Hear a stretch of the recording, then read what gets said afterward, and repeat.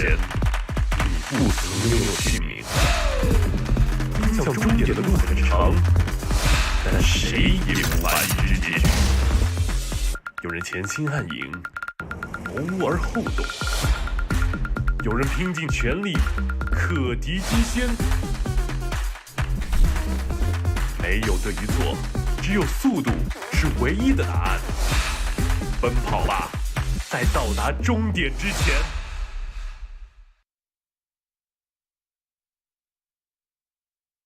One and all here to the China DPC. We are back for some more Dota, starting in Division 2 today, as we begin this road in the final tour of this DPC season, and of course, the final brick in the road towards TI itself. My name's Sneh. I'm joined today by Lizard and Cryptic.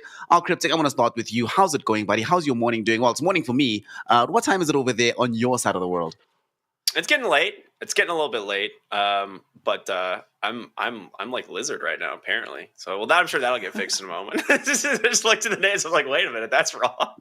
No, I'm fine. Lizard got less attractive, apparently. I don't know. Apparently, our Cryptic guy's super handsome now. I'm doing great. Doing great. It's been a fun day. Just trying to relax a little bit. Yeah, gonna wind down my night with some classic Chinese Dota 2. It's gonna be great. Speaking of classic Chinese Dota 2, Lizard, good sir. I need to apologize for last time, fam. The most wholesome guy in this Dota 2 world. OG, how are you doing today? And I know we're sharing the same time zone, so it's nice to see you up early for some Div 2 Dota, man. You know what? Like, I can recognize my eyes in yours. Like, I can see the same look. I just woke up 5 in the morning after playing Dota until 3 in the morning, to guess some Dota look. Meanwhile, Ricky, he's like, yeah, It's been a good day. It's been a good day. I've done a lot of work, I can button down a little bit, chill out, play one Dota, cast a bit, go to sleep. It's all good. But I'm doing great. Hyped to be disappointed by IG. One more season. Let's go, baby. The disappointment of IG. I mean, let's keep it 100, boys. When we saw IG first dropping down to Division 2, it was terrible to see, but we were all like, sort of the price of business for replacing your signature player at the time. And we were expecting that just one little piece away of the puzzle from being able to come back into Div 1. But our Cryptic, not only did that not happen, let's be honest, it's not like they even got unlucky last season. IG was certainly not the top 2 teams in the division for the second tour. Do you think that will be the case again here in tour number 3? Because it's not like the field of competition has gotten easier for them. So are we looking forward to more disappointment? Or do we finally have, with the Prince of Dota returning to IG, is this the piece of the puzzle they need to get back into proper tier 1 stead? I mean, it's definitely a huge benefit, right? Getting FY back onto a team, let alone onto IG. But that being said, like, you're right. I don't think the Division 2 is necessarily easy in any regards. Like, Dandelion was kind of an exception last tour where they just came in and just dominated every single team. But I'm kind of seeing that, like, the kind of hints of Dandelion in the new stack of Team Fusion. Like, they just look so dang strong. So there's almost guaranteed to be one of the contending teams for that 1-2 spot. And I wouldn't count out teams like Magma as well. So it's not going to be necessarily the easiest road for IG to try and get back into Division 1. Yeah, absolutely not. I mean, today they are going to be going up against Team Saiyan, another team which we see here that has racked up a win so far in the lower division of this China DPC. Unfortunately, Lizard, that does mean for IG that if they don't win against Team Saiyan, of course, Team Saiyan, they're not a terrible team, but if you can't beat Team Saiyan and you still have a Magma and there's still a Fusion to go through, does mean that you pretty much have to win this game. Otherwise, dreams of Division 1 go out the window for next season. Yeah, I think their dreams are. I think this team still aims higher, right? Even though, they're in Division 2. So if they lose to Team Saiyan and if they drop one extra game afterwards, some major changes will happen. They already got, like you called it, the Prince back into the roster or in the roster, and that's, I think, a huge tailwind for them, which should allow them to just conquer this lower division with 0 losses. If they do not, if they manage to drop a series right here against Team Saiyan, right, and then perhaps the next one too, I just don't see the recovery for them. I don't see the road anymore. This is a major winning team. Like, how many times do we have to repeat this? Like, these guys want to be winning Division 1, right? Like, this is not where they see themselves, I'm sure, as they've told so many times. But life is rough, and sometimes you get beaten down into the trenches, and you need to find a way out. Of course, we are going to be starting the day in what it might be a little bit of a trench here in Dota 2, starting with the Division 2 of IG versus Team Saiyan. We then transition to the Division 1 action, LGD versus Dandelion, which we've been talking up quite a bit, but that's because they play some really good Dota. Very excited about that matchup. Then we round out the day with Xtreme Gaming versus ViCi Gaming. And just looking at the stack of teams, it's kind of disgusting to me that only 4 Chinese teams get to go to TI. And the way it's looking right now, it might even be less than that. And of course, one of the important things about Division 2, Ricky, is all about seeding. Yes, we want to see teams being promoted into Div 1, but you really are playing for just a better chance of going to TI at this point and putting yourself in that best position. You know, Lizard was just mentioning it now. If they don't do well IG, they should be some roster shuffles within the squad. But they have to probably wait until after TI, because right now, you don't add players this late into the season, not expecting to try and qualify to the showcase of the Immortals with that same roster, right? Yeah, I mean that's pretty much what it comes down to, right? You're gonna have the last chance qualifiers after everything breaks down, from the DPC, and any team that's competing Division 1 or Division 2 can definitely enter those qualifiers. And if you want any chance of making it to TI, you got to bring your best roster, your best A game, and that's just not what we've seen from IG over this past year. So it feels really rough to be in their position. So I would say, something's got to change this season. We'll see what happens. They've got 1 win under their belt. They've got to get about 6 more to really kind of convince us that they're, back in form. If I see them drop even just a single series or in a few games here in Division 2, I don't think that bodes well for their chances at TI. Unfortunately not, but we're going to be hoping for a little bit better from their side. Lizard, one of the things that we normally used to see when IG was quite good, yes, it was the case that at times their drafting got a bit predictable, but it was so damn effective. Every single game, you might have known the heroes that were coming, but they would make it work and make it look good. That has been one of the things that's been lacking on that team for quite a while now. Now that they do have FY in the mix here, is there, we're being a bit unfair talking up IG so much in lieu of talking up Team Saiyan, but unfortunately it is just the reality that Team Saiyan have to sort of overperform or have to demonstrate that they are at a higher level than what we expect. And unfortunately for IG, their drafting was really, really bad, I'll be honest, without the advent of Kaka in the team. That first game of FY, did it give you a bit more confidence in this new form of IG, or are we still looking to iron out some kinks in the new White Boys? No, I believe that Saiyan should be respected. It's the only enemy really that that's legit out there. So the team as well is really good. They have Son Goku too. So overall, I think that they can pull off a victory here. We should talk a little bit more about them. But like you said, it's IG on the other side. Do they have what it takes in the drafts? I definitely believe so. I don't think that they ever dropped the ball in the drafting area. Like even in when they lost in Division 1, when they didn't get promoted in Division 2, I don't think it was the drafts. Like you can look, this team when they're on their A game, it almost doesn't matter what they draft. They should win the games in Division 2. Like they can be severely outdrafted. They should still be able to win games in Division 2 with somewhat ease, I should say, even. So I really don't think it was the drafts. It was just some apparent lack of I don't know what to call it.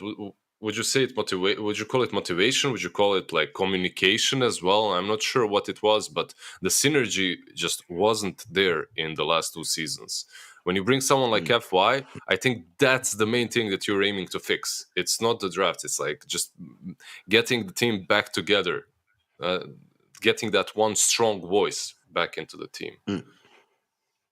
Synergy is actually a good way to go about looking at it. And Ricky, what do you think about Team Saiyan? Because Lizard is right. We have to put respect on this team. They are right now in Division 2 for a reason. It's not like they've been bounced out. And of course, this is a sort of motley of various players from certain teams that were already in the DPC ecosystem.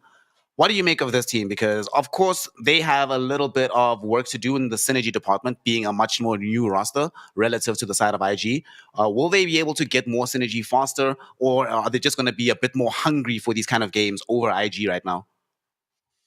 So I was lucky enough to actually cast Team Saiyan's like last match against Shenzhen, and I will say like it wasn't clean. Like there was definitely like a lot of kind of sloppiness in the series. I would say some of it was maybe getting a little bit too overexcited. I think their drafts were actually pretty good though, so that is something to keep an eye on. Like they were definitely trying to pick up the Dawnbreaker when they could, which I think that hero is pretty sick right now. But yeah, overall, I was a little bit impressed by MS like in general in terms of his like ability to find farm, but he made a couple like game decisions that cost him some games. So we'll see if that's been addressed. But, we'll find out. Lizard, we had some horror shows with MS last season, some like 70, 80, 90-minute games with this guy where you're just like, well, yep, this is going to be just fun to watch. That was actually one of our core complaints of last season in Div 2, right? The fact that a lot of these teams were sloppy, weren't necessarily able to close out games in winning positions. From what we've seen, I mean, we spoke about this when we saw Div 1, that the level of Dota we've seen on that side hasn't been as crisp as what we've become accustomed to. On the other side here in Div 2, are things looking cleaner now that we've had a little bit more time with these teams developing? From the couple of games that we've had so far, does it still look like a bit of a, how do I want to call it? Do we still have that lack of ability to be able to close out games in winning positions that was endemic to this region last time around? Perhaps they've moved from not being able to finish to not being able to do something else. Like fix one problem, something else occurs in the different spot. It's like a whack-a-mole. No, like you can always, how to put it, when it's a Division 2, right? Like it's always easier a bit to flame as well and to find these small, to nitpick, right? To find these small little mistakes that they're making. But overall, I think we're steadily improving in Dota. It's not even just in Division 2. Division 1 perhaps is a little bit lackluster for now, but overall the skill in Dota is improving, and I think we'll see that demonstrated here. Well, one of the things we'll need to have that demonstration is a draft. We need some heroes. We need to see what everybody is going to be playing. And we have one on our cards right now. The first game between IG and Team Saiyan officially underway. And the way this is looking right now in the draft, Pugner, Marcy banned. Going to be expecting those two heroes banned a lot of games. The other side, IG, remove the Treant Protector and this Medusa. But these opening picks, Ricky, ViCi and Mars. What? Okay. We've been seeing this ViCi hero become a lot more commonplace, but in China as well. This is not a hero that was picked at all last season, but seems to be all the rage right now. I mean, it just kind of came out of the major. I think that's really all it comes down to is Wraith Pack started getting abused a lot more towards the major, and people started realizing that these like death ball heroes that just win lanes and group up and fight are pretty much the way to play the patch. That hasn't changed a lot with the most recent patch. Like some things are slightly worse, like BKB obviously, but ViCi in terms of how the hero is played essentially didn't change at all. So it makes sense that it's still like a really early pick if you have someone that can pick it up.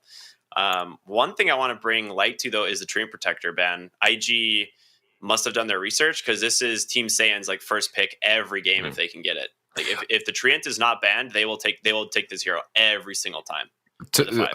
I've noticed, Ricky, hear me out here. This is very serious. So Terrorblade as well banned out from Team Saiyan. Now I know that they've played it before. They won versus Shenzhen with it. You casted it, whatever. That doesn't matter.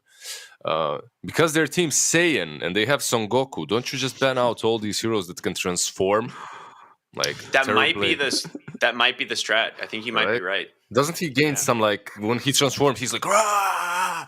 Starts clicking faster, gains 100 APM. Yeah. You might be onto something here. ViCi is a little bit of a transformation hero in some capacity, like with the familiars and the stone form. So he's more of a villain. He's more like a villain from. But yeah, I can see that. Axe, perhaps, when he calls Rah! No. Too early for Axe. I need some more coffee. Yeah. No. I'm trying to think if Axe would fill the role a little bit. He could. I think that's fair. X looks like, I don't know, some anime because he's mostly naked. He's like running through some forest, like Is doing it a some busy training? quests. Yeah, like I don't know. He has that fishing pole, or like a stick with a shirt, and all his stuff is in it, tied to the Oh end of the yeah, stick. yeah. Just a wandering traveler. Yeah, Looks like he's about to exactly. go hit up a waterfall and just chill underneath it. That's where the muscles come from. Just some resistance training for the axe. Uh, one of the things about this axe hero, though, is we've been seeing that whenever there's heroes like axe in the patch, these massive initiators, always makes games very, very unfortunate and very sad for support heroes. This game, though, seems saying, although they do have that kind of jump lizard, it's only so far the Mars. Unfortunately, it has been the case that Mars seems to be all you need in the initiation department. But this is Team Saiyan, and you were talking about Son Goku. One thing Son Goku loves to do is to play these more active heroes. Doesn't necessarily seem to be the type of guy that has fun playing these more staunch, solid, do nothing type of supports. So in terms of do something supports, what's still left in the pool here for Son Goku? He still has his Earth Spirit. He still has his Venge, which he's played in this tournament already. He still has the Earth Shaker as well, which he's seen a couple of times coming out in China. Oh, What do you think is will be the best hero to pair up with this Mars in the offlane? well, it depends. I think Visage is also an option if you aren't putting it mid. I think that's also something that you can play with Mars. They nerfed him a bit, right? The soul assumption, I think it got nerfed by like 7-8%, the total amount of damage. But I think that's a possible option.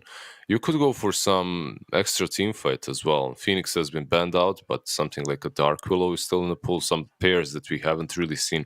Some Ancient Apparition versus Tiny and versus DP. By the way, I'm just pulling heroes out of like some very lost and forgotten bag here, as as the patch has. Obviously, we haven't talked about it, but major patch happened, right? And Yeah. some heroes I believe are viable once again. Or ones that have never been viable. Oh man, Meepo, bring back Meepo! Come on. Pudge, baby. No. I'm telling you, it's No. Pudge. Pudge is the We already biggest saw sleeper in the Pudge. patch. We saw Carry Pudge the other day, man. I am very Was- convinced that Pudge is like the best 1, 2, and 3 possession hero in the entire game. Like, he's going to be like the biggest flex picks. And Biggest 4 and flex 5.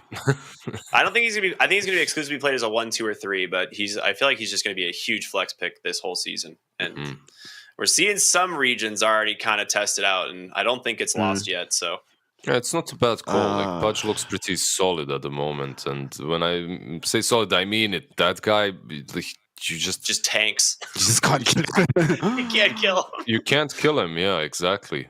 There's a point in a game in which I don't know what you have: AC, Daedalus, ton of items. You still don't hurt him. But Yep. For me, how you know that a hero is busted in any given patch is look at the ability. When you play ability draft, one of those heroes' abilities are very good. And in ability draft, Flesh Sheep right now is so strong. So not very surprising to see Pudge dominate a lot of these games. He's just unkillable. Another hero that has seemed to be somewhat unkillable, but that's mostly due to their mobility, is this Void Spirit. We saw ZC crushing on this Void Spirit the other day in Division 1. On the other side, though, Ember Spirit emerges here, who's dropped a little bit in popularity these last couple of weeks. But do you boys think that the Spirit matchup is still, or the Spirits in general, obviously Storm has taken a massive knock in the nerf department, but are the other two still as viable to be occupying this mid lane? yeah, like when you have to look at it from a full perspective here. Ember is also good versus Visage, right? Like you get this hero with dots that can deal with his armor layers, a hero that can get on top of him, kill off his birds, and also that doesn't get threatened by Visage at all, can defend easily against him. Plus, you get a hero that lanes and deals with Void Spirit at any given.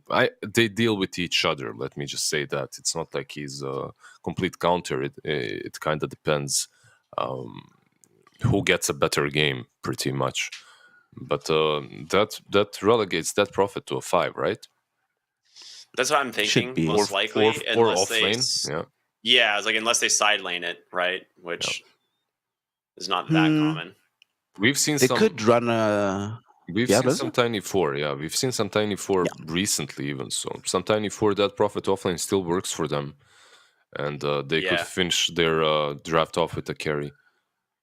I think that's likely to be the case because they also have Grimstroke here, which is kind of just your enable your Ember Spirit. But heroes like Phantom Assassin are still in the pool, which is one of the better heroes against Mars and works really well with Grimstroke as well. Yeah, I mean, they still have a lot of options here on IG. I think overall the Ember did get a pretty big nerf in the most recent patch. Like, it is one of those nerfs that on paper may not feel too bad, but the Sleight of Fist range, like a lot of players are used to it after playing so many games on this hero.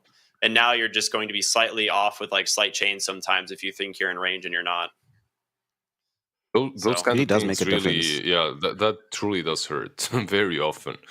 A slight change, no pun intended, like in the Very good. the ranges, Shut up, Lizard. yeah, it can really mess you up. I said no pun intended, like I said it It was a first. good one. You can't take it back. You did it. It's on you, fam. But y'all are right, definitely. We already saw last season when there was that slight change to just how Pangolier works with the Rolling Thunder, not being able to chain disable people. Almost overnight, Pangolier seemed like a worse hero. So we're going to be seeing whether or not people can utilize the Ember Spirit still to its full capabilities. Of course, Team Saiyan did go back for some laning prowess and some team fight. We do seem to have the Snapfire that's going to be the 5 position for themselves. More and more likely that this Visage is indeed the 4. With the way this draft is shaking out. So Lizard, you seem to be right. There's going to be this Visage Mars on that side of the map. And I think that we're probably seeing this support Tiny, as you're outlining now, Ricky. So what do we have left here? Since it is going to be this 1-to-1 matchup for both of these squads. For Team Saiyan, of course, they already have some lockdown. They just need more damage. IG, lockdowns, okay enough. Just need some hero to be able to follow up right now. Ricky, you mentioned PA for IG. What do you see coming up on the cards right now for Team Saiyan to occupy their safe lane? I mean, I think them having last pick is what they're just going to wait for. I think there's still a decent amount of options, but they need to see their core matchup before they like really try and lock something in. And I think that's going to make a big difference because they don't really have anything that's like they're specifically enabling. You could still move the Visage into the 1 position if you really wanted, and then pick a support. And I think that's like definitely something that they could do depending on the game. Is Morphling a hero again? Is it possible? No. We saw it yesterday or just the other day, and it was picked into a Medusa. And despite the Aghanim Scepter feeling like it could be a game changer, it still didn't do anything. I am of the personal belief that Morphling, the only time I've actually seen it look good, it looked decent being played in the mid lane when OG did it the other day. And I think that might be the direction that this hero goes anymore. I don't think as a right-click carry, he really works out for you. And I hope Team Saiyan picks it so I can keep talking trash about the hero, honestly. I've lost so many games against Morphling over the years that I'm very happy to see him lose. So I wouldn't be too upset by this. I'm very upset though, Lizard. I keep complaining about the CK hero. IG gets it again. How on earth is this hero still so good even in this patch, man? Yeah, the nerfs weren't that heavy directly to him. What damage reduced overall to Chaos Bolt and Chaos Strike Lifesteal reduced a bit. Yes! And they go for the Sven. Like, this is literally the first thing that you think of when CK is picked. But when I look at the side of IG, Sven isn't a hero that I want to be picking for myself. That's the problem. Like, when I look at this Dead Prophet that I'll be playing into, like, Sven is great versus CK, don't get me wrong, and the matchup should be good for him. But when I look at the rest of the team, I feel like, okay, I'm a Sven, I'm going to get kited 24/7, but this is the best that we could get. Could have picked Pudge. Could have picked the Pudge safe lane, just going to say. Absent going for the Pudge. I mean, we'll get kited around a lot. BKB is worse right now, so it's going to spend a lot more of the game as well, not being able to just run headlong into this. Ricky, you were talking about how this last pick, they're going to be holding on to it for Team Saiyan and hoping that they cover all the bases that they need to. I'll be honest, I'm with Lizard a little bit and say that I like the idea of the Sven, don't like the game it's being played into. Tell us some good news about the Sven. Will this be the hero that Team Saiyan needed to win this one out? I mean, the Shard is actually pretty game-changing this game for the Sven. Like, in team fights, like Death Prophet's Exorcism is going to be doing almost no damage while his Warcry is active. Chaos Knight as well will be doing substantially reduced damage. And then you have the talents at 20 for 10 more armor. I believe the number works out to be 32 bonus armor for like 11 seconds or something on like a 20-second cooldown. So it's pretty good against physical damage teams. So this is like one of the things that I was like theory crafting. I thought we'd be seeing Sven picked up a lot more. Not necessarily in the one, but I do think they have some answers to IG's damage. Well, we'll see whether or not they have the correct answers in this particular lineup, or if IG, with the Prince of Dota 2 back in the mix, will be able to carry their draft to victory. We'll be finding out here in this first game of IG versus the side of Team Saiyan. We've got Lizard, we've got our Cryptic, we've got some Dota 2. So take it away, boys. See you after the game. Happy to be back, Lizard. How are you, man? Doing great. Just great. And your theory crafting, I like it. The armor, it sounds like a good thing. With Sven versus DP versus CK, even it could matter quite a lot. And then again, on a more serious matter, obviously, it's Team Saiyan and they're playing Sven. I think Sven kind of falls into that. You're right. Transfer, that is the literal Super Saiyan. Exactly, like you bullied me through elementary school. He goes red. He turns back after 5 years of training. He's been in the hyperbolic time chamber his whole life, ready to come back and send a message. Exactly. I'm curious. I thought Sven was like on the verge of being an okay pick last patch. I think some of the changes this patch might make him pickable, especially with how many buffs they've given to Warcry. So I'm really hoping that it works out. But this will be the first time I've actually seen it. We'll see. FY, by the way, I'm not sure if you've noticed. I've been seeing him play this 4-position, or a lot of people have been playing 4-position Tiny, not just FY. Kaka was doing this the other day. He just goes tree grab level 1 and just clicks the other heroes in the lane until they eventually just stop being able to lane. It's quite funny. Yeah, I've seen quite a bit of Tiny as well. Picked up on 4. There was There was some combination that teams played with the Tiny. It wasn't the DP, but it doesn't matter. As long as you can toss someone into the tower on that mid lane, it's good. In this game, sadly, he cannot. As Void Spirits, you toss him back, he should be able to just dissimulate, just dissimulate out. So then again, at the same time, it's really nice to have a hero that can stick with the Dead Prophet and just give her space. That tree allows you to do exactly that. Just get that stick, stand in front, trade hits, DP is happy. So what do you think about Mars? Is he got slightly nerfed, right, in terms of the spear stun duration. I think they nerfed his damage or base strength or something, but still seems to just be Mars, right? At the end of the day, he still has the arena, he still has the rest of his kit to follow it up. Is that good enough to just make it so Mars is pretty much always pickable? Mars is one of those heroes, exactly like you said. Something very similar to a Phoenix on a different position of it, but it's just that his skill set is way too valuable to a team. Unless that's nerfed heavily, the arena, I believe he'll always be a top-tier offlaner. Also in this game, Mars and Snapfire, remember we were talking about these big team fights with Mars? Yeah. I think they got a really good one. You mentioned it as well. Now you have Snapfire versus the Chaos Knight. Fly's Phantasm isn't going to feel super strong. Yeah. Lane, though. Yeah, getting aggressive there. He actually held the spear for a long time there, thinking maybe he might be able to dodge out that stun, but didn't end up working out. He's going to salve up, though. The salve meta, I think, is one of those things that allows CK to still be pretty good, just because he has so much sustain, even though they did nerf the lifesteal a pretty substantial amount, but it's still good enough, it seems. They're going to go out right on to... My grandma's out. Nice little cookie over the wall there. I wonder if anyone else's spectator mode is broken after the patch, because... Oh, everyone's is. Yeah, it doesn't work at all.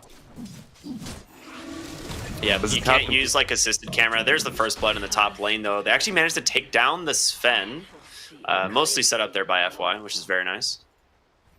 I'm surprised, that he was as low as he was. But Tiny, pretty good. It's not only Tiny, right? You're playing into this level 2 Spirit Siphon, JT is spamming you, constantly hitting you. As a Sven, you need to come closer to the creeps to farm, so... Now Visage as well, he might die. Oh, yeah. Does pop the stick there, gets a soul assumption, tries to run away, but no, one more auto attack goes to JT. Now gets his second kill of the game. This really isn't an easy lane for ViCi plus Sven.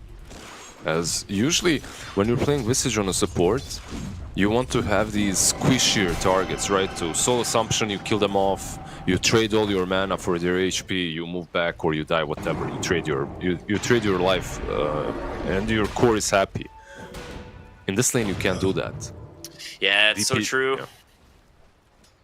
Top lane, with the pressure that's been applied, FY obviously is going to be able to protect the rune there for Emo in the mid lane. So, speaking of the mid lane though, Zone's actually doing pretty dang good here. Oh. Bottom lane, Mars will fall there. Sniped underneath the tower. Got him. Alright, lane's going pretty good for IG. Besides that Void Spirit on mid, he's doing alright, like you said, right? Zone, holding his own.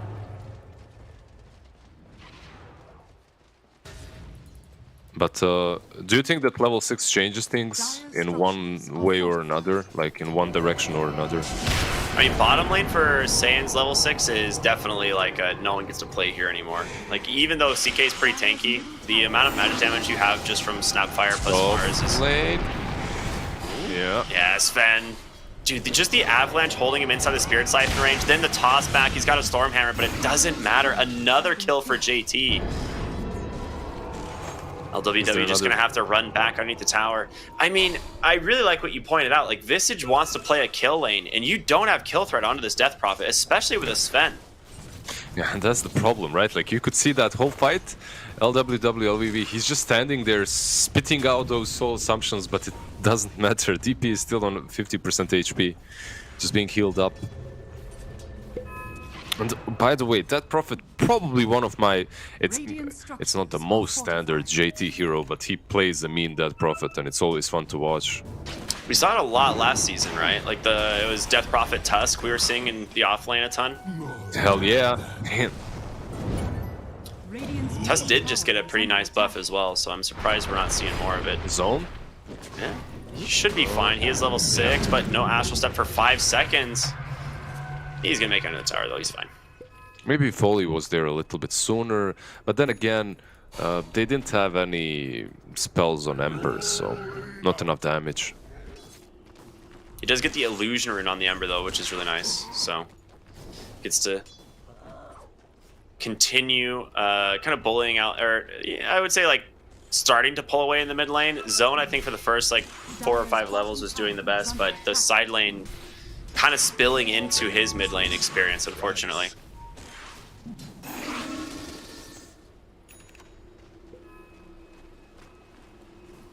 I am really curious to see what this Sven builds. Like, in the past, it's pretty much always just been like Treads, Echo Saber, like Mask of Madness, and then you just kind of like mass farm stacks, right? But has the meta changed enough to have to like be able to build him a different way?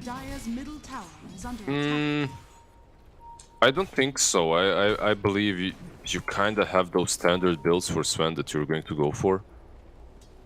Vice hunting him. They're actually committing to a fight on top lane, it looks like. All three, I don't think that they're stronger, and Ember is rotating in as well. This could be Slaughterhouse on top lane.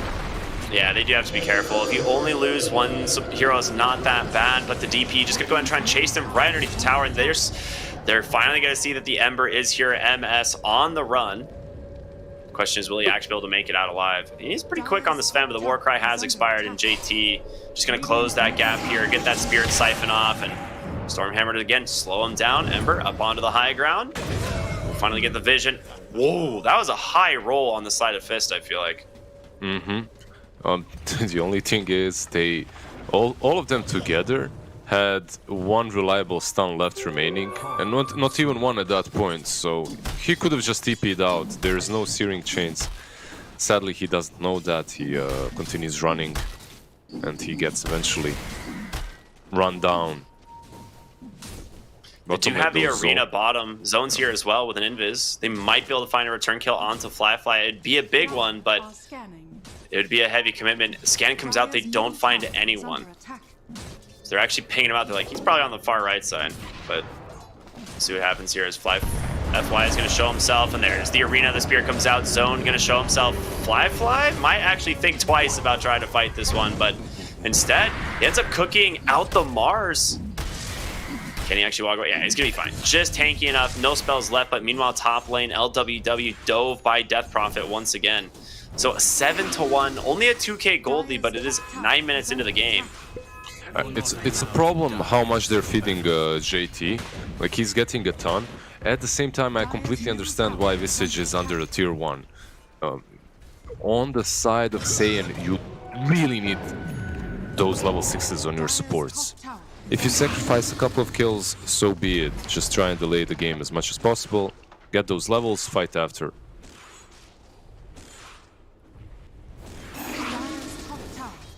Well, MS, yeah, doing exactly what we thought, just popping the God Strength to try and farm as fast as possible in the triangle right now. Maybe try and catch back up to that CK, but yeah, I think you're right. JT being as strong as he is, that is going to be something difficult to deal with. Like, Death Prophet can definitely snowball these games, especially once you just get those tank items. And then it's really just going to be down to the Sven whether or not he's able to burst her down. Fight for the runes here, not going to be able to grab it on the side of Saiyan. Instead, they're going to go and toss back Snapfire. Set themselves up for another kill here, potentially. Yeah, grab it on the side of Ember Spirit. So, just playing the map really well. Yep. So far, definitely. And it's easy, right? When you don't need to support your offlaner, let's say when you can let him, when you can leave JT on top lane or he can rotate away from it, then it's easier to set up all these small little things, play around the runes, go into the enemy triangle, or go mid, as JT has his ulti. Alright, gonna go for the dive here onto the Void Spirit. The Soulbind is there. The Mortimer kisses from the backside of the fight, but all they get is a Grimstroke for their troubles. They'll grab the mid-tier 1 tower in the process. LWW is level 6 now, so he does have those familiars, but they don't really get much out of this. You needed the Mars Arena to like really take this fight, and now you don't have damage to jump back into it. They're gonna be able to toss out. They find the Snapfire. Avalanche is there. Spirit Siphon as well, and a Sleight of Fist from Emo can help bring down another kill.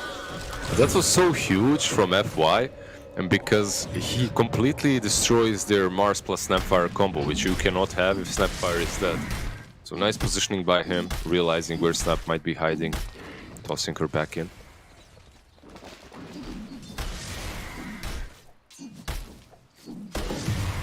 So far, like, this is... Right? Like, you see this so many times when your carry is not doing too well on the offlane, when the enemy offlaner is given everything. That enemy offlaner just becomes a beast that rotates from one lane to another, pressuring everything, creating so much space for, in this particular case, the Chaos Knight. Radiant are scanning. Alright, They have smoke up smoked here. up, Yeah. Who are they gonna find? I mean, Fly would be perfect. Do they actually have... They do see him. He's right under a ward, but they're looking for FY instead. Avalanche comes out, he's able to just stop Mars in his tracks, so the smoke is only going to be able to net them potentially this tier 1 bottom tower. I mean, I thought for sure they'd go for the CK. Yeah, that's what you think, but then you realize it's the Prince Sora. They have FY, right? Like, you see FY, you want to kill him in the game, obviously, and you want to get yeah, of course. But I'm not sure as well, like, you're right. I was checking that ward, it should have spotted CK. Not sure why they... maybe they're thinking they don't have the damage for him, as he does have that armlet. But with CK, with Snapfire, I'm sure you should try to go for that one instead. Unfortunate for them regardless, as they get nothing but the tier 1 tower.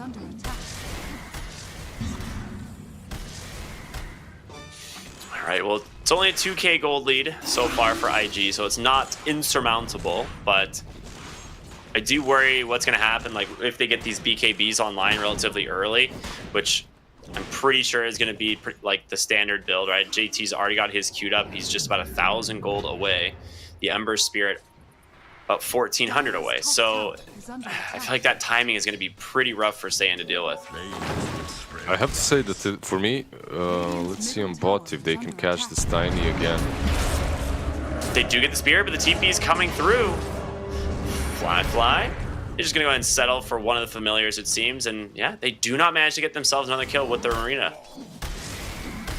They did force, well, only one rotation really on the bottom lane, and they forced the. This is, man, I'm loving what IG is doing. I just love the way they're playing as well.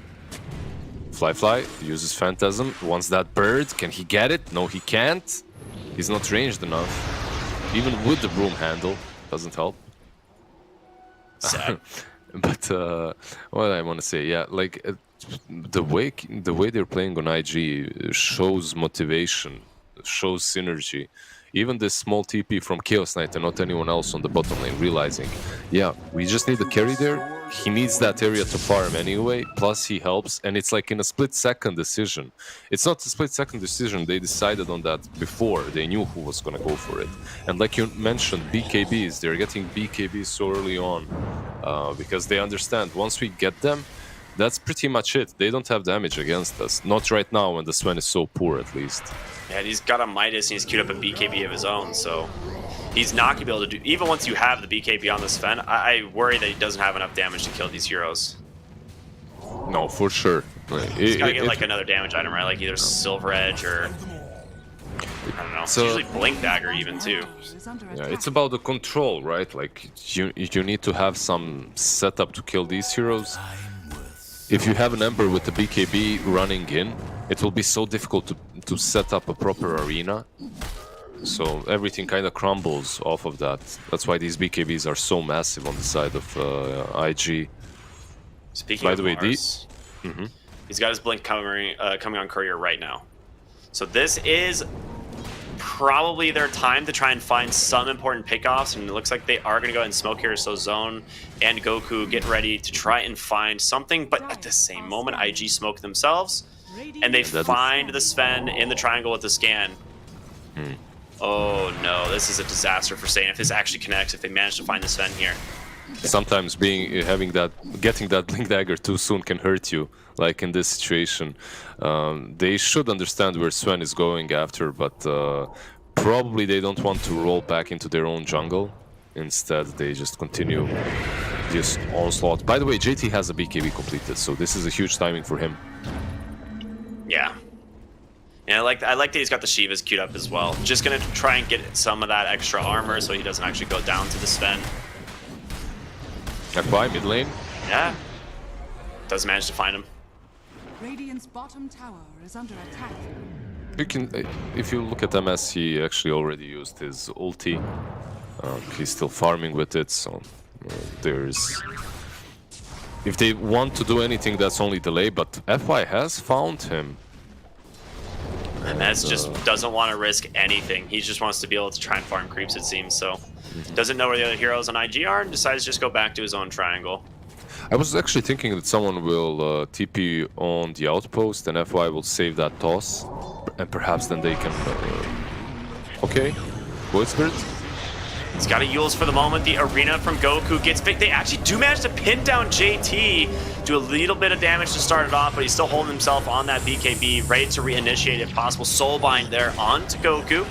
Searing Train's holding him in place as a FY here to cut him off, and there will be no escape for the Mars. A nice little pick off there from IG once again. It's just that 2k gold advantage that you were talking about. It's in the right hands, right? And top lane, oh my god. Yeah. You get found by, well, means CK there.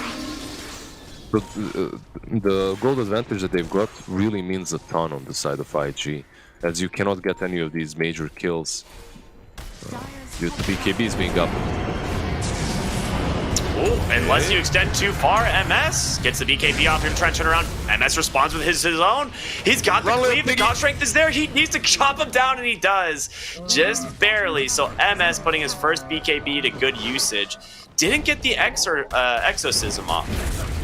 FY, maybe he dies here as well. Yeah, the Remnant to follow. Sven trying to snipe it for himself, but ends up going the way of Zone. So on the board now, really, for Saiyan here. Yeah, 200 gold away from plate mail as well on the side of JT. On the side of IG, JT had it almost, but he ran in, got blocked down before the BKB. Nice initiation there with Fly. Yeah. good old Inkswell into that Reality Rift, the chain stun down. That Mars, really well played. With I don't know why I said Exo. With Phantasm, and he's got his eyes set on Roshan here, potentially. They do not have any wards around on the side of Dire, so that one Radiant Ward is giving a lot of vision. They actually pop Exo as well. Yeah. This is a huge commitment. Like, they will take the Aegis, but it should be a farming one, as after this is done, I don't think you're ready to set up any fights. So Looks it like... will give... Oh, whoa, interesting. I thought it was going to go to Emo, but Emo? Yeah. yeah, like the way he was positioned, right? He like had a slot open, or do you think they were fighting over the Aegis there? Yeah, it's just a good old right-click battle. You know, give each other some fairy fires, give each other some raid bands, spelling blades. Flood your allies' inventory so they can't drop anything or pick anything up. Yeah, classic. Sounds like my pubs. Give them your BKB, die after, you don't care, as long as you get that Aegis. They smoked in the mid lane for this, but gets popped right away by a Sleight of Fist. Inconvenient there for Saiyan. There's the arena though. JT gets the BKB off right away, gonna try and turn this around. There is no Exo though. Ollie stuck inside here with that Mortar of Kisses raining down. They do manage to take him down, but it's gonna be CK on the backside, able to reinitiate the fight. It's gonna be Snapfire that does manage to survive, but you've lost the Mars and the Void Spirit in the process. Yeah, they only get the Oli, and I'm not sure what the thought process was, because MS is behind on his Sven. He pops the BKB, pops the God Strand, but doesn't truly commit. So you have to get out. Plus you're fighting into that Aegis. Yeah, and double BKB, right? It was BKB out on Emo plus JT there in that fight, so a lot more difficult to take the fight once they have that. My biggest problem for them fighting there, on the side of Team Saiyan, that is they forced the fight when there were no ultis on the side of IG, and they still didn't get anything out of it. It's kind of a problem because now... Snapfire? Yeah. Mid lane? Yeah, they do manage to actually cancel the TP top, so it might be enough. Nah, LWW. Still gonna get ran down here by JT. One more Crypt Swarm's gonna do it, and now in the top lane, Son Goku, he canceled that Mars TP, or canceled the TP on Fly, and it looks like he's gonna regret it as Fly just kills him with a Phantasm. Punished. By the way, Sven got that Blink Dagger while all of this is happening, so you do get that form of initiation, you get that Blink Stun, and perhaps with it you'll be able to, I don't know, set up a stun on JT and follow up. They have no saves. Maybe that's the play. But it might be too late even right now.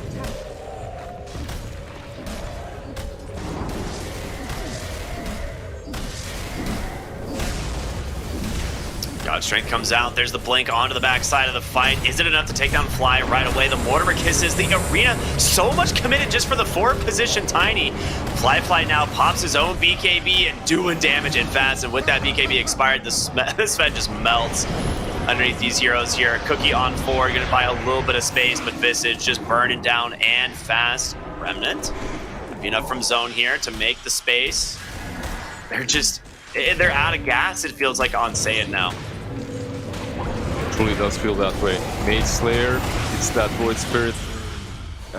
Melts him. Oof, I don't know, you got that Blink Dagger, but even with it, you severely lack damage. You were taking some fights that you shouldn't have. I feel like when you're playing this Sven hero, he needs to be in front when it comes to the farm. So, yeah. Remember when you were talking about 2k advantage, 3k advantage on IG? Yeah, but it's against the Sven. That's like, it's not an alchemist, but he still needs to be farming quite a bit. Picking a Sven also and not making any stacks for him is a little bit sus. It's just that it makes his game way harder. Imagine if he had like some small crit or any additional item in these last couple of fights. Perhaps then you can blow up targets easier. But not with the Blink BKB. This is...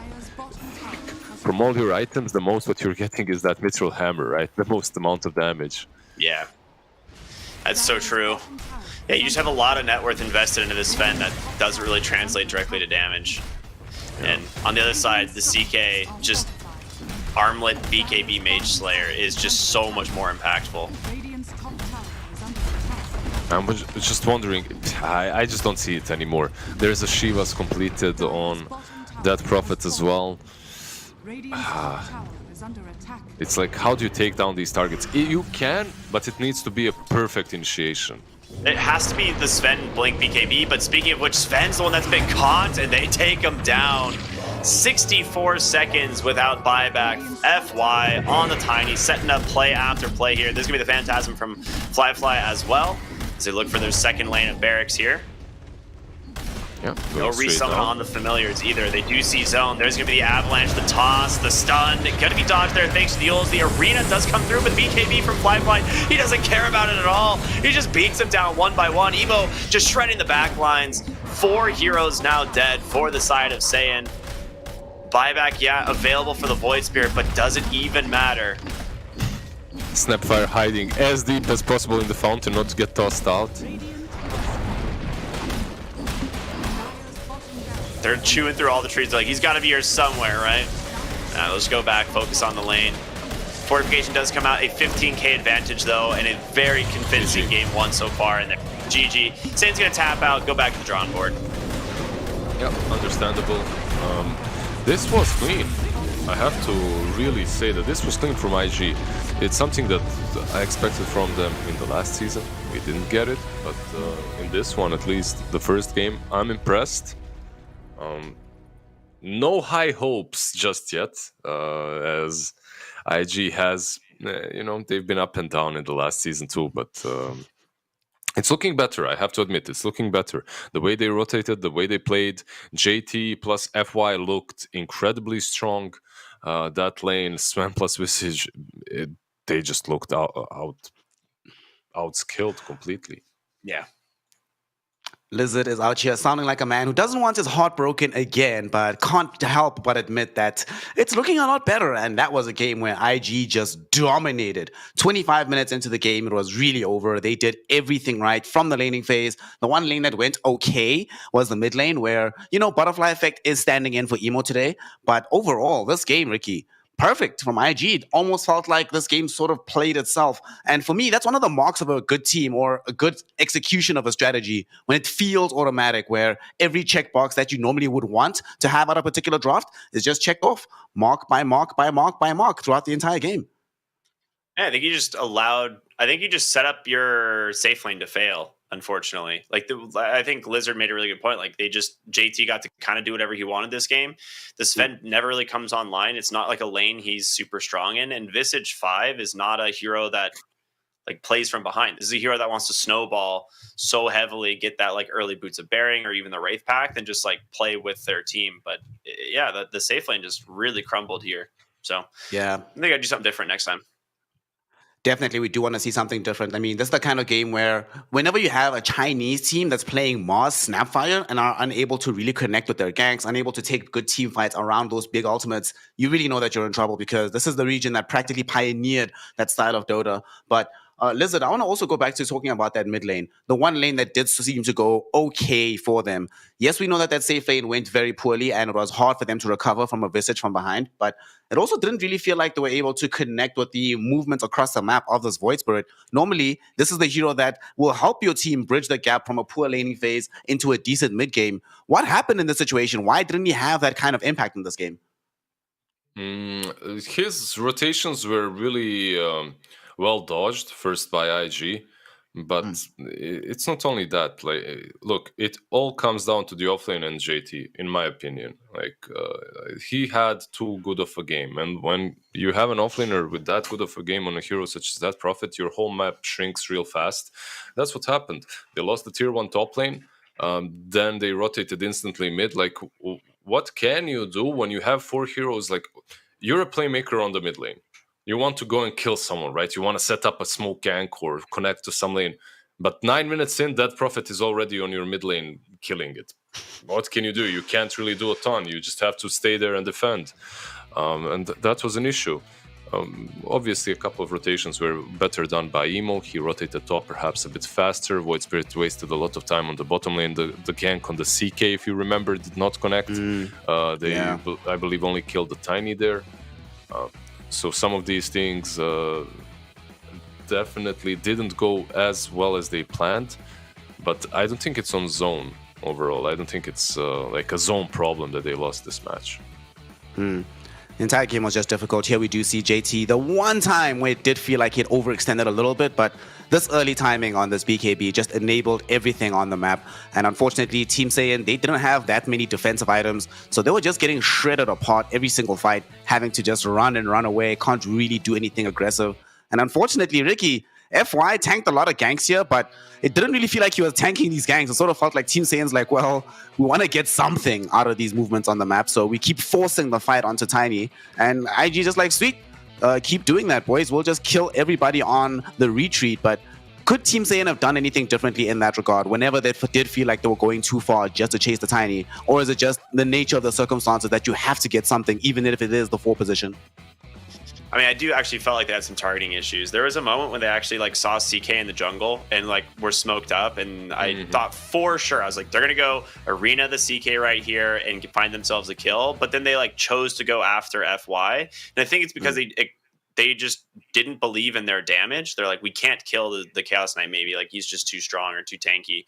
But I mean, that kind of comes out of having like Mars had a really rough lane bottom. Your Snapfire didn't have like much at all either. So it's like between those two, like you would like them to kill any hero, but Chaos Knight might be able to just turn on them without like another hero. And yeah, they just ran out of damage this game, like very fast. Let me just say that I truly believe they didn't see the CK.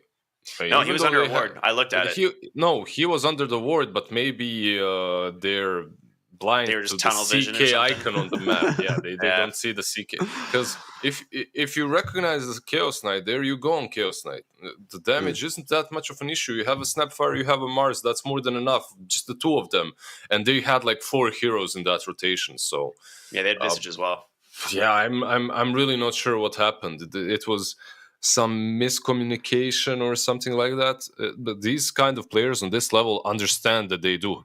I mean, I'm sure 100% they understand that they have enough damage to kill off the CK. So maybe it's nerves as well. You're playing versus IG. You're thinking, yeah, the CK is a major winner. He's tankier than we are. Than we usually expect. I don't know. He'll toggle his armlet in between the Snapfire Mortimer's kisses. He'll do something crazy. Nah, you know what it was, Lizard? They looked on the map. They definitely saw CK. They're like, look, Fly is a major winner. He's done his thing. But who the real carrier of this team is FY, who just got the MVP award as well. So kill FY, kill the Prince, deal with him first, and maybe we can eke out a victory. Nah, I'm kidding. Something went wrong, definitely. And just looking at overall, there's practically no metric where Team Saiyan was anywhere close to the IG performance here. Didn't really find themselves in decent stead on the map. And unfortunately, when you go for these kind of picks, you know, this Visage support, the Snapfire with the Mars, everything has to work perfectly for you. And it did not here for Team Saiyan. I also feel a little bit that you could... hesitation is the wrong word, but you could sort of sense that they didn't have that full confidence in what those drafts are supposed to do, and they really struggled to connect all across the map. But still, good showing here, gentlemen, from the side of IG, and we're seeing that matchup that they had to start their season, not necessarily a fluke. They were hella clean in that one, and they are looking clean in this one as well.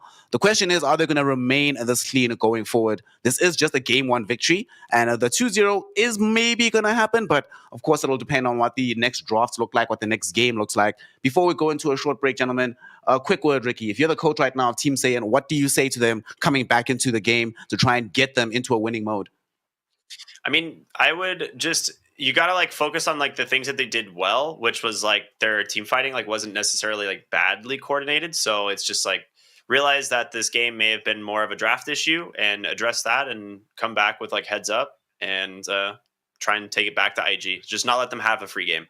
I think if they can do that, I don't think Team Saiyan are out by any means. Well, we'll see if Team Saiyan are going to be getting that download from Ricky or if they're going to be handing over yet another game to IG. We'll be finding out together after a short break here in the DPC. This is Division 2 Dota. We have IG versus Team Saiyan. It's 1-up right now for IG. And when we come back, game number 2 will commence.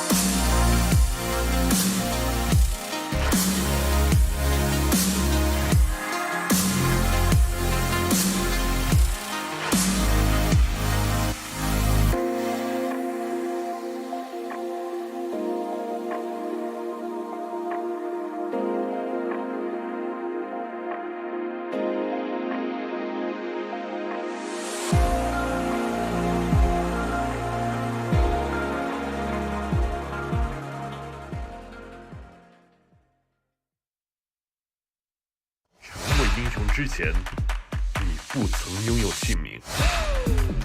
通向终点的路很长，但谁也无法预知结局。有人前心暗影，谋而后动；有人拼尽全力，克敌机先。没有对与错，只有速度是唯一的答案。奔跑吧，在到达终点之前。Welcome back, one and all, here to the DPC. We are continuing with this Division 2 action here in the Chinese region as we so far have a game with IG 1-0 up against the side of Team Saiyan and hoping to try and turn that into a 2-0, hoping to continue their run to finally get back into Division 1 Dota. My name's Snare. I'm joined by our Cryptic and Lizard. Lizard, good sir, before we get into the draft, quickly tell me, if you're the coach of IG, what have you told them in the booth to get them into a winning mode, to keep this run going for themselves? Listen to FY. Just listen to him. Whatever he says, do it. It's gonna happen. Have full faith in the prince. You don't have to do anything more. Don't use your brain. Just listen to FY. Turn it off. Be on auto mode. Just play the game, like you play pub. And when he makes a call, you go for it. Simple, right? Very, very simple. Listen to FY, that'll definitely win. Let's see what FY has got cooking in the terms of the heroes, because we do have a draft on our hands here for the second game. And here we go. Our Cryptic, we saw this so many times last season, and it looked hella good when we did see it. IG themselves did also utilize the strategy to some decent effect, opening up with this Brewmaster Snapfire. Yes, Team Saiyan do have this offlane Dawnbreaker. I believe she's going to be playing offlane this game, that we've been seeing on the come up in China. But I don't know if it's going to be good enough to beat out the Brewmaster Shadow Shaman, even after the nerf, though. What do you make of it? Is the strategy still as good as it was last season? I mean, Brewmaster is just still essentially the same hero. Like, nothing's really changed in terms of how he's played. Like, you still just go with that, like, Aghanim Scepter Refresher, the Aeon Disc, and you just play for that, like, team fight domination. Shadow Shaman, kind of the same, right? Wants to be able to play around their team. Very good at ganking. I'm a little bit surprised they picked the puck into the Shadow Shaman, since that is like a pretty scary hero to play against. But I will say this: Dawnbreaker has looked incredibly impressive as a hero in the DPC so far, from both the support role and the core role. And I know Team Saiyan love picking this when it's possible. So I actually think this is a much better opener from them getting the Dawnbreaker than going for something else. What is it that you like about Dawnbreaker so much? Is there something in particular?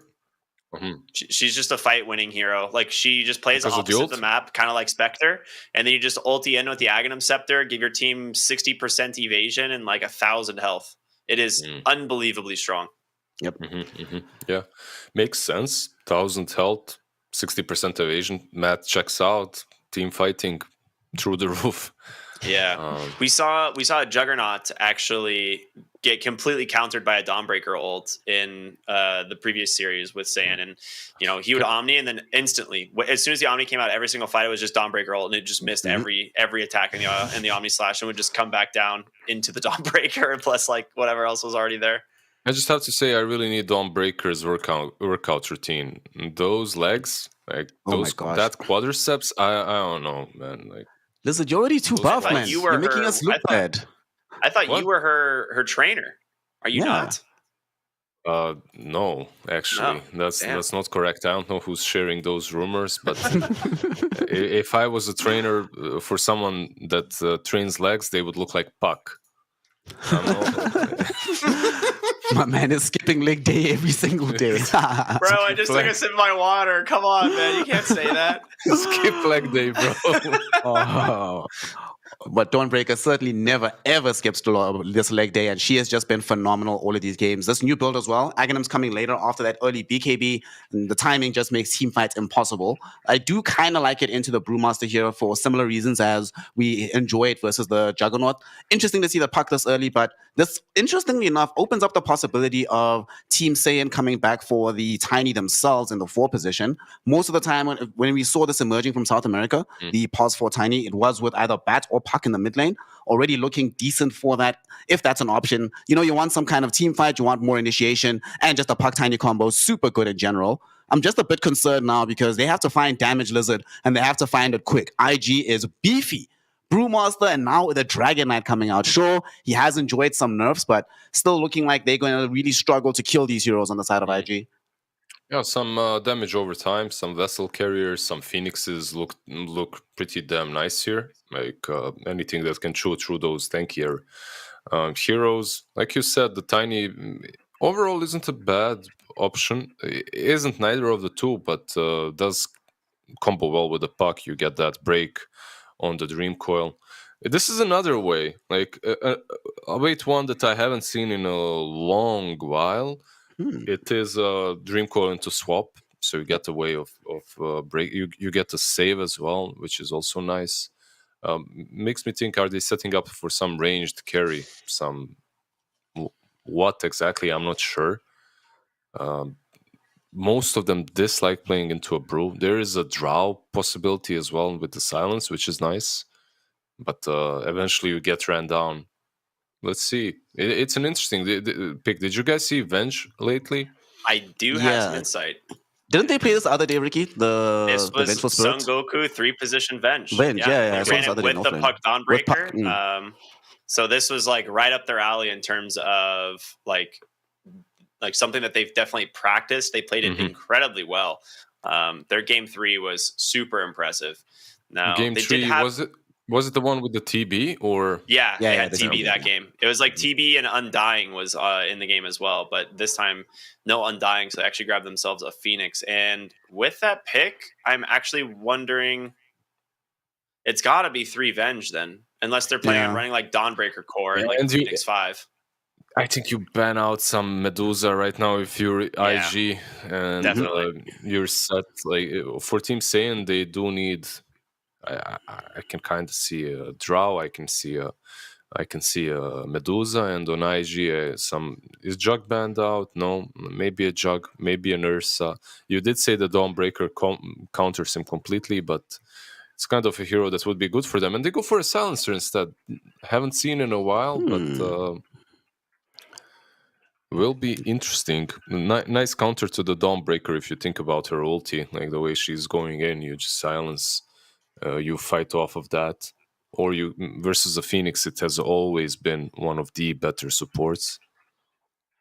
This is very, very interesting to see the Silencer come out. Obviously, like you say, very good against the Phoenix. It was only enjoyed once all of last season, gentlemen, in China at all, the Silencer.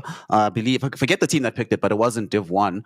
the fact that it does emerge here, we still don't necessarily have an egg hitter, but like you mentioned, Lizard, this is another way to approach the egg. Just don't allow it to ever be cast off.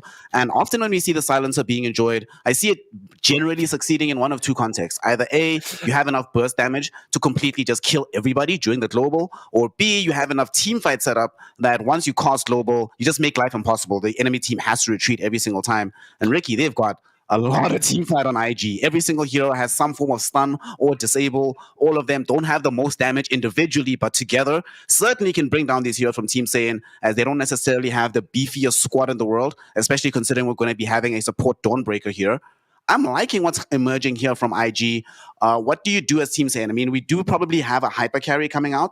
Now that there is a silencer, which hyper carry do you see being picked that's probably going to buy Manta first? Let's assume Medusa's going to get banned, though, because I don't see how IG lets that through. I mean, you're definitely looking at a Brewmaster, Shadow Shaman offlane. And in terms of like heroes that like they can't really pressure.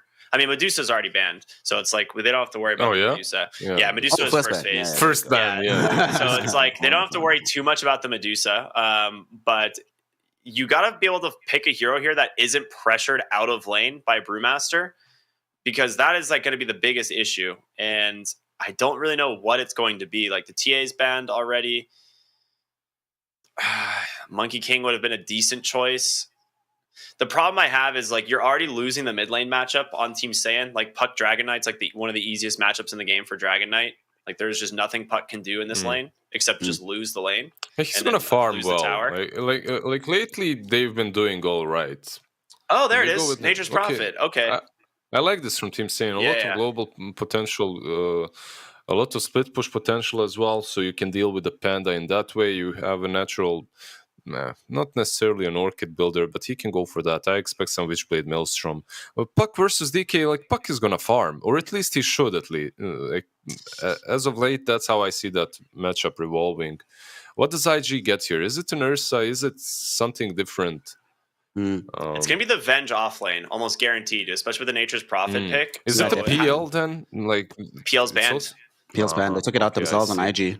So we need something that has wave clear, something that has damage, something that's going to be able to hang in the lane, deal with the aggression of early. And it's going to be anti-mage. All right, this is going to be a fun game no matter what. Last pick anti-mage for Fly.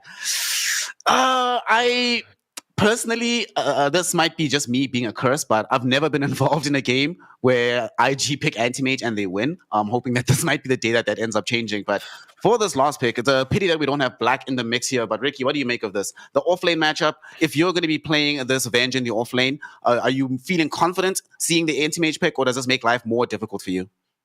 It's actually pretty fine for Venge. It's actually going to be Dawnbreaker on the 4. So we're taking Phoenix into the safe lane. So I think this is actually like a perfectly fine lane for Venge Dawnbreaker. Like if Anti-Mage actually gets stunned up by like Magic Missile, if he doesn't actually reflect it, there's nothing to cancel the Starbreaker. So that combo alone can do like half of his health and damage. So he's got to be careful. If you even go for it, like if you even go for the stun, because you don't need it in a lane such as this one. You just click you just click him. You get minus armor and you just right click him, because if you stun him, he did something completely wrong, as he should always be able to reflect it. But you can always just right click him. And honestly, I can see what IG is thinking. They're going to stall this game. They're going to get to some portion of the game in which AM is that end-all ultimate hard carry. Team Saiyan, are they disrespected right now? Because I really like their drafts. I really think that they have what it takes to win this game. I really like the pace that they're going to be able to set with the draft that they have right now, how quickly they can get onto the map. Like from level 7, 8, 9, it does feel like a really tough time for IG early on. Very quickly, Lizard, Fly hasn't won a game on Anti-Mage since July of 2020. This last pick, I'm not super confident in it, but just quickly, are we going to a game 3, or are we going to be having a 2-0 off the back of this AM pick? Off the back of that game 2, I would say that this is a 2-0. Game 1, sorry. I would say that this is a 2-0. But I believe in game 3. I want to see game 3. I think the draft of Saiyan is just better, and I'll give them a shot. All right, they might not have any transformation heroes, but they do necessarily have the Stormbreaker coming in with the big glowing yellow aura. So hopefully that's going to be enough for Team Saiyan to power up and grab this Game 2 victory. Let's see how this one is going to shake out. Yet again, we have Lizard and R Cryptic on the mic. Take it away, boys. See you after the game. 30 seconds. Thank you, as always, my dude. Could you... Okay, I got a question for you here. If we want to talk transformation heroes, could you argue that Goku is playing an ultimate transformation hero, whereas like you die and you're instantly reborn as an illusion?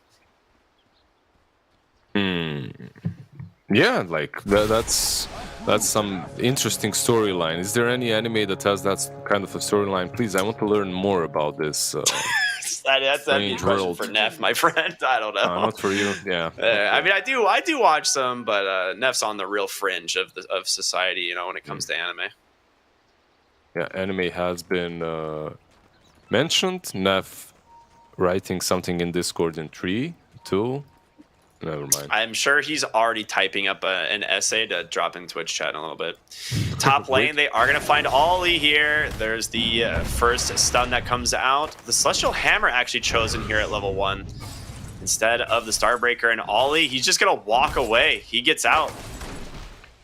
They're losing a ton of mana, but don't really care as they're dishing out a lot of damage as well. I love the Orb of Venom on Eren as well.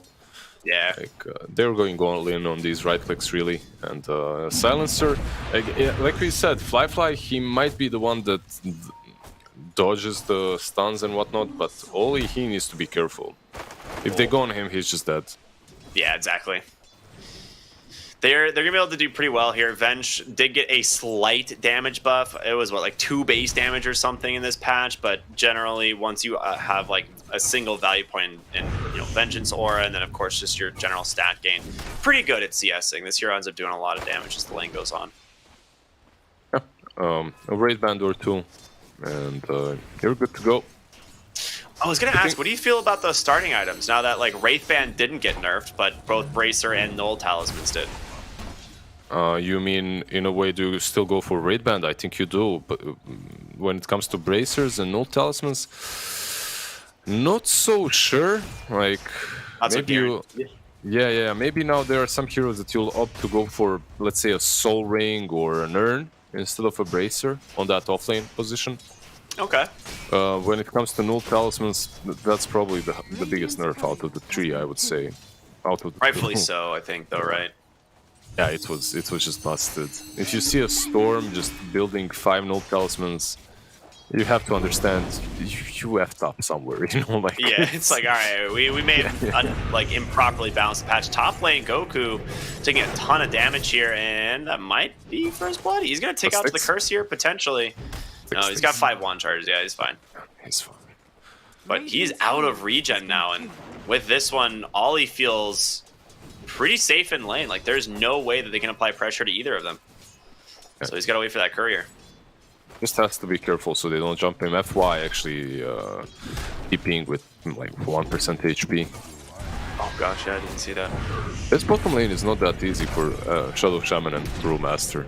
I feel They're like... gonna get Goku top here, potentially the slow once again, but Fly goes under tower, takes a pretty good chunk of damage. Starbreaker will not connect onto Ollie, so they're unable to turn it around. They had a stun on Son Goku, but... Just not in range, I'm guessing? Or? Yeah, exactly. Interesting. He just used everything on that aim. He might die here. Aim has still got that healing salve, so... I think I was... No, go ahead. I'm very confused on what's happening. Okay, he is going to salve his ally. Dude, it's so not worth it. Yep, look at that. Oh, man. That's like, you just blew 100 gold for a single tango. And it's not even, like, usually when you heal someone up with the salve, when you heal yourself, you want to get over that threshold in which you're able to be in the lane again. You just didn't fix that here? You didn't, exactly. He's just chilling in the trees, hiding himself. Yeah, he just might not die solo to Fly now is the only difference. But yeah, it feels very rough. He's got Tranquil Boots queued up, obviously, with like this Windlace Ring of Regen build. So I'm guessing that's what Goku's heading for.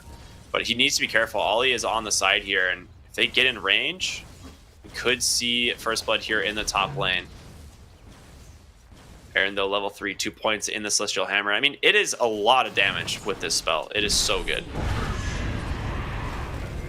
I think if you get them bottom lane Phoenix, Yeah, they got him. LWW sticking around just a little bit too long there.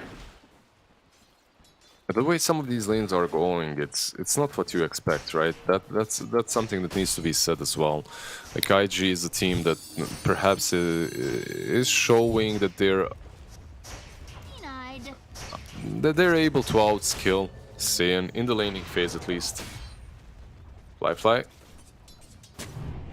He's just gonna TP or blink on over to Goku. Is he gonna regret it? One more auto attack from Aaron will be enough. He goes for the salve there. They're gonna TP in on MS, and kill will end up going the way of the Dawnbreaker. I mean, it's not the end of the world, but you still definitely don't want to die on the anti-mage. She can get another one. They're gonna go for the dive here. Yeah, the Celestial Hammer slow is enough, and MS, his rotation ends up netting him 2 kills into the top lane. Yep. One goes for Aaron, the other to him, but it's a great rotation considering how the lanes were going, right? Like, yeah. He doesn't have a TP, that's the only slight issue, I would say. But They got catapult now, though, right? Exactly, so they just push. yeah. This is one of the things that I've seen so many teams do with this Nature's Prophet, right? They just try to make a rotation to a lane as soon as that catapult starts pushing, and you've got those 3 points in, you know, Nature's Call. But it looks like they're going to give up putting any more pressure here and back off. I mean, they still got a chunk of damage. Holy. Oh yeah, that's a dead silencer. Pretty easily dropped there as it goes to the way of MS, though he is pretty far forward, and with the Brewmaster coming in, the split's going to come down, and they'll be able to find themselves 1 return kill, looking for more Fly onto Goku. Meanwhile, it's going to be JT chasing down Aaron into the trees here on this Dawnbreaker. Who's going to fall first is the real question. All right, triple kill end up going the way of the Panda. The Storm Spirit, or the Storm Panda ends up grabbing the last hit there onto Goku, but I mean, what a rotation.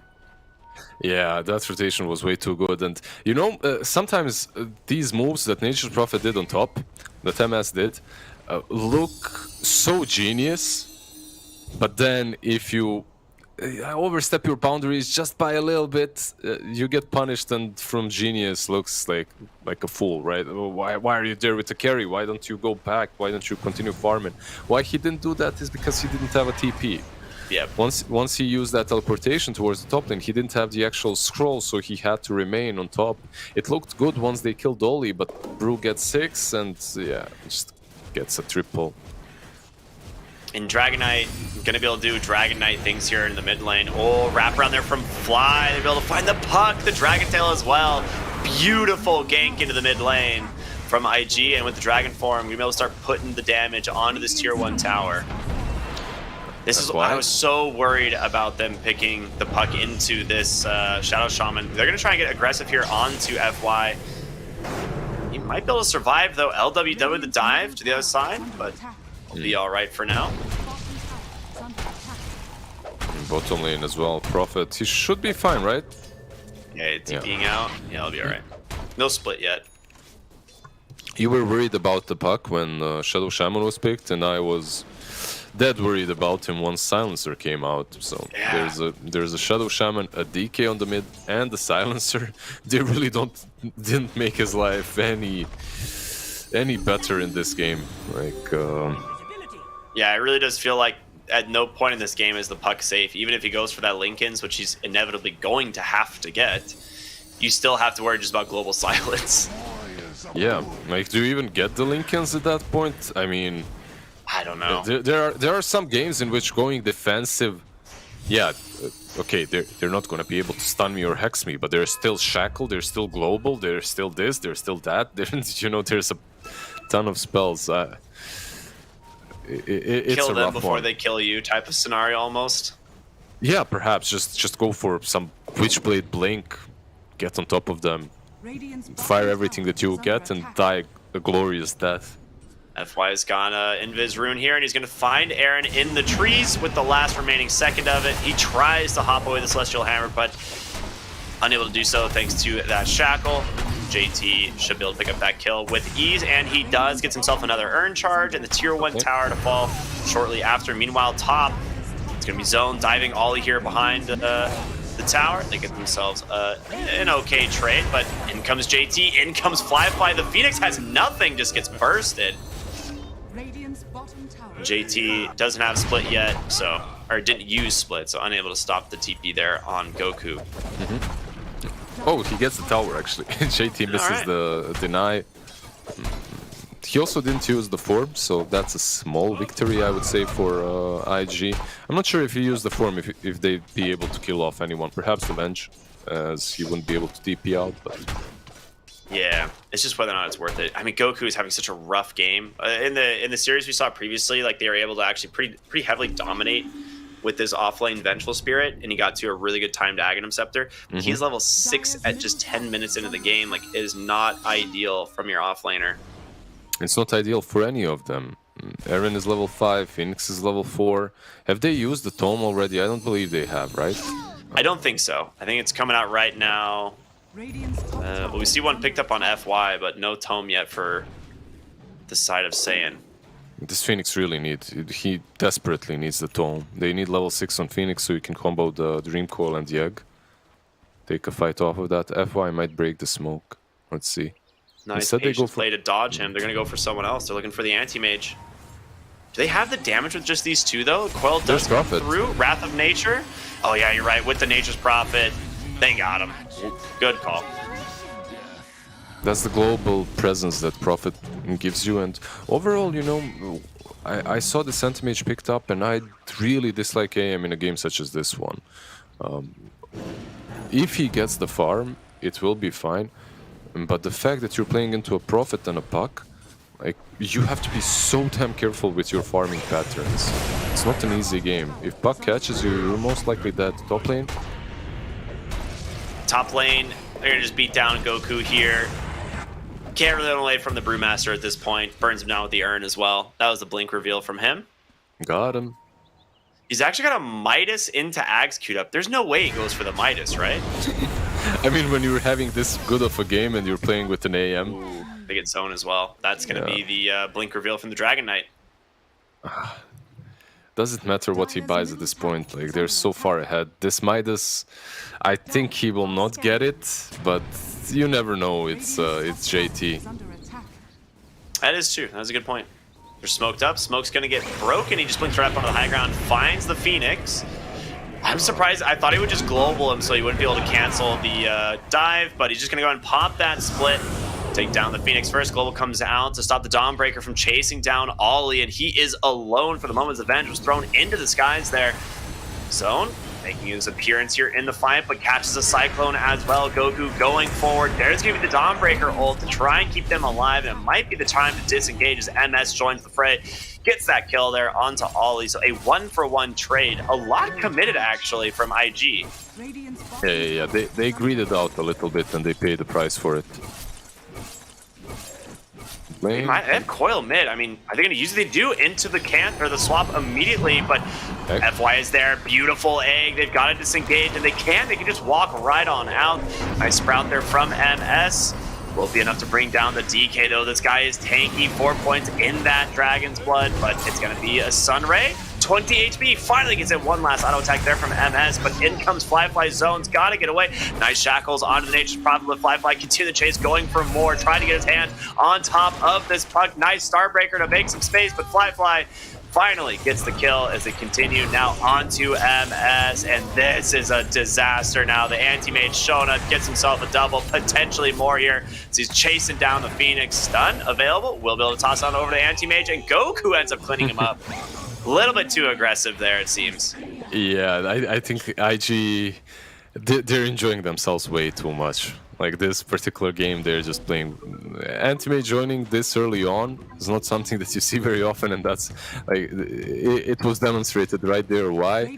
He did get 2 kills, which is pretty solid, but he gets taken down by the Vengeful in the end. Yeah, like getting 400 gold, but then being off the map for a minute as an anti-mage is not worth it.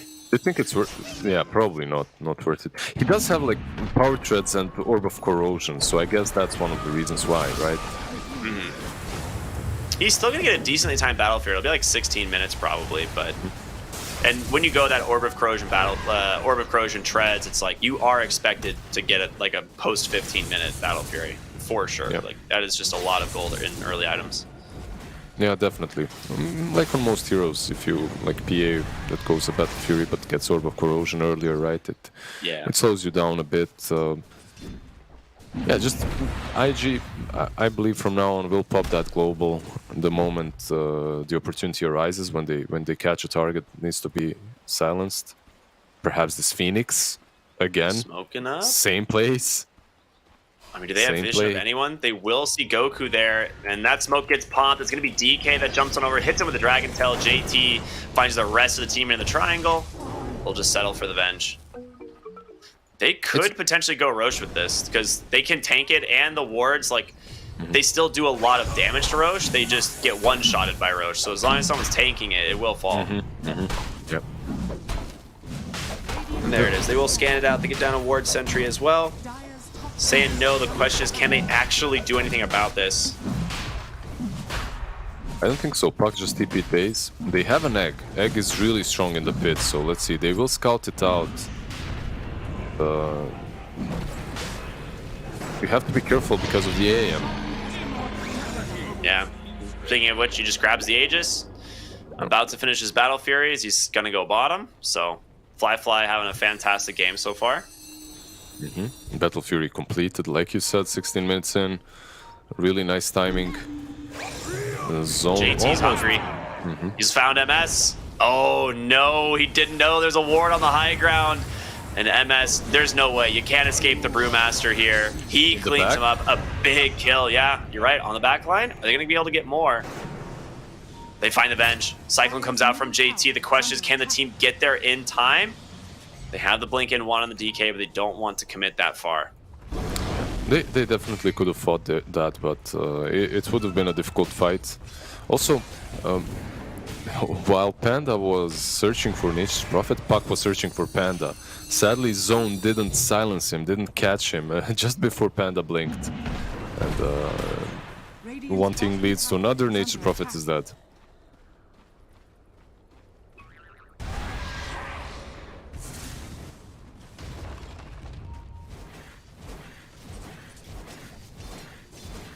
Zone top lane. They did see him under a ward for a moment, and it's going to be FY.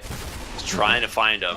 He's going to get him. Walks right into it. The Hex comes out, and there's just nothing you can do about this as a Puck, man. It is so difficult to play the game. Yep. And they're so quick about it as well. They knew he was around. The moment he shows his face, you can't even phase shift. Insta Hex, insta stun, insta shackles afterwards. He's buying a Yules. It's good. Like, you need that Yules versus the global silence. You need some way of dealing with it, but... Oh, they found Prophet. Oh no, it's just all coming apart here for the side of Saiyan. Your Nature's Prophet dying twice now, and this one actually going on over to the Anti-Mage. Yeah. The thing is, these kind of plays are supposed to happen against the AM. Well, rather Zone might have found FY. The TP's coming in, and it looks like Shadow Shaman, he's just gonna burn down here. Aaron's gonna really clean up that kill. Yeah, they had the ward on the high ground, right? I believe they did, so they did see him. Yeah. They jumped FY. It's a nice defense. There's just so many things that Saiyan could be doing that they aren't. Like, you have this Egg Puck combo, you have this Nature's Prophet Puck that could be hunting AM all the time. It's just that IG is playing a bit faster. Their tempo is faster. Their metronome is set up for more beats per minute. And, yeah. It also just feels rough that he has the Aegis, right? Because you would love to be able to just punish the Anti-Mage right now, but he has an Aegis. No, 100%. I think it's a bit late right now at this point. Yeah. You need to be catching up. They're gonna go with the top. zone. Oh gosh, FY doesn't stop. LWW's here. He's gonna drop the egg, but it won't matter as the Dragon Tail comes through. Global silence as well to cancel out the Dawnbreaker ult, and LWW forced to dive away. I'm surprised they they could have just let the Dawnbreaker come in and killed her. I'm surprised they didn't even kill the egg instantly, to be honest. Yeah. That was another option, I feel like. Ollie gets found here. A little bit too far forward. Going Top for the lane D Phoenix. board. Yeah. Yeah, okay. I mean, Fly is just solo killing heroes at this point, which is a big issue. Usually not the place you want to be in when you're playing against an AM. Yeah, pre-20 minutes, he's like soloing heroes. Diving your tier 2 when he has a ring and Orb of Corrosion, also not something that you want to see, but it is what it is. They need to somehow find a way to play around the puck and the egg together, if possible. So far, they're not finding it. MS is going for a Satanic next. I just don't see what this item is going to do for him, really. Like, Mjolnir is good. It's not even about the items. I feel that they do have the amount of damage at the moment. They are just not able to find the right play. That's it. It's funny, the Satanic build is kind of like the Medusa into AM build, where you're just like, well, I can't run, so all I can do is stand here and attack him. So like they just like itemize for like Satanic Butterfly a lot of the time. Fly top lane, he gets found initially. I don't know if he's gonna get out 2 seconds on the blink. Nice dodge, he's made it. Radiant's bottom tower is under Oh my gosh. Such a huge commitment too, and they're gonna turn it around. Easy pick off there for the DK, takes down LWW. Yeah, they're also losing the tier 2 on the bottom lane. They also had an option to just let AM die. He had that Aegis for 20 more seconds, so they could follow up afterwards. That was also a play that was possible, so such a low probability for Team Saiyan to actually accomplish anything off of that. Kind of like grasping for straws right now, it feels like, right? Like nothing is going their way. Exactly. It's just that it becomes increasingly more difficult. Son Goku, it should be fine. Does he have that Aghanims completed? He doesn't. Almost. 100 gold left, yeah. Speaking of Agzo, it does get finished up on the Brewmasters, so he's certainly just going to let this first Primal Split go if he gets an option. Wards come down here onto the tier 2. They've still got a Catapult alive, and Fly going to tank the tower for a little bit. Does need to be careful, though. Doesn't want to take too much damage. Goku behind, yeah, there it is. The blink, the split comes out right onto the Vengeful Spirit. They're going to throw the puck into the air. Oh, there's the global silence. You got no egg, and they're looking for more. Hex does manage to catch the puck as well. There's going to be the Dawnbreaker ult, trying to keep these heroes topped off, and it works. Able to reinitiate the fight, but MS just stuck in the center of it all. Goes down. It's going to be 3 heroes dead on the side of Saiyans. They're still looking for more. Fly jumps right up onto the high ground, managed to take down. That's a dieback on the Phoenix, and Goku with just a little bit of duration left on this...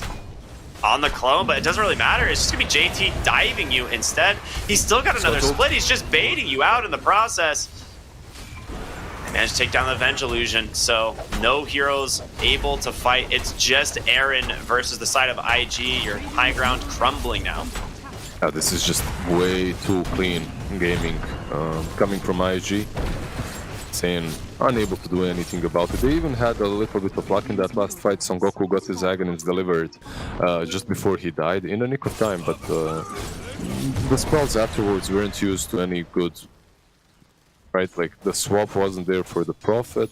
Yeah. They couldn't kill off anyone that important. They kill off a silencer that already used the global. Oh, so. they found a mess. He tried to make a cheeky play to kill FY, and they just beelined it for him on the other 2 heroes, and that's pretty rough. I'm not sure if you noticed this, but Anti-Mage picks up a point booster. Do you think he's going for the Aghanims, or is he going Scotty?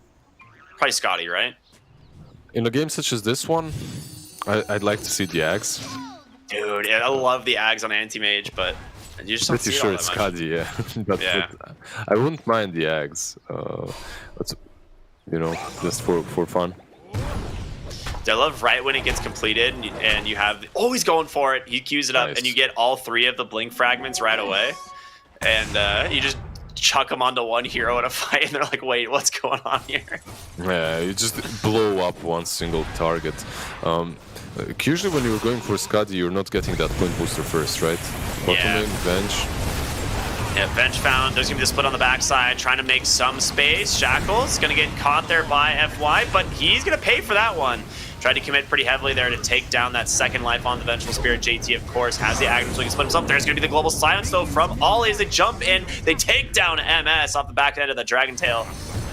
And now they're looking for more. JT comes in with another one, looking to take down Aaron potentially. They throw Puck into the skies. Goku still got a little bit of time here on that Delusion, but it's just going to be LWW sitting here on the sidelines, man. He just wants to use the egg, but he has no options. Radiant's bottom tower has fallen. Just stay in the trees, man. Hide yourself. That's it. Yeah.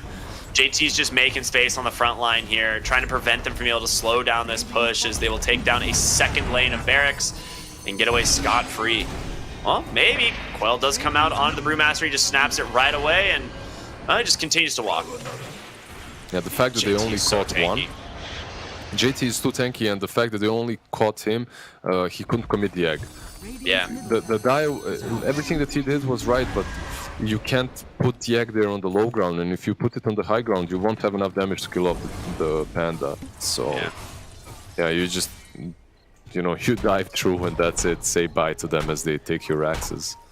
Dude, he just has a casual 2,900 HP on the Brewmaster right now. And then, of course, the Essence Ring as well, if he needs that boost of 400 more.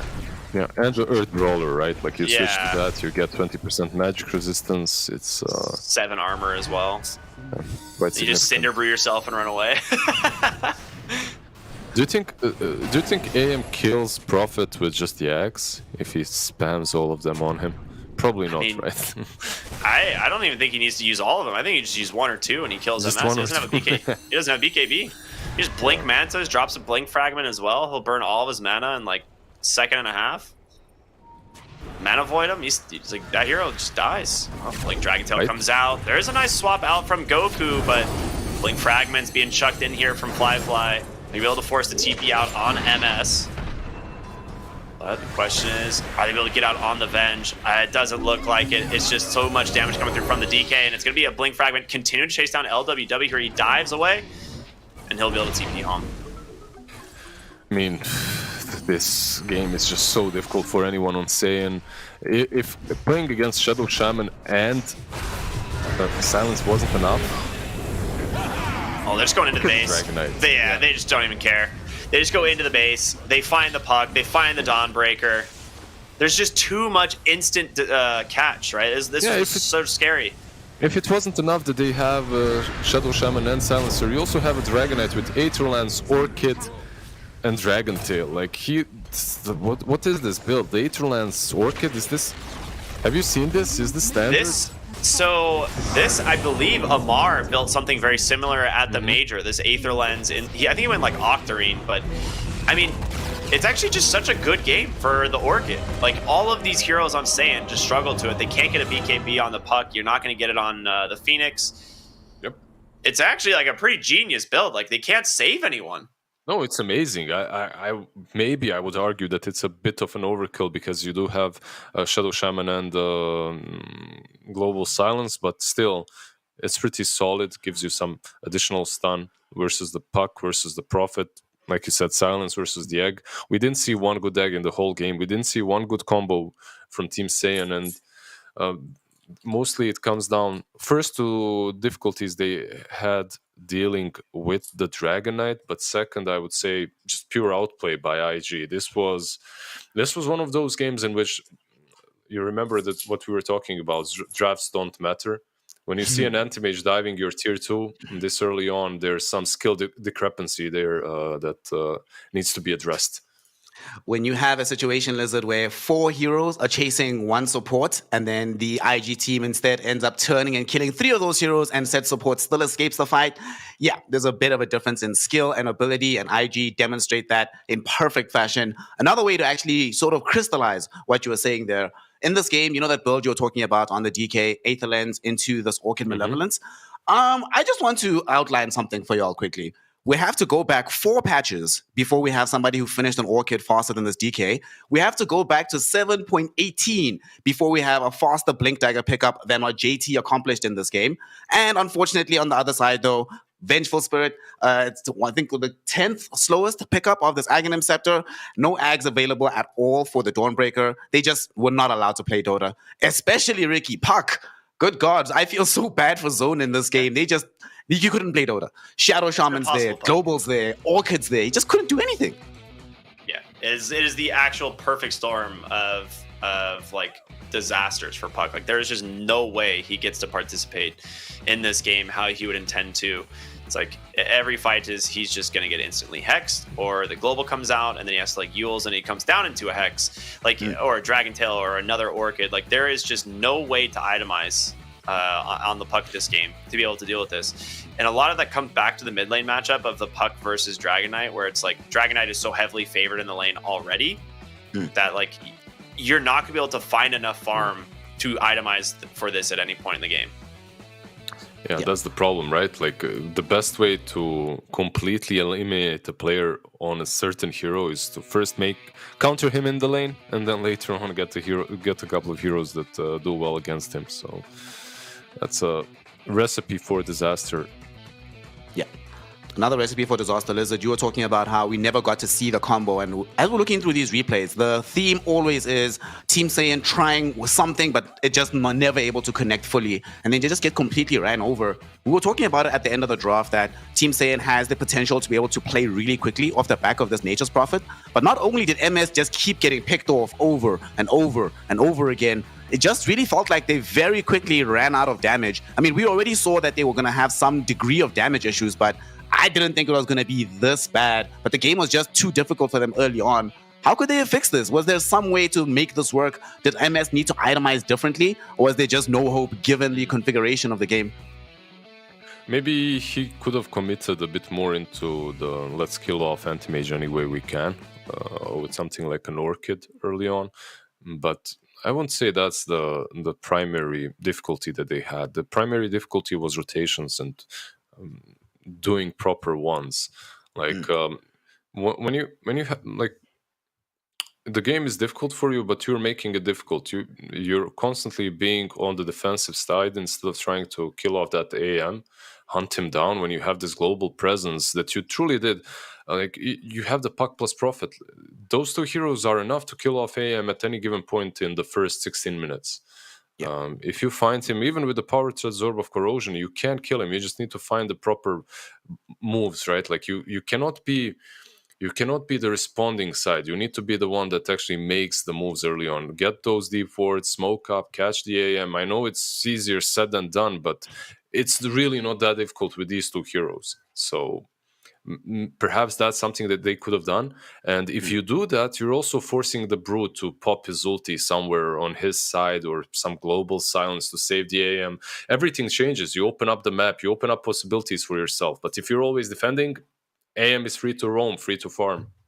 Yep. Yeah. Not only is he free to roam, but our Cryptic, you play off lane, right? And we were praising DP last game. JT had an amazing performance. Yet again, played really well. And while this AM, as Lizard was mentioning, was allowed to roam the map, keep farming freely, they were being hard carried for some significant portion by JT's Brewmaster.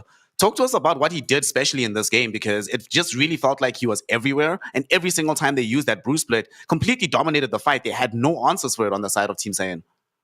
Yeah, JT's actually probably my MVP for this game. Like realistically, like his itemization is just perfect. He is just this like unkillable. I'm gonna go in and like get vision for my team to follow up these fights, and it just makes FY's game way easier. It makes Dragon Knight's game way easier. They're able to just spot a target and be like, yeah, that's the one we're gonna kill. Meanwhile, JT just takes Puck out of the fight almost every single time Puck was getting cycloned up. And you just come right back down into death, basically. They'd be able to kill a hero or two in that time frame, and then second Bruce Split comes out and he just does it again and again and again. It's pretty much textbook performance out of a Brewmaster pick. And yeah, he went 9-0-11. Like you can't ask any more out of your offlaner than that. Woo!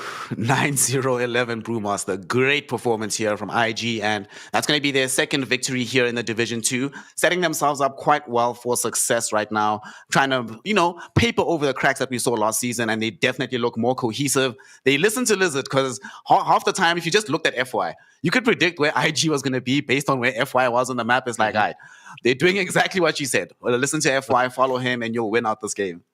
It's also because he had a best hero to do that, right? Like sometimes you're a position 4, you can't really control the pace of the game, but when you have a Shadow Shaman, like on that position 4, he can pretty much tell you, okay, guys, I have Hex, I have Shackles.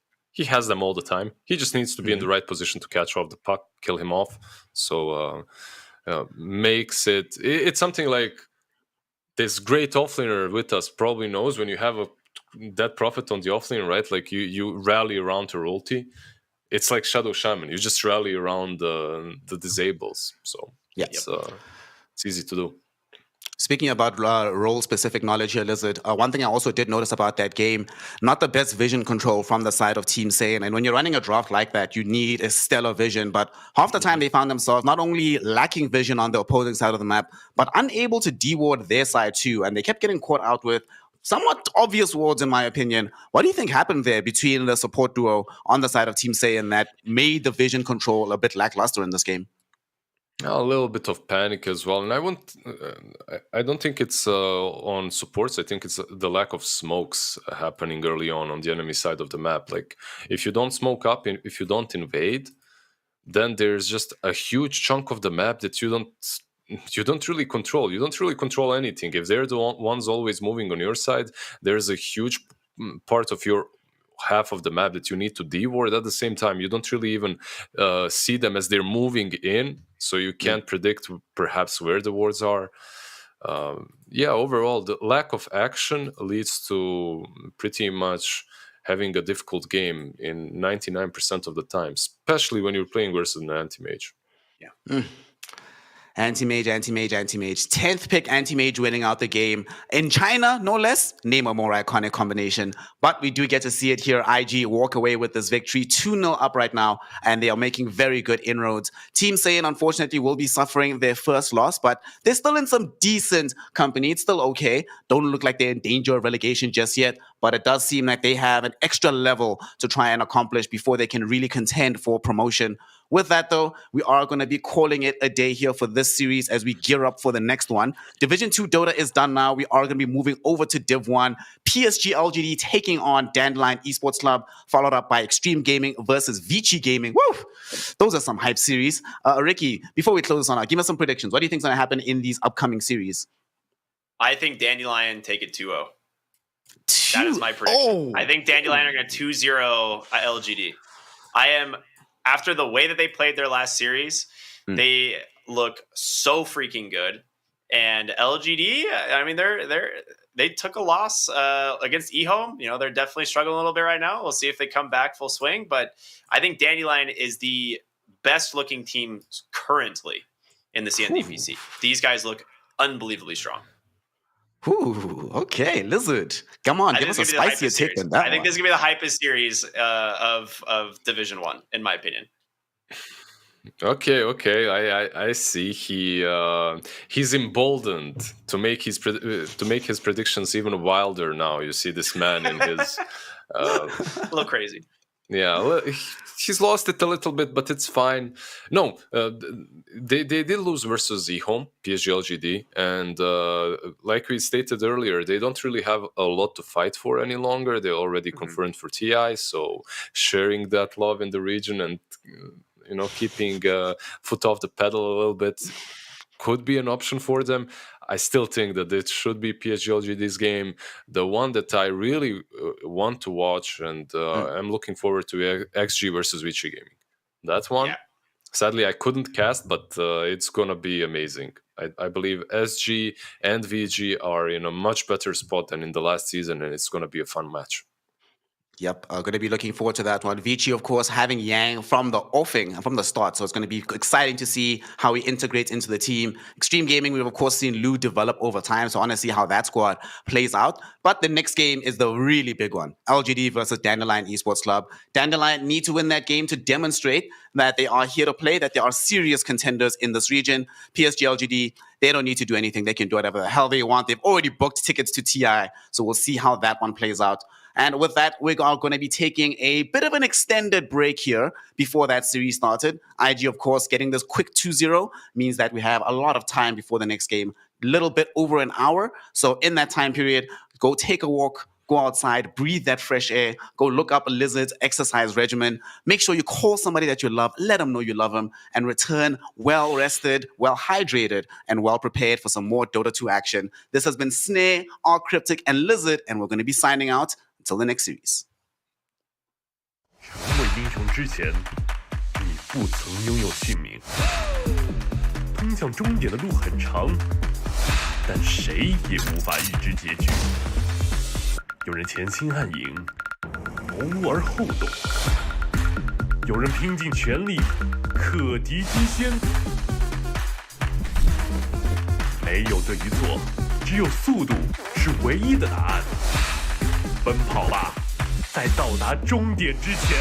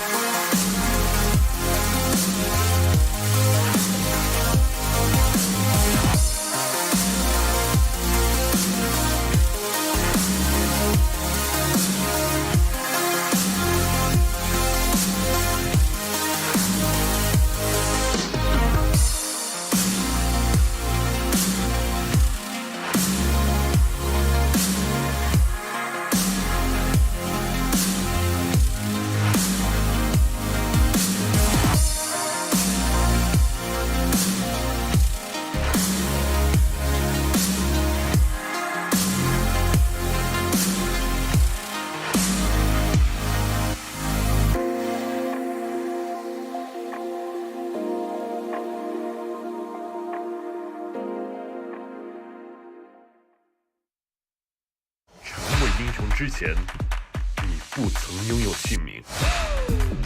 通向终点的路很长，但谁也无法预知结局。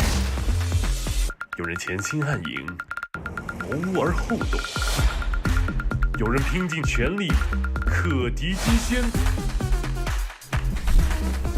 没有对与错，只有速度是唯一的答案。奔跑吧，在到达终点之前。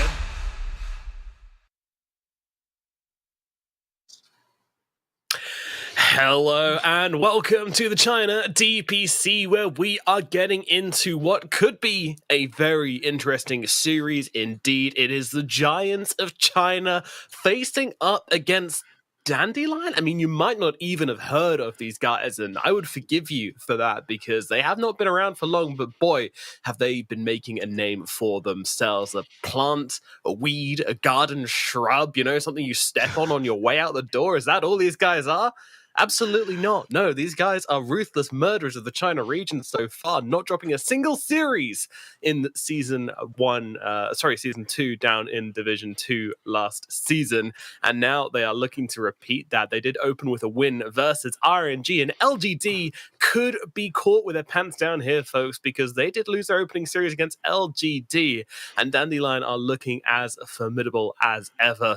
This one could be a defining series of this region. And joining me to break it all down and get into the action, we have Neff and we have Snare. Starting with you, Neff, what are your expectations going forward and looking at this one?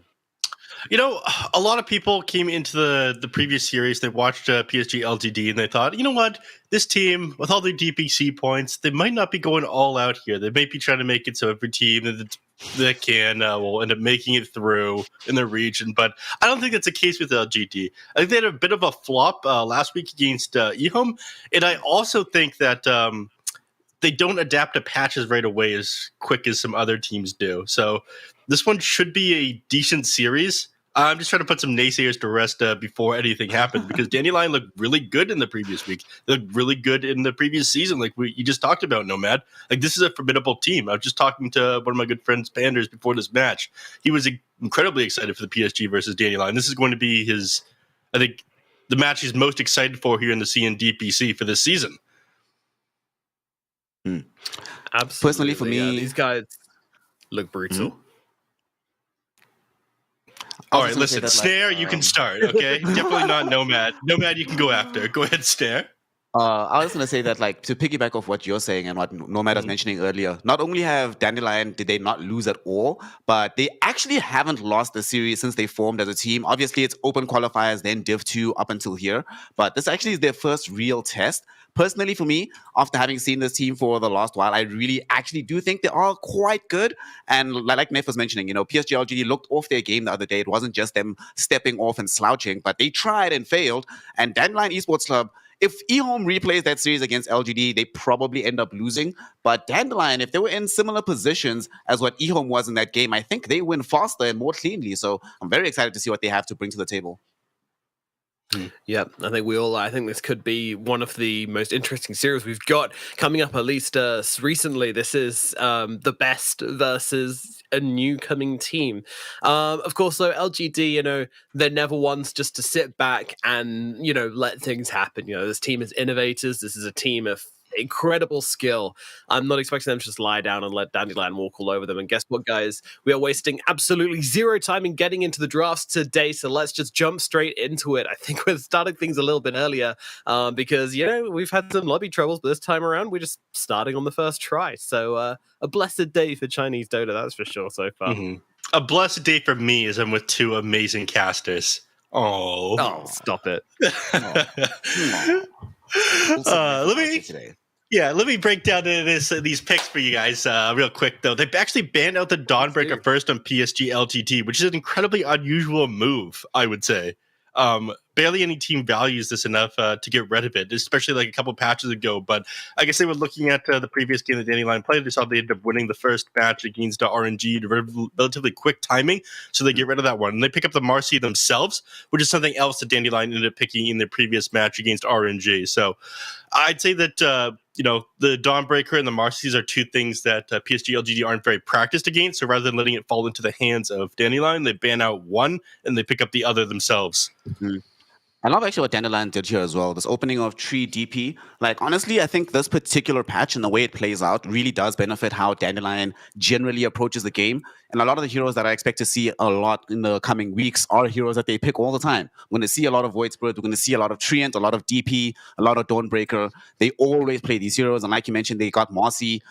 Personally, since Marcy is still a little bit up in the air in terms of exactly how you lane the hero, where she fits into the draft, I think that Dandelion, given that they've already won with the hero, probably know exactly what to do against it. And Marcy, I've often seen struggle in games where you can't kill heroes. And in this game, Treant's DP, I have no idea how you kill these heroes. Even with the Laguna Blade, the full damage of the Lina turret, right-clicking away, you just don't die. If you have any melee heroes in the middle of the fight, Dandelion's like, sweet, okay, DP stays alive forever with the Spirit Siphon. Thank you very much. Now, Nomad, do you have any thoughts on like these initial two picks? Because Death Prop, despite the fact that it ended up getting nerfed like 50% on the buildings and whatnot, this hero still seems as popular as ever. It's getting first pick still consistently every single game. They go for a Dazzle next as well. They have an insane feeling coming out on the side. Oh my god. This is so weird, man. Yeah, I mean, I can't help but feel this is somewhat foolhardy by Dandelion, and that's unusual for them when it comes to the draft. One of the defining points of this team has been stable draft. Nothing spectacular. They don't tend to like absolutely outdraft people to the point where they can't play the game anymore, but they do tend to be very stable and very consistent with their drafting. But this seems very out of character for them. These are two really high-risk support picks with the Treant and with the Dazzle. And with all the healing coming out as well, there's a lot of heroes in the game which could abuse that factor, and there's a lot of heroes, like Medusa, just get that Skadi early on. Monkey King as well can do the same thing, just apply that AoE healing reduction. You can take yourselves a mid laner who can get a Shivas very quickly. Of course, they've got the Lina already, so probably not that, but there's plenty of things they can do to kind of punish this already on from Dandelion. So I don't think I like this opening from them, and that's rare for me to say. Yeah, I also want to point out that Marcy's a hero that can. One of the things I do like about this is, like I was saying earlier, I think one of the ways you deal with Marcy is like out-sustain this hero is quite nice. Dazzle. I mean, last season there were no Dazzles at all in China, right? Like we didn't see this hero at all. I think it was only picked like 7-8 times overall in the DPC. I think there's a reason for that. But I imagine that the rationale in this game is all about laning to try and get this Dazzle out. And I suppose you don't have like a traditional frontliner now anymore, right? So you have this DP most likely being played in the off lane by Beyond. If you have Dazzle, Tree, it's a lot of sustain going forward, but not that much team fight. That exploitation, I think, could happen. I think this would be much worse if Pango was still in the game. But they're probably very thankful that it's already banned out. And LGD... this is good. This is a great response to Dazzle. Get yourself a lane support as well to make sure that you have a decent lane for yourself. Get Nature's Prophet to accelerate the game past the point where this hero is not really doing anything, but just keeping other heroes alive. I like this. What do you think, Neff? Is this safe lane NP, or are they going to do something weird with it, put it elsewhere on the map? It'll probably be safe lane MP. You can flex it absolutely anywhere you need to, but it'll most likely be Lina in the mid lane and then safe lane MP, and then you can flex around Marcy as well. I wanted to highlight that one earlier. I had my microphone muted inside Discord, though. Marcy's a hero that can do relatively well no matter what items you're building, and heroes like that are very good Spirit Vessel builders. So against the Treant Protector, Death Prophet, Dazzle, like Marcy does pretty well because you just go straight into a Spirit Vessel without that much of a care. Like you already have your gap closing abilities, you already have tons of damage. A lot of the problems are already solved. Go for Nature's Prophet next. I like this hero a lot against Elena. Just being able to quickly get on top of her, either being able to catch her inside the arena or on the outside. She's not able to pump that damage in just due to the fact that she's got these range attacks. Yeah. So Mars, a solid pickup here for Dandelion, and they do need more disable and more frontline given what they have so far. So this being able to start fights for them will help them quite a bit. But, and this hero was nerfed in the most recent patch, man. Only 3 damage, bro. Not just 3 damage. Your stun time is reduced by 0.2 at all levels. Yeah, it's not that great anymore. Yeah. It's pretty significant. Nef, why do you think they didn't go for the Medusa here on the side of Dandelion? Because that has been their bread and butter, and it does look like a great Medusa game. I mean, anti-mage is still inside the pool. Maybe they're just worried about PSG LGD being too good to play against it. I think if you put all of your eggs in the Medusa basket this game, and you have to use these other like 4 heroes in your team to create space for the Medusa, and then they end up building like a couple Heaven's Halberds and just like disable you in these team fights, Medusa has a very rough time. So that's the reason why I imagine Medusa is actually not as good at like completely 5v1ing when you're making space for. So they're going to play too fast to go for a Medusa here, given their heroes so far. They want to try to run PSG LGD over with their lineup. So I think they're going to pick a position of one that runs a little bit quicker. I would be too surprised to see something like an Alchemist, as crazy as that sounds. Wait, no, banned out. I'm insane. LGBC, what's up? Yeah. No TB. I mean, Nomad's right, though. Dandelion Esports Club. Listen, like, you know how much sense you're making, Nef, right? You're saying a lot of sensible things here. But how many times in your life have you seen Summer, a.k.a. Shylock, in an exact position like this, where you make all these points as to why they shouldn't pick Medusa? And then he's like, all right, boys, let me show you. I'm just going to lost pick Medusa anyway. It feels like LG Give me that Medusa. Sort of preempting it. Didn't we see this last season, Nomad, where they picked a lot of Juggernaut into Dusa and or pick it first when they were anticipating a Medusa pick from LGD? Feels like they are ready and prepared and expecting a Medusa to come out anyway, despite what the game actually looks like and how fast DEC wants to be playing. Yeah, this was a strategy originally run, I believe, in Southeast Asia, the Juggernaut, and then kind of spread to the other regions. But yeah, that was the kind of answer to the kind of hard carries, is the kind of Juggernaut who cannot give you the late game options, but it can also run super, super quickly. And it's going to be a Spectre coming out as Dandelion's final pickup here. That's very interesting, but I actually quite like it. It gives you some gap close on these two heroes, on the Faith Beyond Nature's Prophet, on Nothing to Say Lena. You can now get on top of them. And I think that's going to be very, very important if they want to win this game. You know, you need to get control. How many times have we seen these Lenas, you know, on Somnus and Nothing to Say, just go completely out of control, completely unchecked, and there's no gap close to really punish them? Well, they will have that if the Spectre is able to come online. But the question I want to ask before we go for predictions is, will the Spectre come online? Will she have the space to come into the game in time?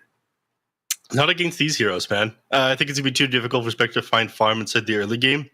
Unless you start making some rotation with the Death Prophet and whatnot incredibly early on. I think Summer's going to really struggle for the first couple of minutes of this game. I would say that PSG LGG just kind of runs them over with how fast this lineup is. We were all surprised about this Spectre pick, and I'm not crazy about it. I think it's a rare misdraft from Dandelion. Yeah, LGD at the end of the draft, we saw them laughing at the screen as well. So they feel pretty confident at being able to deal with the Spectre. I think you have to go for like some atypical builds on this hero if you wanted to succeed in this game and play quickly enough. You know, I saw some Radiant Spectre, was it last week? That was hilarious, but I don't think that's an option here at all. Do you come online fast enough? I don't think so, especially because they decided to put the NP into the offlane. Spectre, not known for her most powerful laning, absolutely nothing you can do into an NP lane. He will be able to play fast enough from Faith Beyond, get across the map faster than the Spectre can. So I don't think DEC have got this. I like what LGD did at the end here. Spec, this is one of those situations where Shylock has to do something amazing to win this game for us. Yep, he does indeed. Can he pull it out of the bag in this very, very critical game? Let's find out as we jump into game number 1 with Neff and Snare on the mic, and I'll be jumping in and giving some stats where possible. Let's get into it and find out if Dandelion can pull off the impossible and take down LGD. At least we should be. I'm All right. soon. It's a pause for dramatic effect, you guys. Yeah. We need to make you guys, get really excited for it first. But talk to me a little bit about this mid matchup, by the way, because this is a bit of an interesting one. Well, yeah, Zitzi's going to be playing the Mars in the mid lane, right? Yes. Mm-hmm. Yeah, that one is interesting. I'm almost certain that he'd be playing in the offlane, but it makes a little bit more sense, especially given that you end up getting hit with the 30 seconds. There we go. We're into the game. Yeah, there we go. I might need to restart my game. Snag, talk to us about the mid matchup. Right. I'm in the game. The mid matchup, I'm actually not too surprised at this. I've never actually seen Beyond not play Death Prophet when they get it on the team. I think I've seen one game where they put it on SJ, but by and large is usually their off-lane DP, and they have played mid-Mars before, and it's one of these things that we've been seeing become a bit more normalized in China. One of the great things about the mid matchup here, he's super tanky, can't really be muscled out of the lane by this Lina. Yes, you end up losing the lane overall to inform, but you don't get died, and once you hit 6, you have immediate rotation options into the lane, and or you can show up elsewhere and assist. And of course, we still have the Spectre as well, so you want the mid-Mars to get, or you want the Mars in particular to get as quickly a timing as humanly possible to enable the Spectre to be able to play this game. Like what I'm seeing here, although I do not like, personally, the fact that they are going to be as a result of having this Mars in the mid lane. This off lane doesn't seem as crazy strong just yet. We will see this Treant Protector might be losing his life at the beginning, does manage to TP out to safety, but now Tianming is gone. He's all the way back home. Beyond has to tank being alone in this lane for a couple of minutes or a couple of seconds. Not going to be a fun time for these first 2 waves. Yeah, thankfully due to the crazy high cooldown of Blade Fury, he's going to have a bit of safety for a while, but Innocent's certainly not going to make it a happy time. But whoa, top lane is where the Fast Blood takes place. Not surprising. A lot of people aren't used to playing against Marcy at that rebound, getting on top of the heroes relatively quickly. So ends up just taking down the Dazzle. And they're going to have this weakness for the first level or two. I feel like Dazzle's hero is not as strong inside the lane, and Marcy is incredibly powerful. So being able to have the Marcy just instantly jump on top of you with a rebound and then dispose you back into a bunch of trance, you are going to die, especially the range hero when you don't have that damage block. See a kill happening on the bottom side of the map as well, as Innocence gets taken down by Beyond. So once Tianming gets back, they have that power to do it to Lich. I'm actually curious what Marcy is going to build this game. You're mentioning that they get that Spirit Vessel. It does seem hella good, given what it could accomplish versus both Mars and the DP. Another thing to ask though, Neff, do you think they're going to get the shard on this Dazzle? I've seen it a couple games where that does end up being one of the premier picks gone for by this hero. Is this the kind of game for it, where you get that early hex going for yourself? Absolutely. I mean, they buffed it again in this patch. The 2-second hex onto somebody, that's almost as good as a Sheepstick. It doesn't have that instant cast time / travel time that Sheepstick has to disable, but it's still super good getting on top of multiple targets, and it hits it in AoE as well. So I think it's just an incredible ability. I don't think Dazzle should honestly have this thing. It is way too good. It's a 1400 gold item. Yeah. Makes sense as well having Mars in the game, right? After Arena, get that good team fight going, and then you also have that additional lockdown. Would love to see it. One thing I'm very interested to see as well is what's going to be the build for the Juggernaut. I really feel they thought Medusa was going to come mid lane. I think this is just a bottle refill. Is he actually going to go for the kill? Bet your ass he will. Jumping in, unfortunately, will not be able to get the cleanest connection. ZZ turning around with the Bulwark. They should have enough damage to kill him regardless. And that's going to be the kill. That was a lot closer than I thought. If he actually had the magic stick or some raindrops, might have been able to live there. But that is not the case. Dota 2 gamer margins this time around, margin favorable for PSG LGD. And that's why we're going to keep seeing this hero, man. Not that many heroes in the game of Dota 2 that can do that. Just show up, help get a kill immediately in this lane. Yeah, it reminds me of the old Earth Spirit gameplay. You can still kind of do it on Earth Spirit, but the damage at level 2 is just way crazier on Marcy at the moment. It's kind of like what Earth Spirit used to be with the roll into the kickback into your tower or something like that. Just super easy to set up a kill, especially on heroes that don't have an escape or have to sit in melee range of the creep wave like Mars. So it's something to keep an eye on this game. You could even make another rotation like that. You could already see that Xinqiu buys himself another portal scroll. Probably wants to try to go for that attempt again before the TC hits level 6 here in the mid lane. Yep. Getting that early kill would make such a huge difference. I mean, Zessi is losing this main matchup. We expect this to happen, but we want to make it as bad for the Miles as possible. And in the top lane, chase down onto Summer. Shylock in a little bit of danger here, but he's fine. 1 point dispersion. Ton of got all the GG branches. Everything's okay here, Neff. Not gonna die. Yeah. What's not okay though is that he's getting demolished in this lane. We're talking about it, right? Spectre, very weak laner. Nature's Prophet, very strong laner, and the results are what you expect under these kind of conditions. Yeah. So Dazzle's gonna come up. It looked like Xinqiu was getting in position to go for another jump like that, but isn't going to try to dive the tower with the Dazzle here as well. Although the Dazzle is only level 2 at the moment. So I'll think about making another rotation over to mid. I think you probably want to line this up with Lina hitting level 6, but we will see. Lina is getting there. Bottom, we haven't really spoken about this lane too much. Obviously quite strong from the LGD side. Lich Jug, dude. Very fun to play into, very enjoyable. They are not having fun, and Tianming's not enjoying himself right now, getting spammed on at the moment. The spin will not kill him, but these next few right clicks will. Unfortunately, can't really close the gap. Beyond at the same time goes in with a siphon, but here comes Xinkyu. Rebound going forward. Will there be a kill onto Tianming? Yeah, definitely no escape for you. And that's going to be them getting a kill with this rotation. I mean, ZC is happy about this because it means the rotation went bottom instead of coming middle. But the fight might not be over just yet. Xinkyu going forward does have the frost shield, getting the slowdown onto Beyond, but there's not going to be any way to get the toss back. So Beyond will be able to run himself into safety. But still, it's LGD that's sort of setting this tempo all across the map. Not too surprising given their heroes, but a little bit distressing for DEC because they're not getting commensurate levels at the same time. Yeah. One thing I want to point out, a tiny little misplay there, which is like a sign that even PSG isn't super used to playing against Marcy. All right, never mind. I'll hold that thought. We'll see. It depends on if ZC will die here. Does get the turnaround on the bulwark. And 100%. Very easy kill. Knows what's up. Yeah. Gets disposed and killed. Yeah, Innocence actually ended up dropping a Mango and a Marcy when they were making that play of trying to run down the Death Prophet just a moment ago. So it's a sign that Innocence isn't really 100% sure what Marcy's capable of as far as running heroes down. So they're not 100% used to playing this one yet just because they haven't played in this Captain's Mode games on it. So they make small little mistakes because Marcy's a new hero. It's just interesting to see even at like the highest level, the gameplay's not flawless when you introduce something new. This is a hard game, man. It is a hard game. I'm not knocking on them. I'm just being like, this is the best team in the world. Even then, like, it's not perfect gameplay. Dota's just too hard to play perfectly. Even God can bleed. Xinkyu might find himself in a little bit of danger here. Walked up the hill, but there was no angle, unfortunately, for the Spear of Mars to connect onto him. Does walk away. They'll instead commit the Spear of Mars with a full combo onto NTS. Nothing to say, in a lot of danger here. Tries to buy some time with this LSA, but not enough time can be bought.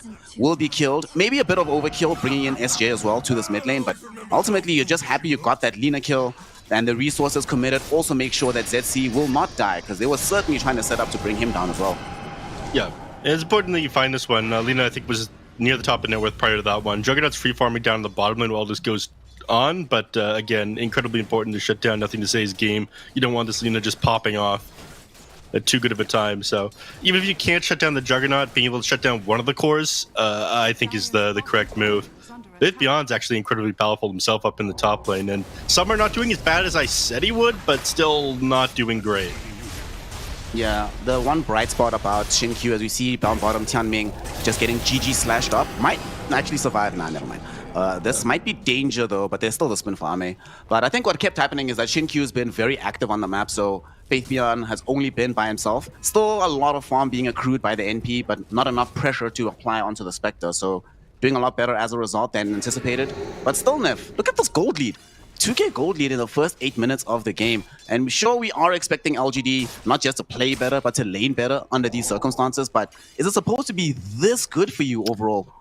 No, I did prefer the drafts of PSG LGD this game. I didn't think the Spectre was amazing. It doesn't fit in very well with things. And you have like very powerful lanes. Mid lane, we're going to see some action here. I'll get back to that thought in a second.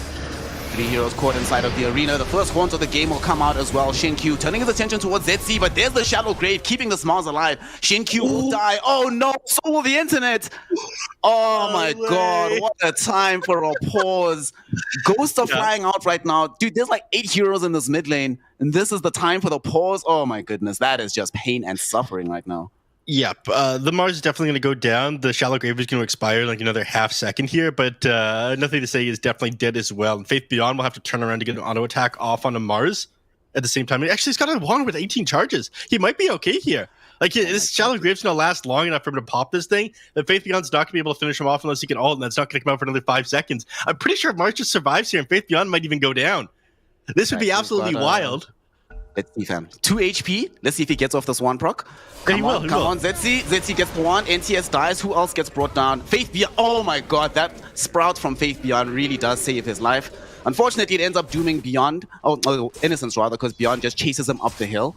But 3 heroes killed in this mid lane, and that is a perfect situation. Not only the first horns, big arena, first usage of Shallow Grave in a game-winning scenario, and you still got a little bit of damage out onto the tower with Ghost, forcing PSG LGD to commit that fortification early on. Yeah. Beyond TP's down here at the bottom lane afterwards, so it doesn't want to give Juggernaut a chance to take down this tier 1 here. The one thing they have going for them, despite the minus or the 2k net worth advantage the PSG LGD has, they have the Xtreme Protector on their side. So their towers, if they don't take them down in one burst, they're always going to be able to heal them back up to full. It's going to make it difficult for PSG LGD to get control over the map. So losing a little bit of momentum in that last team fight there is actually huge for Dandelion. Is under attack. Yep. And I mean, that's what you expect to do when you have a Spectre lineup, right? Buy as much time as humanly possible until this hero becomes the killer that we often see her become. And has gone in for this early Blade Mail build. This is what I like to see on the hero. You cannot build up straight into the Diffusal, Manta, or whatever. You need this Blade Mail to just be active on the map. And Summer getting some assistance now to keep farming. Bottom lane, though, the one hero who wasn't involved in that fight, Neff, is Arme on this Juggernaut and is about to finish the Maelstrom right now, getting a bit ridiculously farmed, very far ahead of the pack right now.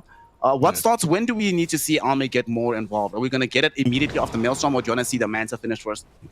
You never get. It's very rare that you get involved immediately after the Maelstrom. Usually, you get one other item after that, which is the whole point of it, right? You build this like a farming item to get yourself more ahead. Then you'll see like maybe a Manti style picked up, and then probably an Egg Shard after that, and then Ame will probably start getting more involved with his team. So it'll be a little while yet.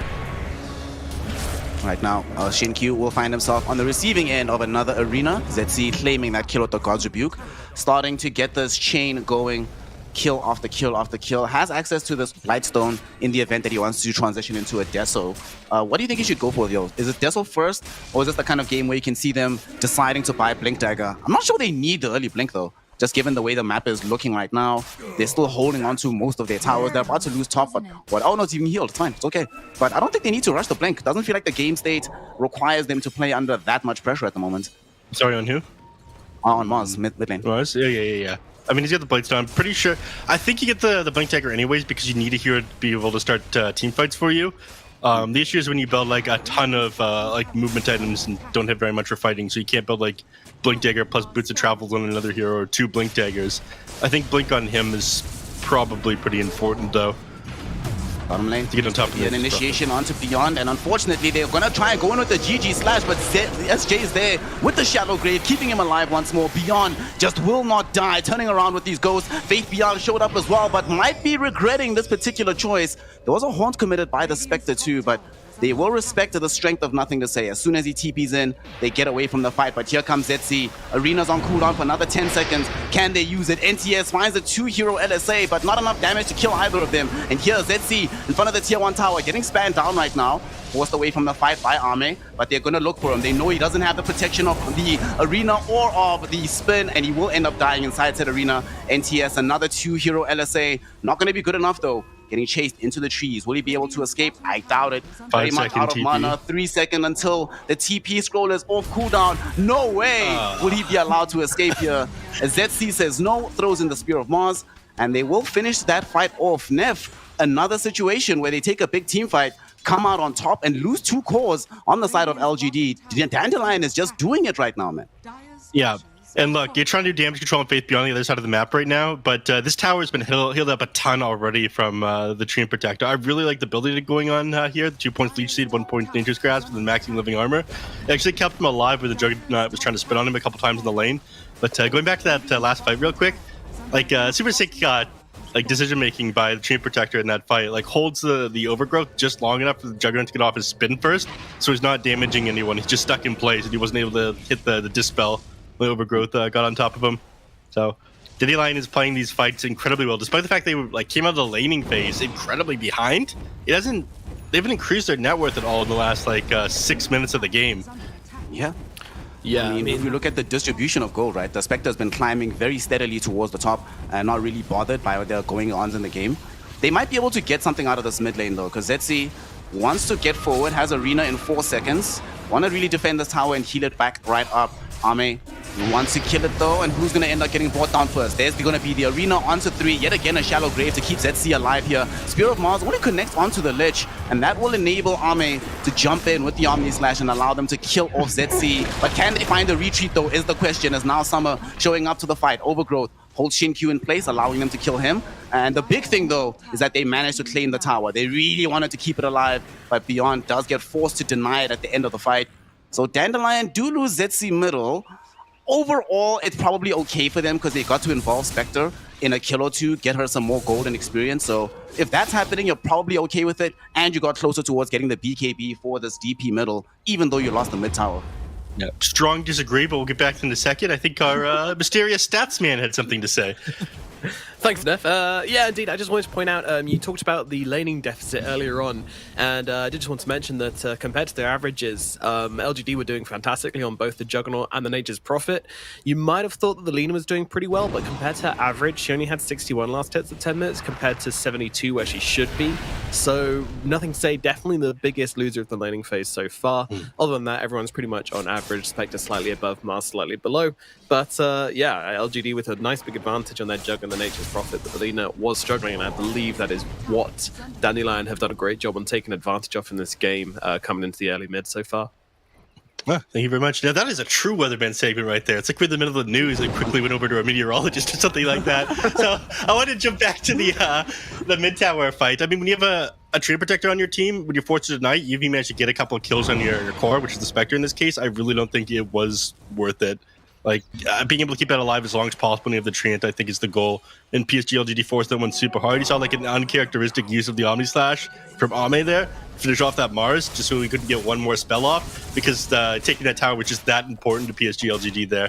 They knew it would get healed back up by the Treant. So, definitely not worth it for Dandelion in that previous fight. And I think PSG LGD realized, okay, we come out of this laning phase not far enough ahead. We need to start, like, making some super aggressive moves in the next little while. I feel you, but you know, whenever I'm playing a game against Nature's Prophet, just if I win a fight around tier 1 middle, keeping it alive is probably not going to be a viable option that long term, but yeah. We'll talk about it in a second because we do have a smoke gank coming out right now. ZC wants to reveal this Blink Dagger, and there's some primo heroes right in front of him. He gets in front of nothing to say. Will he find the arena? Has the range, but doesn't have the ability the range. to catch him out. Oh my god. Oh. Had the vision, not the range, other way around. Not going to be a kill just yet. They will still find the overgrowth onto Shin-Q. The Innocence Chain Frost bouncing around, almost killing ZC, but they will yet again be a shallow grave to keep him alive. Nothing to say, trying to run down SJ, bring down that pesky Dazzle, but might have put himself in a dangerous position, but also baits beyond too far forward, revealing the BKB, but unfortunately that will not protect you against the Omni Slash. 2 heroes will fall in this fight, and it came very close to just being a clean sweep for Dandelion Esports Club, but unfortunately the lack of range on that arena means that they end up having to trade 2 for 2. Yeah, there was a very timely teleport in by the Juggernaut. I saw how far the Death Prophet was out of position. That BKB coming out the exact same time. He activates that. He's like, okay, he's separated from his team. Very easy Omni Slash. This is how I punish the early BKB dive to the tower. Sick play there by Ame. I love to see it, man. Yeah, that was your first BKB charge as well. Like, it's super sick when you can find a kill off onto the hero. Yes, you did end up losing the Lina, but you got that kill immediately afterwards. So a lot of gold going your way.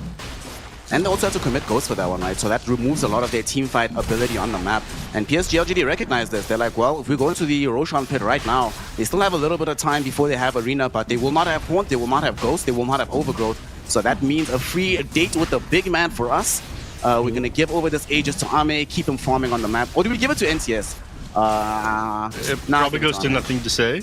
It probably goes to nothing to say, right? Okay, Ame, you're absolutely right, Snare. You don't need me here. I'm a joke of an analyst. It was neat how they put the healing ward outside the pit, by the way. Just in case the enemies like try to gank you, they're never going to go to like that weird angle behind the tree. So you're always going to have like healing for that full Roche fight. That's something that you guys should keep in mind whenever you're playing Juggernaut and doing Roshan.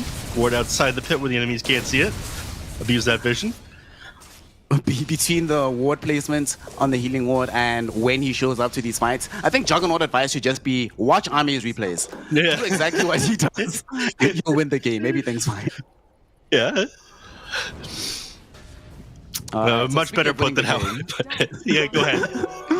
Dandelion Esports Club, they are intending to try and get this Aghanim Scepter for summer as soon as humanly possible.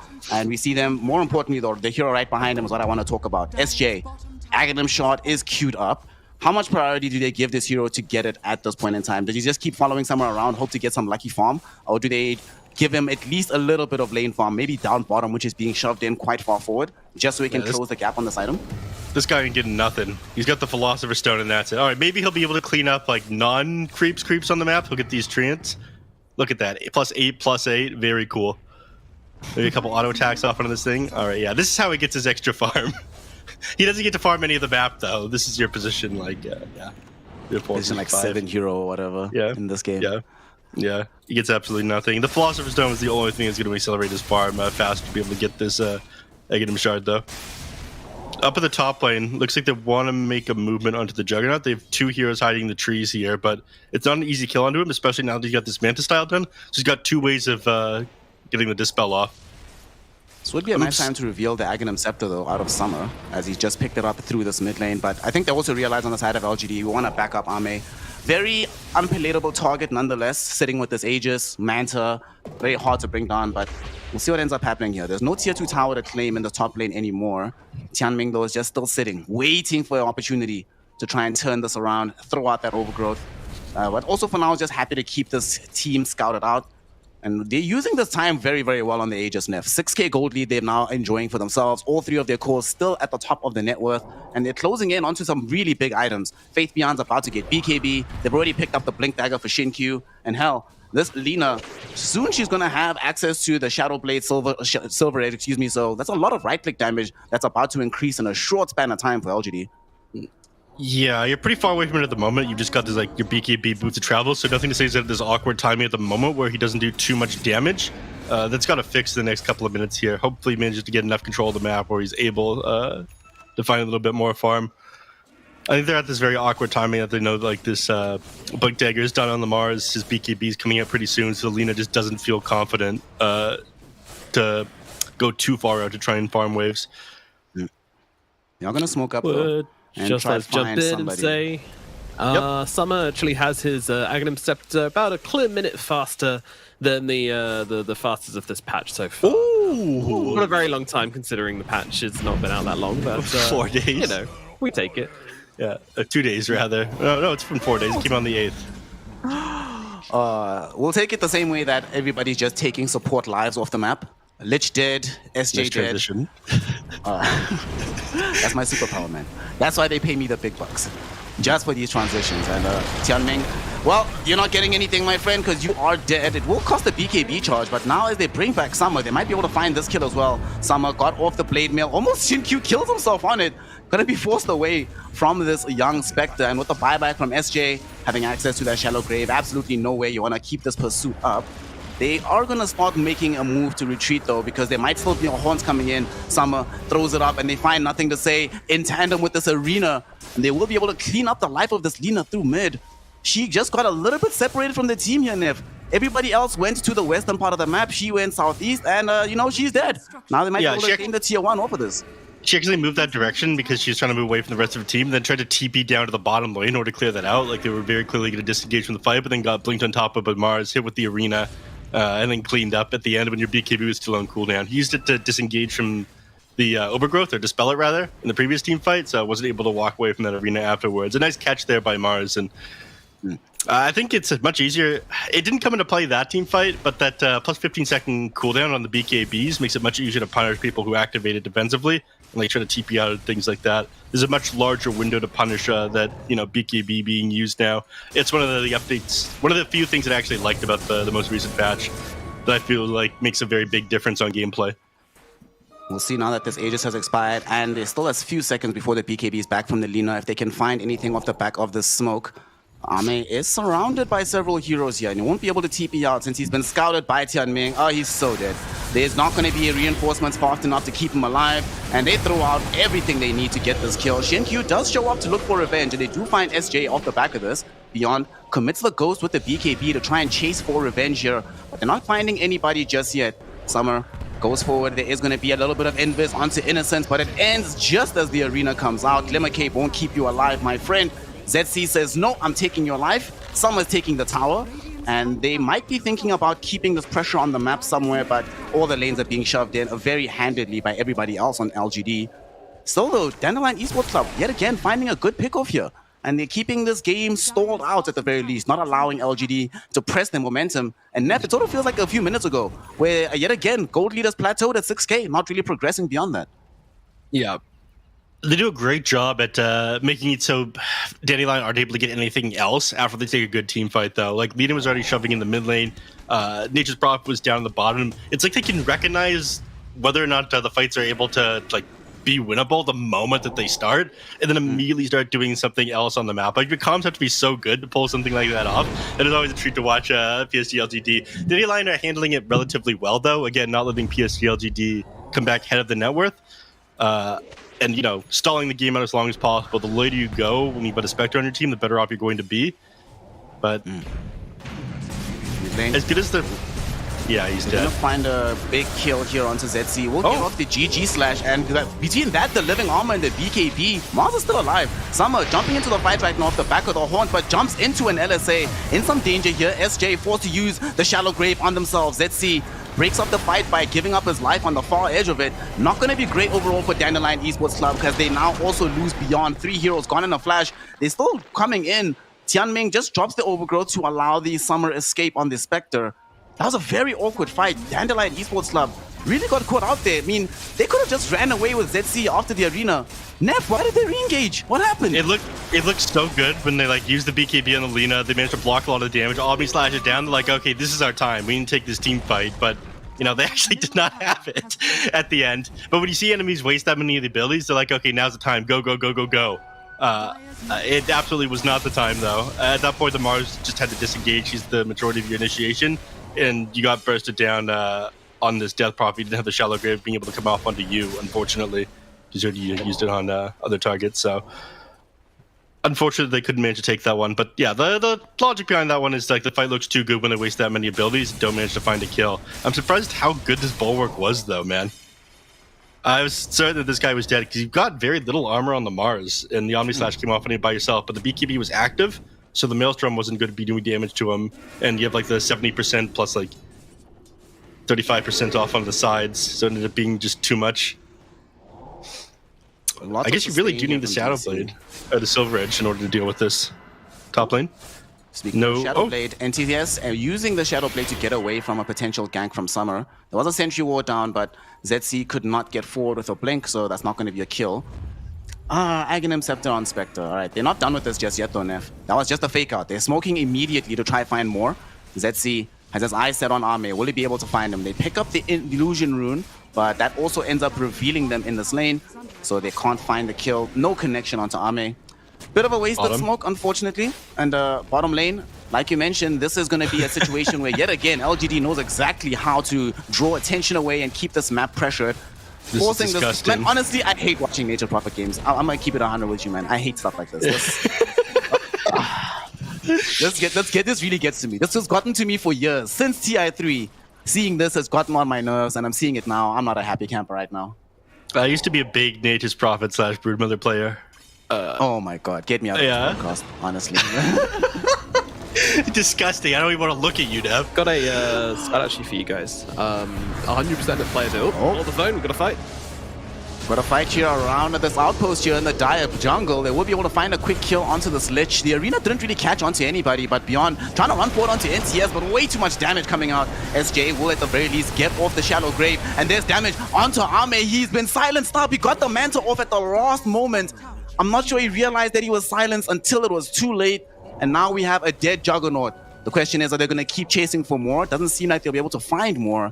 Oh my goodness, that was not supposed to happen. Now that they've lost 2, suddenly we're going into this Roshan pit for a date with the big man and going back to Nomad for a young stat on the Juggernaut. Yeah, indeed. The stats actually on people who play Broodmother and Nature's Prophet, 100% of them are single. Dude? Please, I'll have you know that I have a wonderful cat. And my cat does not know that I played Nature's Prophet or Broodmother. That's the only way you get the dates. Don't mention this information.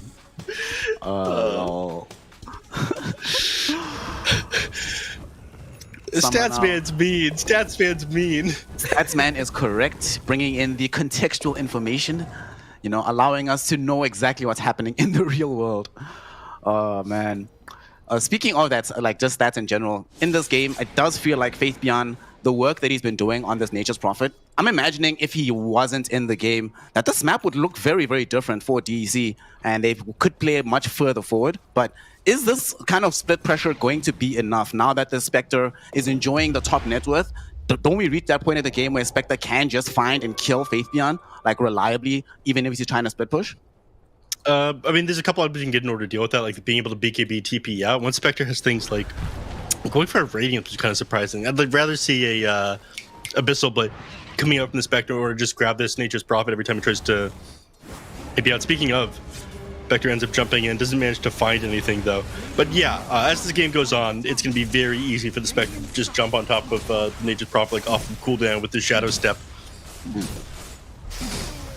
So I don't think your Nature's Prophet is really going to be enough. You don't have, I mean, I was just about to say you don't have a huge net worth advantage, and actually the Nature's Prophet surpassed the Spectre again for just a moment there before the Spectre took the tower.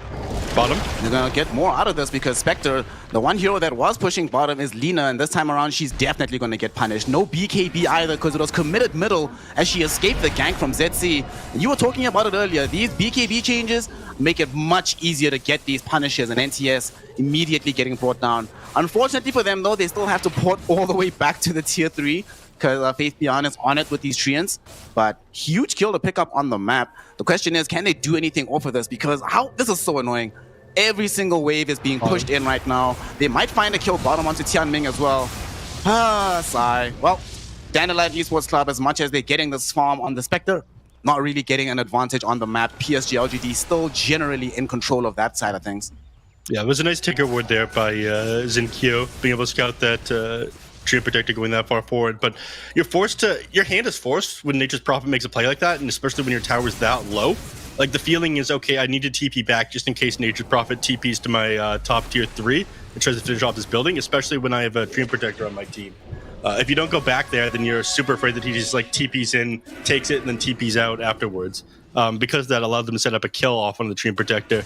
So the mental warfare coming out here from PSG LGD and them taking advantage of that, knowing it was super safe to go for that Treant Protector and no one would be there to take a fight against them as they jump them. This game right now, LGD is also back in pole position on the farm charts with the Juggernaut and Faith Beyond at the top 2 slots. They're going to smoke up right now and try to connect onto the top side of the map, hoping to try and find a big fight. We have about 100 seconds remaining on this Aegis, so Spectre is still a very dangerous customer. But PSG LGD, they've never ever shown fear of fighting into Aegises, and we're going to see that now. Dandelion, though, have some specialties they want to reveal as well as ZC coming up onto the fight. They just got the Radiance on the Spectre. NTS will be able to dodge the spear though. At the same time, Overgrowth catches both supports. Shinkyu and Innocence are down already. Ame threw out a lot of damage onto SJ, but not going to be able to find that kill. Now being ran down with the Spirit Siphon. They have a lot of danger onto the Jug. Jug goes in with the GG slash. Not going to be enough to kill though. Beyond still staying alive. Shallow Grave is also going to come out. At the same time, Summer not really making their presence known in the fight too deeply just yet. I have to say that, but here's going to be the jump in, revealing this Radiance. Faith Beyond forced to pop the BKB, attempting to run away, but this can only last for so long. Innocence, though, brought back through in the Chain Frost, will have to die back immediately, and that's going to buy enough time, though, for this chase to be subsided and abided onto the Nature's Prophet, but unfortunately, Summer has access to the Shadow Step, gets forward, they get that additional kill. They're not done just yet here. Inside the tier 3, or inside the base right next to the tier 3, they jump onto NTS. And the Spectre dropped here, Neff. We're starting to see its power pick up in these fights. They demolish LGD in that one, even though LGD thought that they had the better approach for that fight. Now, let's not get ahead of ourselves here, Snare, because if you look up at the top lane, you'll see that tier 3 tower is now missing. So you win the battle, but did you win the war? Not to mention the fact that all these lanes are currently pushed in. By the time they manage to shove in from the mid lane to that tier 2 tower, the Nature's Prophet's going to be back up. So yes, you managed to even out the net worth advantage. Yes, you definitely won that team fight, but you lost your tier 3 tower and the lanes were all shoved in enough that you're not able to get anything more on the map after all this happens. You might get a quick kill onto Shinkyu, so this is just a consolation prize for not being able to get much more off the map. Shinkyu did get off the BKB quick dispel. Can he get the rebound? So sick. No. There's no chance here. There's no chance here. Still gonna be a kill. Now, you see, now I'm paranoid. As soon as I see these kills happening, I'm immediately looking to the side lanes. And guess what? Look who's out in this top. It's Faith Beyond. Good old Faith Beyond, keeping this push going. This is so frustrating. What do you do on the side of Dandelion to deal with this? Radiant's middle tower is under attack. I mean, they're doing exactly what they have to. Like, the later this goes, the better off they're going to be. Spectre's going to have more items, be able to jump on top of people. You are now going for the Abyssal Blade on the Spectre that we were talking about. This is going to make it more difficult for the heroes like Nature's Prophet and Marcy to be able to continue to run away from you. When you're just like getting the Abyssal off and whatnot, no like TPing out. The Spectre by himself is going to be able to deal with these split pushes a lot of the time pretty soon. But again, you haven't managed to take any objectives despite the fact that you've won the last like dozen team fights because of how PSG LGD are playing the map. Map control, very, very good in favor of LGD right now.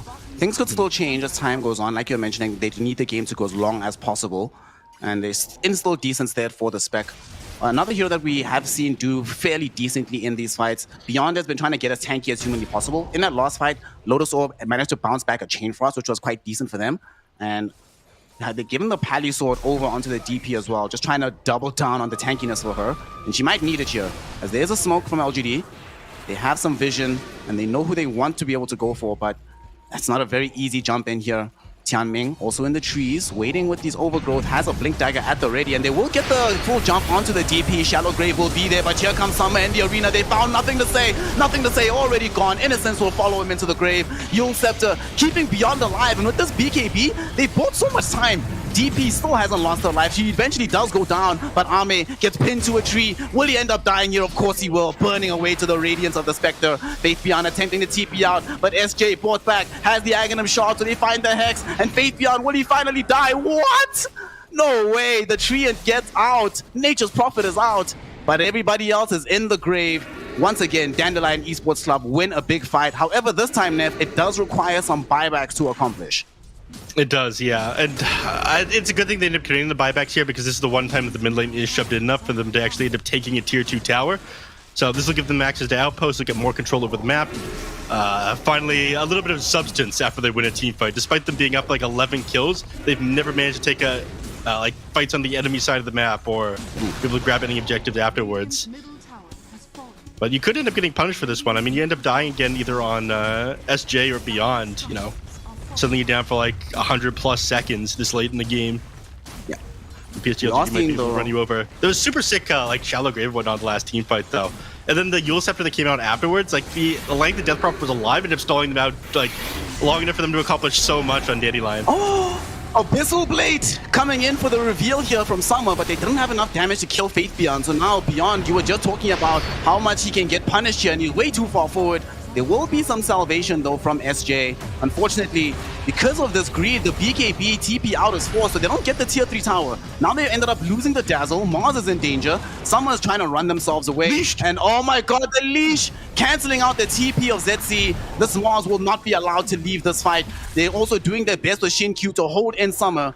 ZC just trying to run down here, and they've decided to switch targets, but ZC still alive, just baiting them away from where the Spectre is. Knows that he's going to die, but just gonna make it a little bit difficult for them, and they will eventually find this kill. But in doing so, they save the tier 3 tower. Dandelion Esports Club got a little bit overzealous there, and they end up not getting as much out of that push as they thought, Nev. Yeah.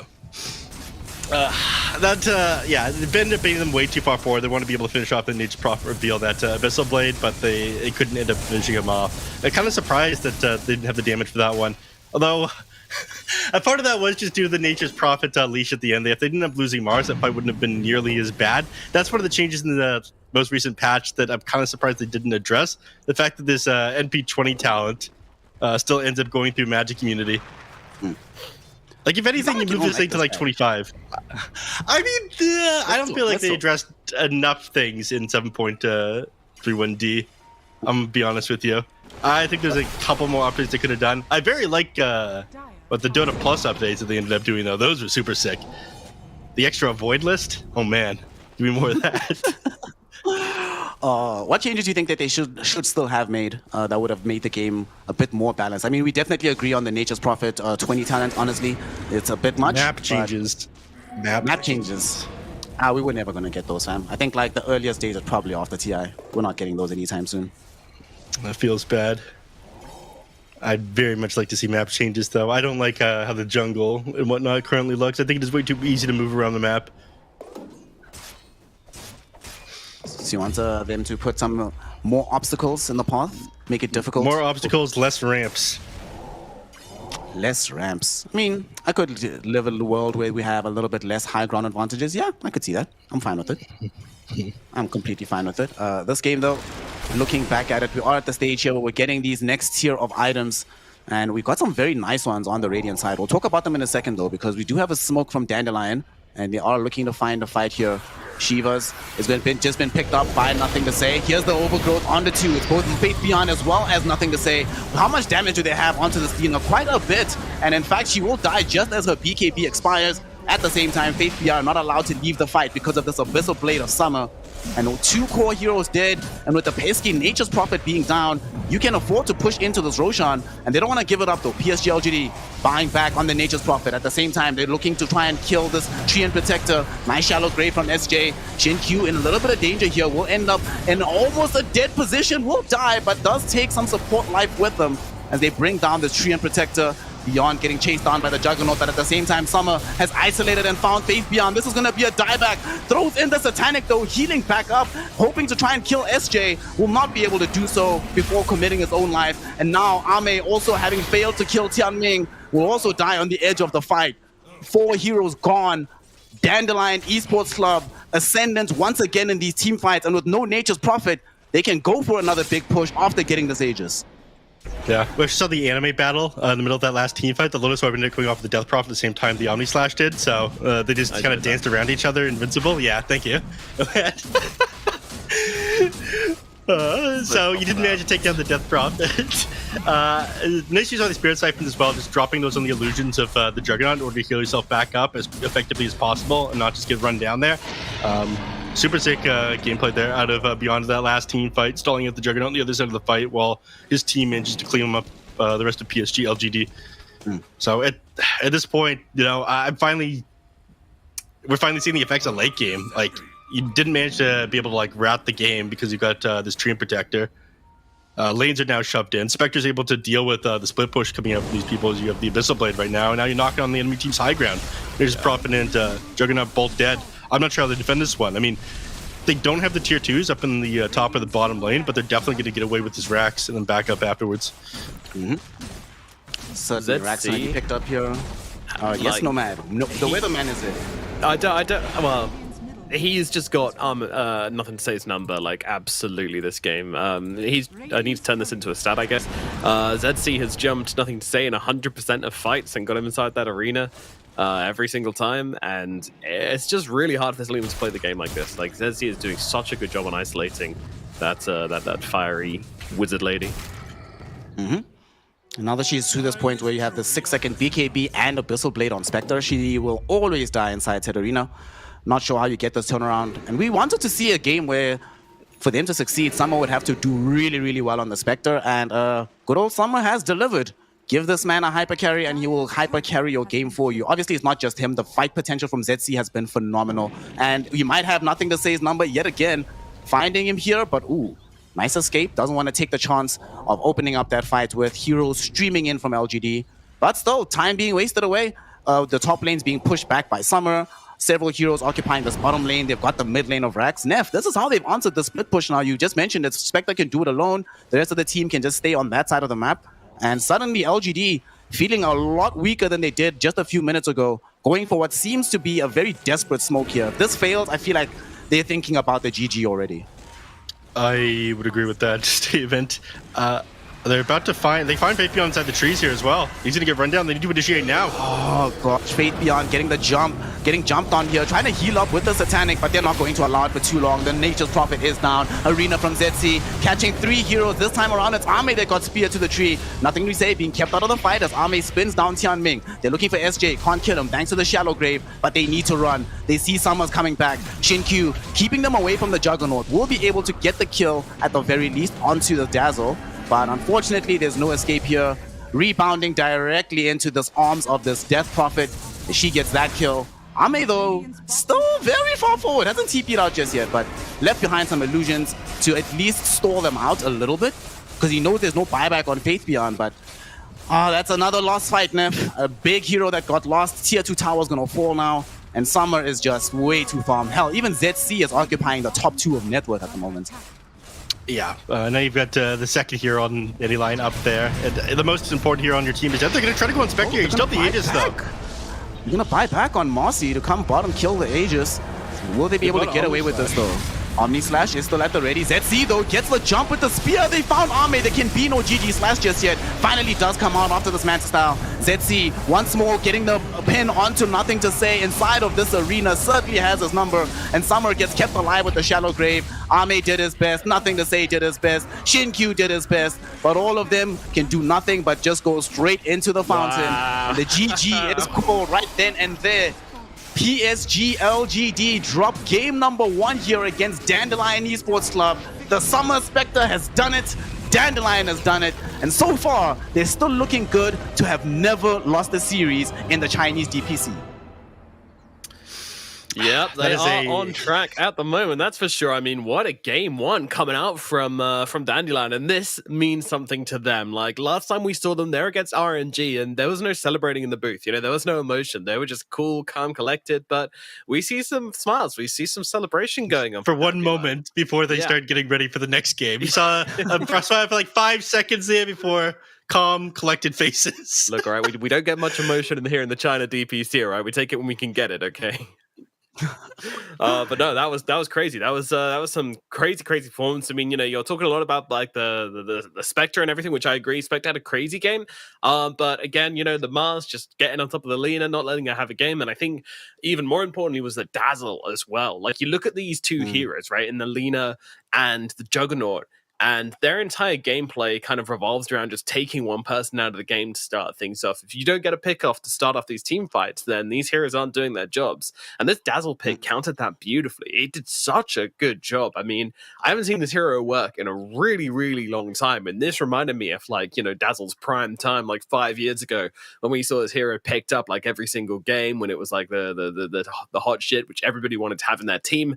And all because of that save. And yeah, he did exactly that. But that's going to put Dandelion in front for this first game here, which is absolutely crazy. But you know, we considered that this might happen, and we hoped, I think, it would happen, because it's just super interesting to see and super cool to see Dandelion coming up and taking a game off the strongest team in the region for the past 2 seasons at the very least. So yeah, awesome stuff. Who did you think did do well on the side of LGD though? Despite Faith Beyond. It had to be Faith Beyond. I mean, that man was jumping around the map, keeping things pushed. And even that fight they started to lose in late game, made take the top tier 3 while that was going on. Eventually just became too difficult, though. Spectre, an amazing hero, dealing with them. Tree Protect being able to hide in the trees. There was so much you had to keep in mind when was going for the split push. So a 4-death game for your Nature's Prophet where you end up losing, like, that is... It sounds ridiculous to call that respectable, even though you end up losing, but it's incredibly respectable. You only went down 4 times. He was very easily the MVP on their side. Fully agreed. Without that Nature's Prophet, I think they lose the game a lot sooner than what happened here. I mean, there were a couple of decent fights for them, but as this game started just going on and on, it just felt much more difficult for LGD. Without Faith Beyond doing well, yeah, this game would have been impossible. We also saw that, just like you're mentioning, Nomad, not only did they have issues killing these heroes through all the sustain, even their supports. You throw out Chain Frost, you go in with Shinkyu and the ultimate going, but you expect to kill heroes to be able to walk away. Half these fights was just beyond not dying. Okay, that's the wrong time to say that during this replay, but as soon as he got Shallow Grave, Living Armor, just sitting there, Spirit siphoning up everybody, wasting time, and the more time is wasted, these ultimates finish on the side of LGD. Then it's like, well, what's our fight potential versus the Spectre? Not really all that much. And as time goes on, it just becomes harder and harder to play this game. I'm really impressed by what we saw from Dandelion. It wasn't a situation where they just won an easy game, because LGD was still playing Dota, still doing good stuff, still making amazing movements across the map. Just turned out not to be enough at the end of the day. Yo, shout out Ricky. Earlier on, he was telling us that he thinks this is going to be a 2-0 for Dandelion. And Ricky's right now, crazy. That guy's an awful caster. He doesn't know what he's talking about. You can ignore him, you know. 2-0 is a little bit ridiculous. Sorry, continue, Snare. I was gonna. At the time, we were laughing at him. We called him a madman. But here we are, looking at Dandelion just completely outplaying them. This is one of the better fights where Faith Beyond, did his best to try and escape here. But this, I think, was a harbinger of what this game was going to look like. Just them trying to escape, doing their utmost, but unable to meaningfully respond in the fight. Yeah, like, in retrospect, I mean, I know you guys are saying that Faith Beyond did do well, and obviously he did, But I just would have liked to see him on a different hero. I feel like if you get yourself some frontline to work alongside this Juggernaut and this Lina, so sick. rather than having 3 heroes, the Dazzle save here was just one of the most ridiculous ones in the game. It's so good. So nice. And like, Beyond is out of the fight. I think he does die in the end, but like, worth it. You've already killed 2 heroes, one of which being the enemy mid laner. Like and that's all from the Dazzle save as well, just allowing these spells to come off. But yeah, if we had something more frontlining on Faith Beyond, I feel like that would have worked much more synergetically with the heroes they have. But it kind of feels like on LGD you have all 3 cores who are kind of trying to play similar roles. This one is actually pretty crazy as well. So the Juggernaut jumps onto ZC and he realizes that he's not able to Omni Slash this guy because of the bulwark. He's like the worst target. Then he like refreshes Ame, so he ends up stalling like a full 6 seconds of this guy just being disabled at the start of the team fight. And he accomplishes like almost nothing. Like ZC single-handedly stalled out Ame in this last team fight. We saw Ame get stalled out by the Shallow Graves, by Lotus Orbs and the Death Prophet. Like, your game was so difficult on this Juggernaut because of how well Dandelion played around you. Sorry to interrupt you. I just wanted to highlight that in this previous fight, and I guess some of the other ones. No, absolutely. It's a critical thing to. Do you guys feel like we should have seen a Silver Edge on the Juggernaut, or do you think you really needed this Mjolnir and this Ioscardi? You know what? I agree with that. I think that he should have got the Silver Edge. I was really if he did, surprised. then yeah. Because you maybe maybe thought thought to that- the Mjolnir, right? Yeah, he did. To be able to get on top of these targets. But, we saw at the end, like, the Lina's Silver Edge didn't end up being enough. They had shut down Nothing to Say his game reasonably well. So it ends up being the MVP. I mean, Summer did do incredibly well. Slower start at, like, 2.4k net worth. He's definitely 1,000 net worth behind the Juggernaut at the beginning. But, slow and steady wins the race, as they say. Certainly does. Look at that damage ratio, gold to damage. Nomad, is it possible to like try and find if this is the highest so far? Because the highest I've seen in one of these games. Obviously, Spectre probably skews that stat, but that's really impressive actually to get that much damage out, even with the Spectre, given how late he got the Radiance in this game. So very impressed by what I saw from Summer. Although I'm not sure I agree he should be the MVP. I think like ZC and SJ probably deserve better shouts, but what can we do? It's a hyper carry for Dandelion. He is like the centerpiece of the team, so we expect them to always rate him pretty highly. Yeah, I mean, there's no doubting he had a great game. As he's on the front lines, he's doing the work. But I don't know. I thought the Dazzle was the fact that he's picked Dazzle and he's made it look strong. You have to be some kind of like godly player at the moment to pick Dazzle and make it look strong. But maybe this is a new thing. Maybe this is the new stuff coming up, and we're gonna see like plenty of Dazzle coming up in the future. I hope so. That'd be interesting. But I'm pretty sure it was just like a really nice answer in this game. So yeah, we'll see what he can do, and if he's going to pick this one in the future versus his heroes. Yeah, so moving into game number 2, what are we expecting? Do you think they're going to let this Marcy through again, by the way? I'm not sure Marcy ends up.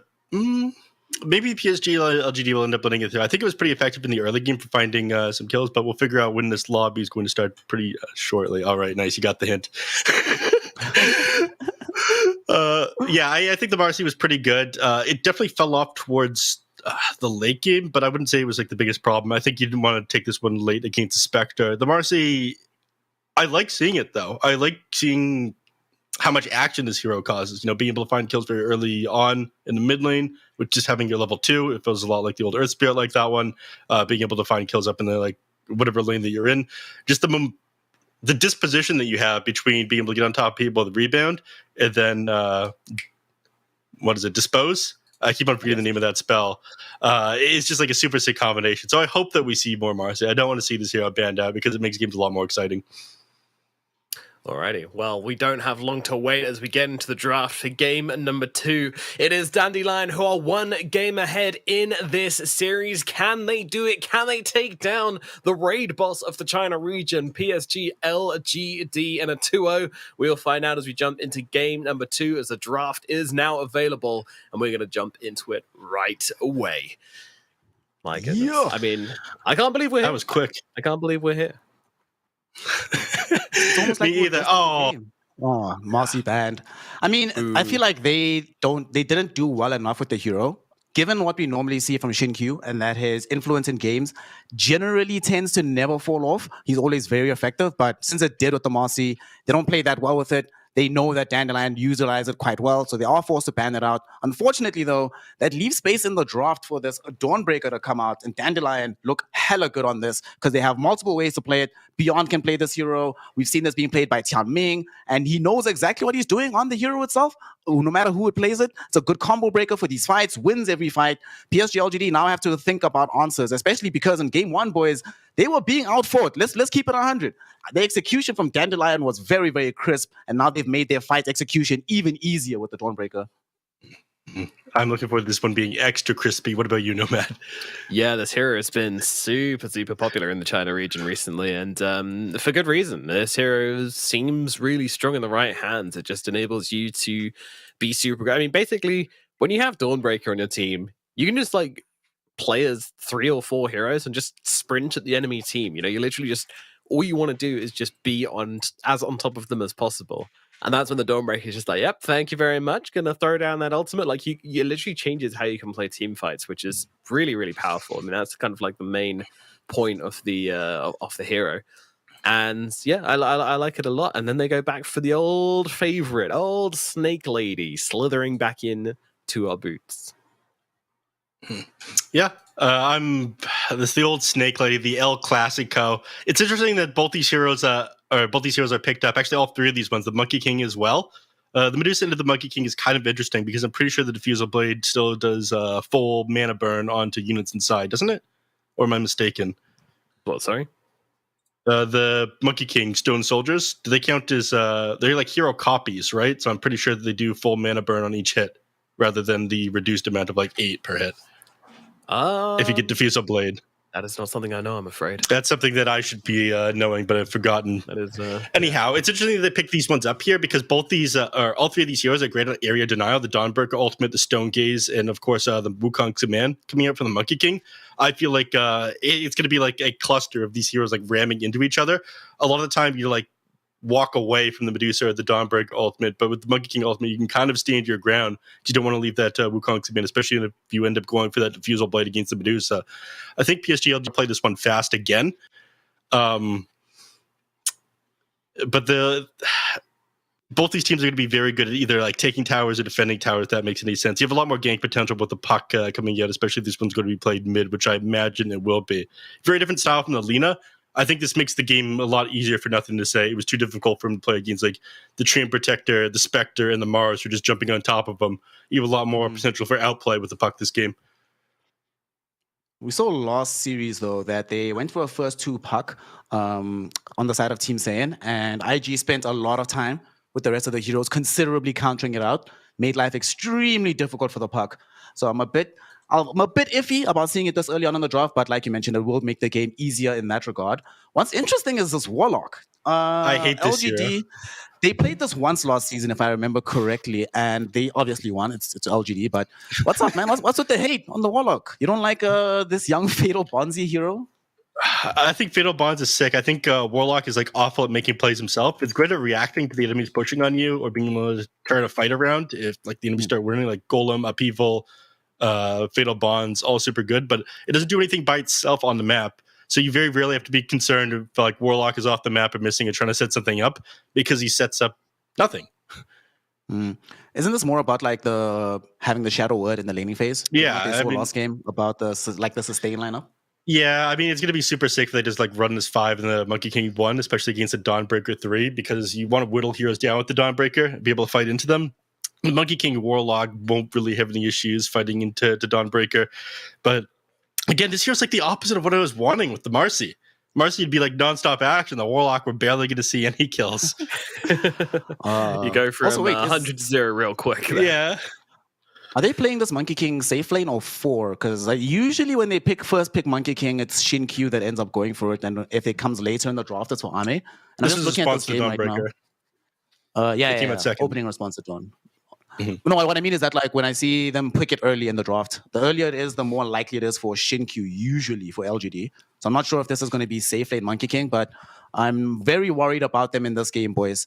Brewmaster, Void Spirit. Brewmaster, phenomenal team fight. In this game, I don't really see them being able to prevent the split coming out reliably. And we just saw ZC demolish RNG the other day on this Void Spirit. and I think it looks like a fairly decent game for him as well. Nomad, you got some stats for us about like the win rate so far on these heroes in the same game, like the Void Spirit Brewmaster? Have they played together that much this patch so far? I mean, I can get that for you in a minute, but I just want to talk generally about the matchup because I think it's actually very interesting that they put the Void Spirit into the Puck. I think Puck is a really bad hero at the moment if you don't get a ton of value from the coil. And I think you've kind of given him that by picking up this Void Spirit. So I'm not too sure. I mean, it is very much a kind of counter matchup. The thing which is different now, though, is that Puck doesn't get the Aghanim Scepter anymore. His axe is now just some kind of laughable rubbish. Maybe we'll see it, but I highly doubt it. The Void Spirit obviously still has that AoE silence, which is really tricky for the Puck to deal with. It's really easy to just spam it down, catch him off guard with it. So I think that really skews the matchup in the Void Spirit's favor.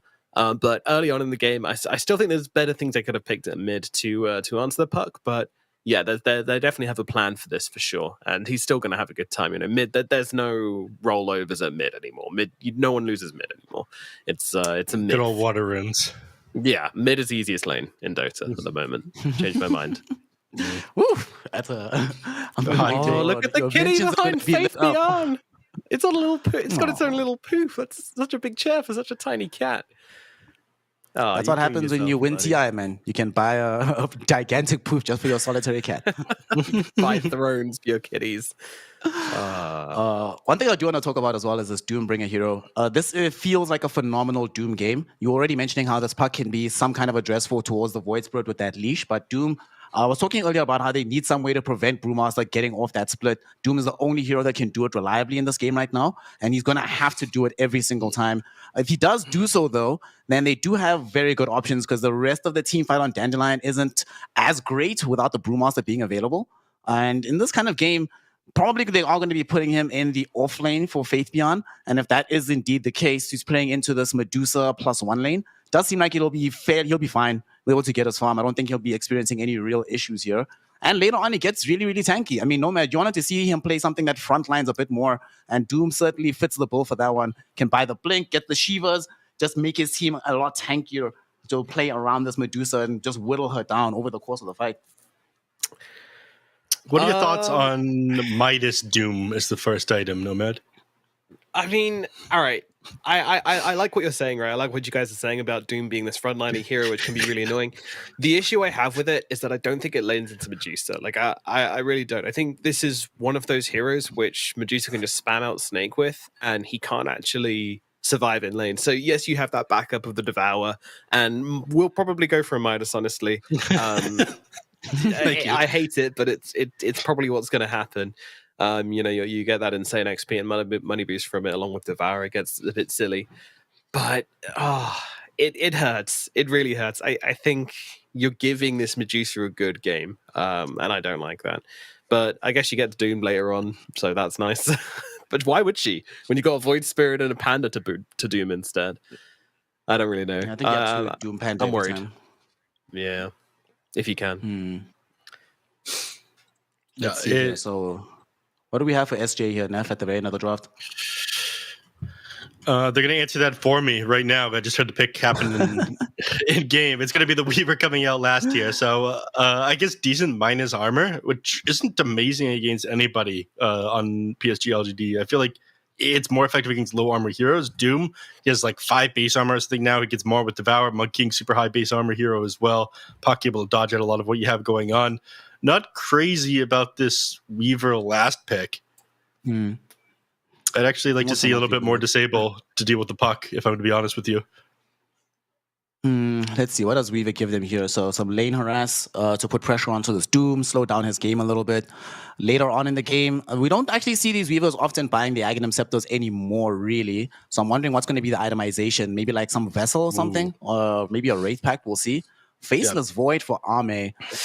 All right, there is damage into the bubble. There's a Puck in the game, and we have seen, of course, that they have access to this young the Faith Beyond damage is being thrown out. Just Doom somebody, make sure you kill them at the end of the duration of the Doom with this bubble. Lane is all right, it's fine against this Brewmaster. I'm generally lately not really a fan of Faceless Void. Didn't they lose with this when they lost to eHome in game 3, was it? where they had this Faceless Void. And oh yeah, it was game 3 where they had that with Chronosphere. That was hilarious. I'm not sure if Ame is still traumatized by that. But I don't know, boys. I'm not feeling the presence of this Faceless Void. I feel like Dandelion can play very well around it. The rest of their heroes are tanky enough that there's only limited circumstances where you can guarantee a kill in Chronospheres. I don't know. Tell me good news about this, Nomad, about this Ame Void. I mean, I know it's super high win rate because it's LGD, but do you like it in this game? All right, so do they have damage to put into the Chronosphere? Yes, they do. I mean, you've got the Wukong's command, which can help, but obviously it's Jinky playing it, so it's going to be a +4. But yeah, you've got a little bit of damage to throw out into the Chronosphere. I think what it does give you is another way to kill off the Brewmaster before he gets off the split. It gives you ability to kill off the Void Spirit. You know, with a support duo of Monkey King and Warlock, you're obviously going to be lacking in the lockdown just a little bit. So, you know, you don't have that Hex here to catch out the Void Spirits. This was kind of necessary, but I don't think it was good. So I think it's helped make these drafts more even for sure, but I'm still favoring Dandelion pretty heavily. And I think this Weaver pick is really, really good. I think they anticipated this Void, and that's why they picked this Weaver. Because it's a position 4 Weaver, it's going to build an Aghanim Scepter, I reckon, and that's going to give you another form of save inside the Chronosphere, which I think is going to be really, really sick. So that could be really clutch later on in the game. I really like the Dandelion draft. I think they've got more ways to outplay LGD. But overall, I think, you know, if the drafts go like if there's no clutch moments, it's going to be a pretty even game. And I love that. So do you guys agree? Kind of agree. I do think the Faceless Void coming out last is necessary, and I think this is going to set up a lot for like the Doom being able to get his signature ability, Doom, up onto the Brewmaster or the Void Spirit for that matter. So I think it was like best carry they could have picked at the end here, but I'm still not crazy about the limited option with the Warlock. So I like PSG LGD's draft again, but I think I dislike the Warlock enough that I want to go with Dandelion for game number 2. Going for Dandelion because screw Warlock. Got it. Alrighty, let's jump into it. It's game number 2 as Dandelion have a 1-game lead over the China Dominators PSG LGD. Let's jump into it and find out exactly how this one's going to go down. Yeah. Now, Snare, you never got to say who you prefer at the end here. I mean, you're too busy asking, no matter you're falling back into that host role that you're normally in. Well, all I'm gonna say is Ricky was right. That's all. I hate to hear that. Ricky was right. I think, honestly, this is one of those games where LGD only wins if they dramatically outplay Dandelion. And I don't think from what we saw in game number 1, they're that much further ahead. At least not right now. Maybe at their highest ceiling, but this is very clearly not LGD at their absolute best. And under these conditions, I really like what Dandelion have to offer. And they pretty much got all of their signature heroes. Like the only thing that's a bit atypical, Tianming hasn't played this in a while, but he has played a lot of support Weaver. You know, we have this SJ Brewmaster that they played a lot last season. Beyond is playing this new Dawnbreaker. And most importantly, Summer, Medusa, and ZC Void Spirit. This is like a dream draw for Dandelion, honestly. I can't really see them losing this game. We'll see if that comes true. I do like the points about that Nomad was making, and I guess you were making as well, about Void Spirit being pretty good against the puck over the mid lane. Aether Revenant's a great way to counter out him when he tries to use his phase shift. You can catch him with the silences the game goes on. He's one of the better heroes at chasing him down. But I do think nothing to say is like outplay potential is going to be a lot more. It's going to be easier for him to play around what Dandelion doing this game on this puck than it was for him to do on the lead on the previous game. We'll see. Let's look at what's going on in some of these lanes. So up in the top lane, you see that they've already pulled this wave between the tier 1 and the tier 2 tower back here. It's going to deny a lot of XP over from the Faceless Void. What can you do, man? You gotta do the right thing, keep the Void under as much pressure early as possible. Still, though, they're just gonna be spending time like trading farm, down bottom. This is where I'm very interested to see what they're going to do to address Faith Beyond. This is part of the rationale of getting this Tianming Weaver. Even though they are playing this 4, they make a point of it to bring it to this bottom side of the map to keep this pressure up. So Faith Beyond needs to play very decently here to ensure that he gets the farm that he needs. And he's super important this game. They cannot have a poor Doom here. He is necessary to be effective in this situation. Bottom, Xin Q is actually engaging with the Weaver down here. He managed to get off full stacks of Jingu Mastery, but you're turning on him, trying to run him down now. He's only got 1 stack left, so he's not able to lifesteal back up. Unfortunately, though, for the Weaver, only 1 point into the Sakuchi, so I'm not really going to try and commit by running past the tier 1 tower to find that kill. Doesn't really matter, though, just making space for Summer, who's just continually farming away. This is so scary. Summer Medusa. Yo, if y'all haven't seen this in chat, make a point of it. Download the replays on Summer playing Medusa, and you'll see why this is so scary. And Oh, so you far want to on talk track about for a good Medusa time. gameplay? Yeah, super interesting to watch. I click into creeps. Yeah, man. But it's how you click at the creep sniff. It's how you do it. Man, I just remember we had Marcy making ganks the mid lane at like minute 3. I don't want to see Medusa gameplay, man. You can't tell me you can't slag us about Medusa when you're a nature's prophet lover. Come on, man. I'm not trying to hear the slander from an Look, NP man. The action never ends when you're on NP. You can go start something whenever you feel like it. Speaking of starting stuff whenever we feel like it, right? You know, nothing to say. You're talking about his play potential and what he can accomplish in the game. One of the issues that they're going to run into, though, because they have this off-lane Dawnbreaker, the level 6 is going to be available a lot sooner than what Nothing to Say is going to be normally expecting. So when you go for that first initiation, do they have the damage to fight through a Solar Guardian as well, even on top of the magic damage that they have? It depends who they're ganking with. The Faces Void early on, and the Warlock probably not. With the Doom, I do think that you will have a damage. Doom of the Monkey King, I think, is going to be enough. You can do a lot with the Jingu Mastery and, you know, these points into Scorched Earth and whatnot. He's actually gotten only single point in Devour this game as well. So it's a sign that he's probably going to go, I think he'll go Infernal Blade at level 4 in order to deal with that, be able to go through the Solar Guardian. It's got a pretty big cooldown as well. Nothing to say, very little mana, but does have just enough to lose your orb back out of there after he grabs the Water Rune. He's fine, man. He's fine. Gets out, gets a Shadow Word as well from Innocence. And this is a very, very good spell. So we'll be allowed to get some additional sustain here. Very slow, even-ish early game here. Xinkyu and Tianming trading hits. Medusa playing around bottom. So Xinqiu did Lost Vision. He's not clipped. He can get away now. So because he cleared out the Observer Ward, the Weaver Lost Vision doesn't have level 3 for the Swarm. If he had the Swarm there, this Monkey King would either be dead or be forced to TP out. That's why you targeted the Obs there instead. Might end up losing Faith Beyond, though, because of there being no additional presence, but does get off Scorched Earth. No, he doesn't even need Scorched Earth, just walks away. Low. It's fine. Everything's cool. Much more calm early game than what we saw in game number 1 here, Neff. Obviously, the heroes in question sort of necessitate that. Xinkyu, though, might have run himself into danger, came off the tree. Heal? And, oh my god, almost died. Shout out to Faith Beyond on the Doom, throwing out the heal. Not often that you see the offlaner being that gracious, but his grace does prevent the first blood being claimed by Dandelion. Yeah. For years and years, this is such a ridiculous small heal. It's like, what, like 15 HP, 25 HP? But you can use it every, like 0.5 seconds or something like that. But the 100 heal actually managed to save him there. So, like you said, no first blood. Unless it happens in the mid lane right now. ZC trying to run down with Nothing to Say. Can't quite finish him off, though. Woo. Close call. Here comes Xinkyu. It's a good thing, I guess, that he got bounced back into the fountain because he can come back and give some regen towards NTS. Things might get interesting, though, because he's going to be making sure to try and secure this rune for Nothing to Say. And ZC doesn't even want the smoke. He's just backing up, leaving entirely. And as we look top, though, Beyond, now that they actually have had both supports missioning off of this lane, it's left to the Dawnbreaker solo. He's gonna, Nothing to Say is going to... Oh. So, look, I'm not sure if you caught what happened in the mid lane just now. Nothing to Say... Nothing to Say got a tango past him by Innocence there, and they saw Monkey King jump to the tree there, I believe, and he was going to cut down the tree with the tango after like initiating on him with a Waning Rift, but the Monkey King jumped away first. Oh, gotta love Dota 2, man.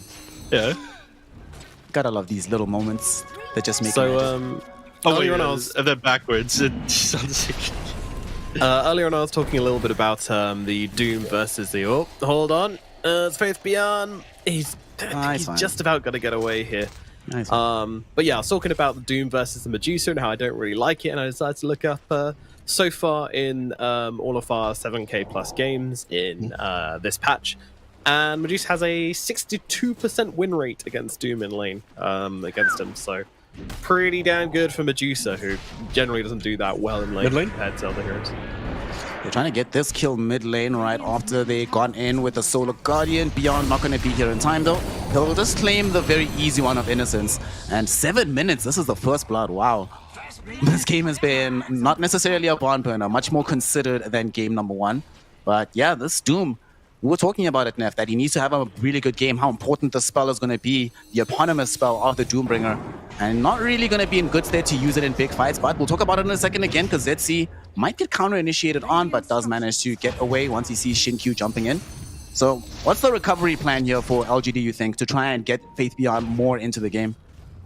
No, might have to hold on real quick. Nothing to say. ZC might have gone too far forward.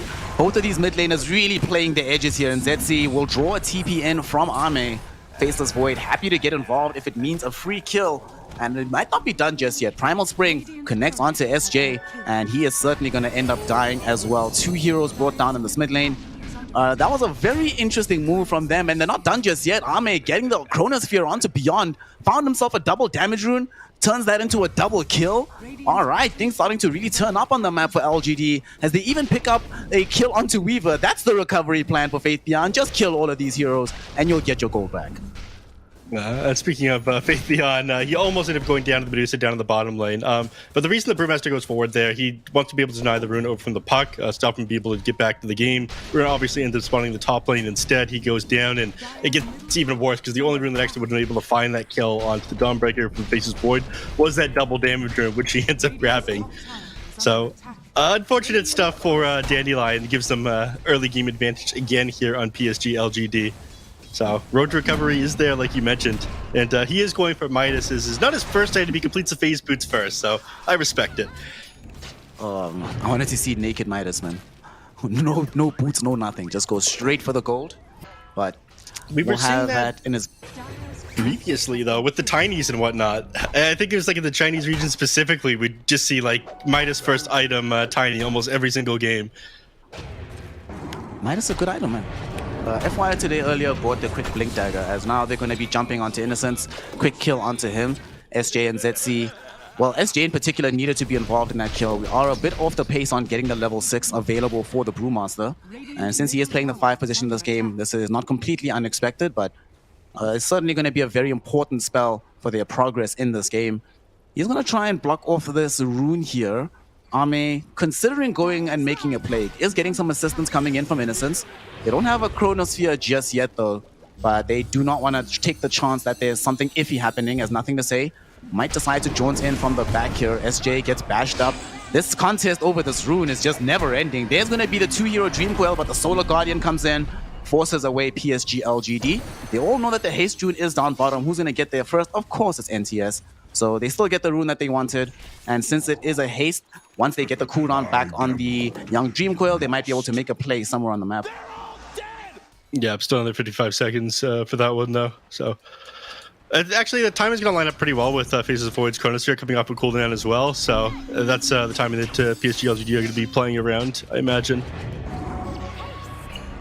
I think Dandelion want to stall this one out for a little while longer, though. They have just hit level 6 on the Brewmaster, so we could potentially be looking for something, but again, unless the fight comes to them, I don't imagine we'll be able to take too much of advantage over this one. They don't have a ton of disable on their side either, so it's difficult for them to run heroes down with this Brewmaster ult. Mid lane. Up in the top lane, Beyond is working on the first item BKB, which is kind of what we see consistently from Dawnbreakers. From what I've seen, the build is that if you play off lane, you go BKB Blink, and then if you play support, you just rush the Aghanim Scepter. And in this game, obviously he is in the off lane, so we'll just rush in for that BKB. Has access to Solar Guardian in quite a while. It's going to be a long time before he can be on the map. But we see the first smoke gank from DC. They're moving bottom. They want to try and isolate Faith Beyond. They have clear vision on him. SJ is here, has an ultimate as well. And there's no way that the Doom gets out of this. The Doom will fly out onto ZC, but let's see if they have the damage regardless. They have enough right clicks from Tianming, perhaps. They got the bugs out onto him, trying to chase him down. But their reinforcements streaming in from PSG LGD. They do not want to let them claim this one for free. And it looks like they've been successful in preventing the death from happening. Jumping onto ZC, though, will not be as fruitful for them. Xinkyu trying to escape here will tank way too much damage and certainly ends up going down to Tianming.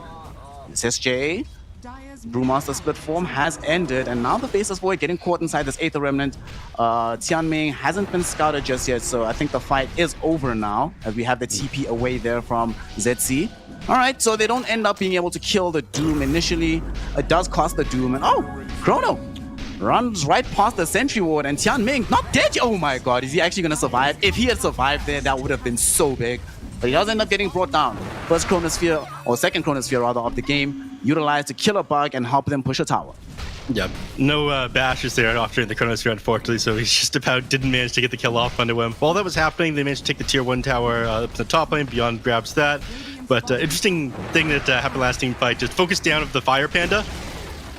Innocence and even was clicking down that one, even though Warlock almost never ends up clicking heroes, just to be able to reduce the damage. It just like significantly reduces the DPS coming up from the Brewmaster there, so Doom manages to walk away at the end. Nice targeting there from PSG LGD, making some use out of the Warlock, even though I hate this hero. It's interesting skill build he's gone for as well. He decided to max out his Fatal Bonds.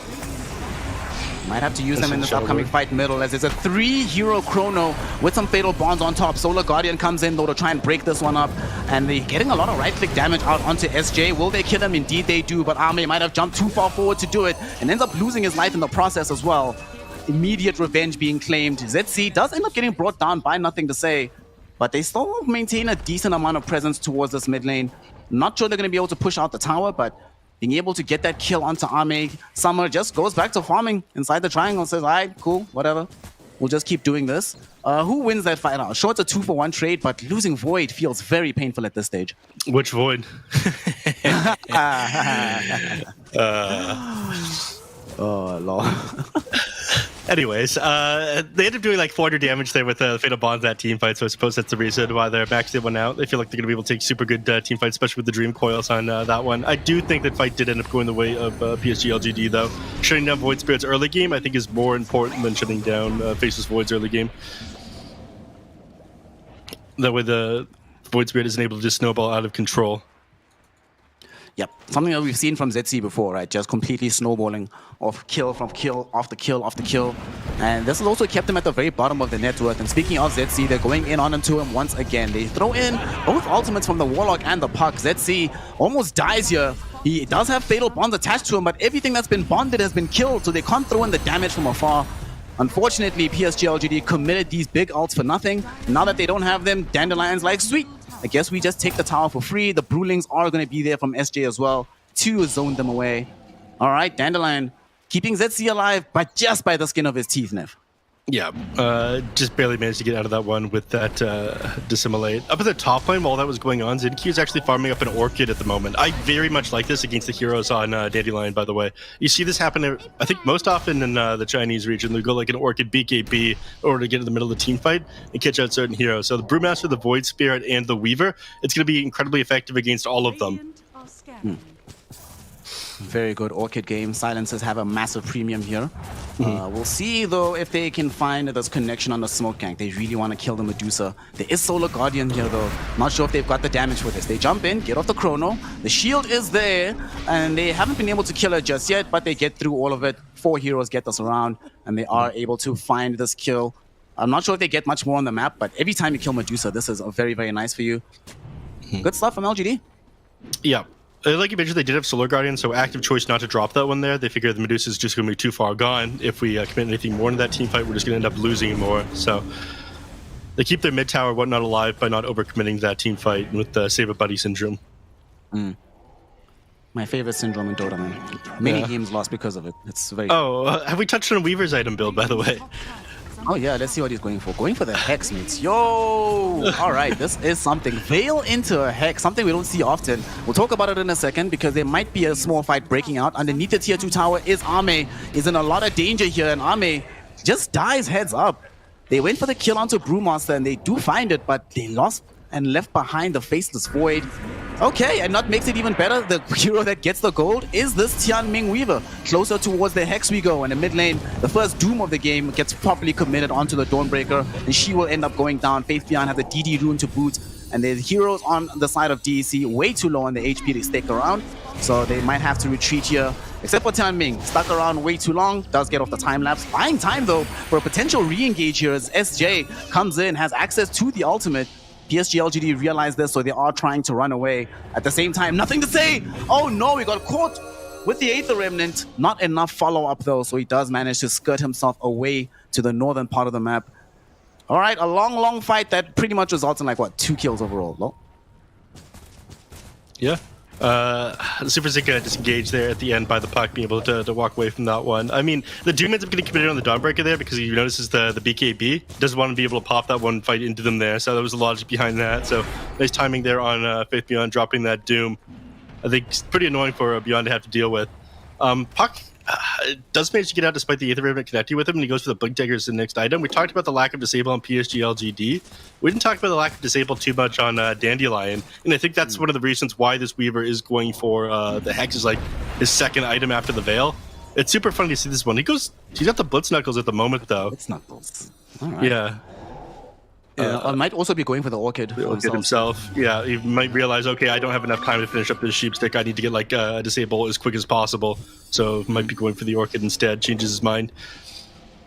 We saw Orchid last game as well against the Puck 2, and it's obviously a very effective item. I think they had Orchid on the DK it was, for Team 4 IG. But yeah, definitely makes sense. But you're right that they have a lot of lack of Disable.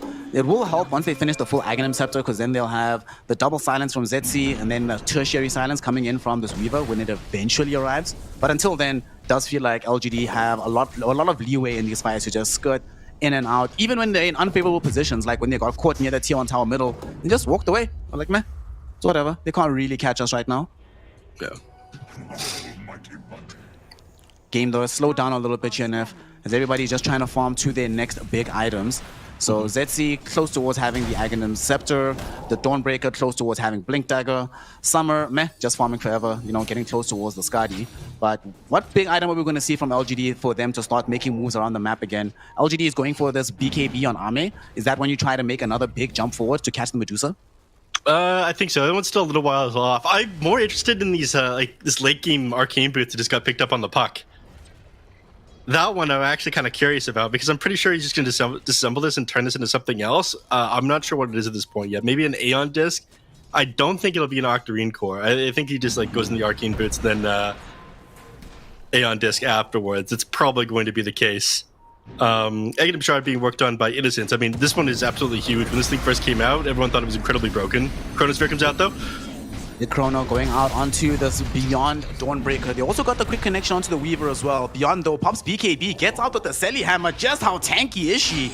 My goodness, those spies are not just for show, using them to stay alive. And now here we go, SJ throws in this big ultimate. They want to try and get a connection down bottom onto Shinkyu, and they will be able to find him. Nothing to say, is hiding in the trees. Shinkyu does scout him out with this Astral Step, but they don't really want to jump directly onto him. He's going to try to chase down Beyond. Behind the tier 2 tower, will not be able to claim him just yet. At the same time, a bit more north in the fight. SJ, the Brewmaster split has subsided, so they're trying to chase him down, but they just lack the damage now, Neff. Tian Ming's coming in too, so they really need to start fleeing away from this, and they will, again, a very long, prolonged engagement that only winds up with a support death on the side of Shinkyu. But he doesn't even end up going down. The Brewmaster is deceptively tanky, especially when he ends up throwing out the Cinder Brew. It can really throw you off when you think they have enough damage to bring down the hero. You have to keep in mind that his magic resistance and armor ends up getting trebled for 5 seconds when this thing comes off. So he has plus 15 armor and, with 3 points into it? Yeah, plus 15 armor and 45% extra magic resist. So man simply will not die when you commit onto him. Mid lane. ZC is in danger here. He's going to get blinked on and doomed. And there's no way they even try to help him. Just let him die. Beyond does TP in, but doesn't have access to BKB for another 10 seconds. So he's in a dangerous position, and indeed will end up just dying here. Summer inside of the Wukongs for one, walks out of it. Still just holding on to that Stone Gaze just in case. We'll turn around with some right clicks going back towards Faith Beyond as the tier 1 tower will drop to the catapult. But that'll be good enough for them. So 2 kills being picked up here. Both of them cores. And Beyond, that was a very awkward TP in. Did have Solar Guardian, Solar Guardian was down, BKB was down, only had really the blink. I'm not so sure what the move was there coming in from Beyond. His BKB was on cooldown for another 10 seconds there. That was the nerf coming into play, man. 7.31D. That 15-second increase in the BKB threw him off. That's what I'm thinking anyways. But yeah, sick initiation there from the puck, followed up with the blink on the Doom that were coming off from the Void Spirit going down again. Bottom lane, then Q. Yeah. I mean, it's bound to happen eventually. Yeah, the man's playing on his own way too much. He's going straight into the Bloodthorn, by the way. not going back for BKB. That's kind of interesting. I thought he was going to come back for the defensive item, but you're right. Going straight into the Bloodthorn here. Okay. At the same time, Tianming practically has access to the full Orchid as a result, fortunately, of getting that kill. So more disable will be emerging for the side of Dandelion. You know, you were talking to earlier, we didn't really get to talk about it after the fight broke. Innocence with this Aghanim shard here, that AoE heal, it can be really, really strong in these fights, but so far we haven't necessarily seen them surviving long enough on the front lines to make full use of it. These fights have just been very bizarre. It's just been supports dying all across the field. Might happen again here, Nev, because they are smoked up. Who's a viable target for them to go on here to reveal this Aghanim Scepter? Not positive. I mean, obviously Puck would be the best here if they get on top of him, or the reveal the Orchid on the Weave that just ended up getting completed. They end up dropping off. It gets dropped, but unfortunately he gets chronoed because he's inside the bubble right now. Will get bashed down by Ame. That's going to be a loss on the life of ZC. At the same time, Puck assisting with the kill onto SJ, enabling a double for the Faceless Void. And off the back of that, they immediately head into the Roshan pit. They want the Aegis in their hands. They just picked off the Aeon Disc as well for this Puck, and he'll reassemble it when necessary. But this is a good situation. But look at this, they buy back. They realize that, wait a second, if they don't have Chrono, they don't have Wukong's command, they don't have the Chaotic Offering, suddenly a lot more of their team fight is gone. We can buy back and maybe still challenge around the Roshan pit. Yeah, in the middle of that last engagement as well, when Brewmaster went down, he had the ability to commit his ultimate there, but he chose not to. He realized, okay, I'm going to die. They're probably going to be able to take Roshan afterwards if I don't like buy back or fight into it. I need my ult available. And then he's forced to buy back afterwards. So it was like preemptively realizing, okay, the enemy's using the Roche pit. We need to be able to save Brewmaster ultimate, be able to contest this one since they've just wasted the majority of what they have.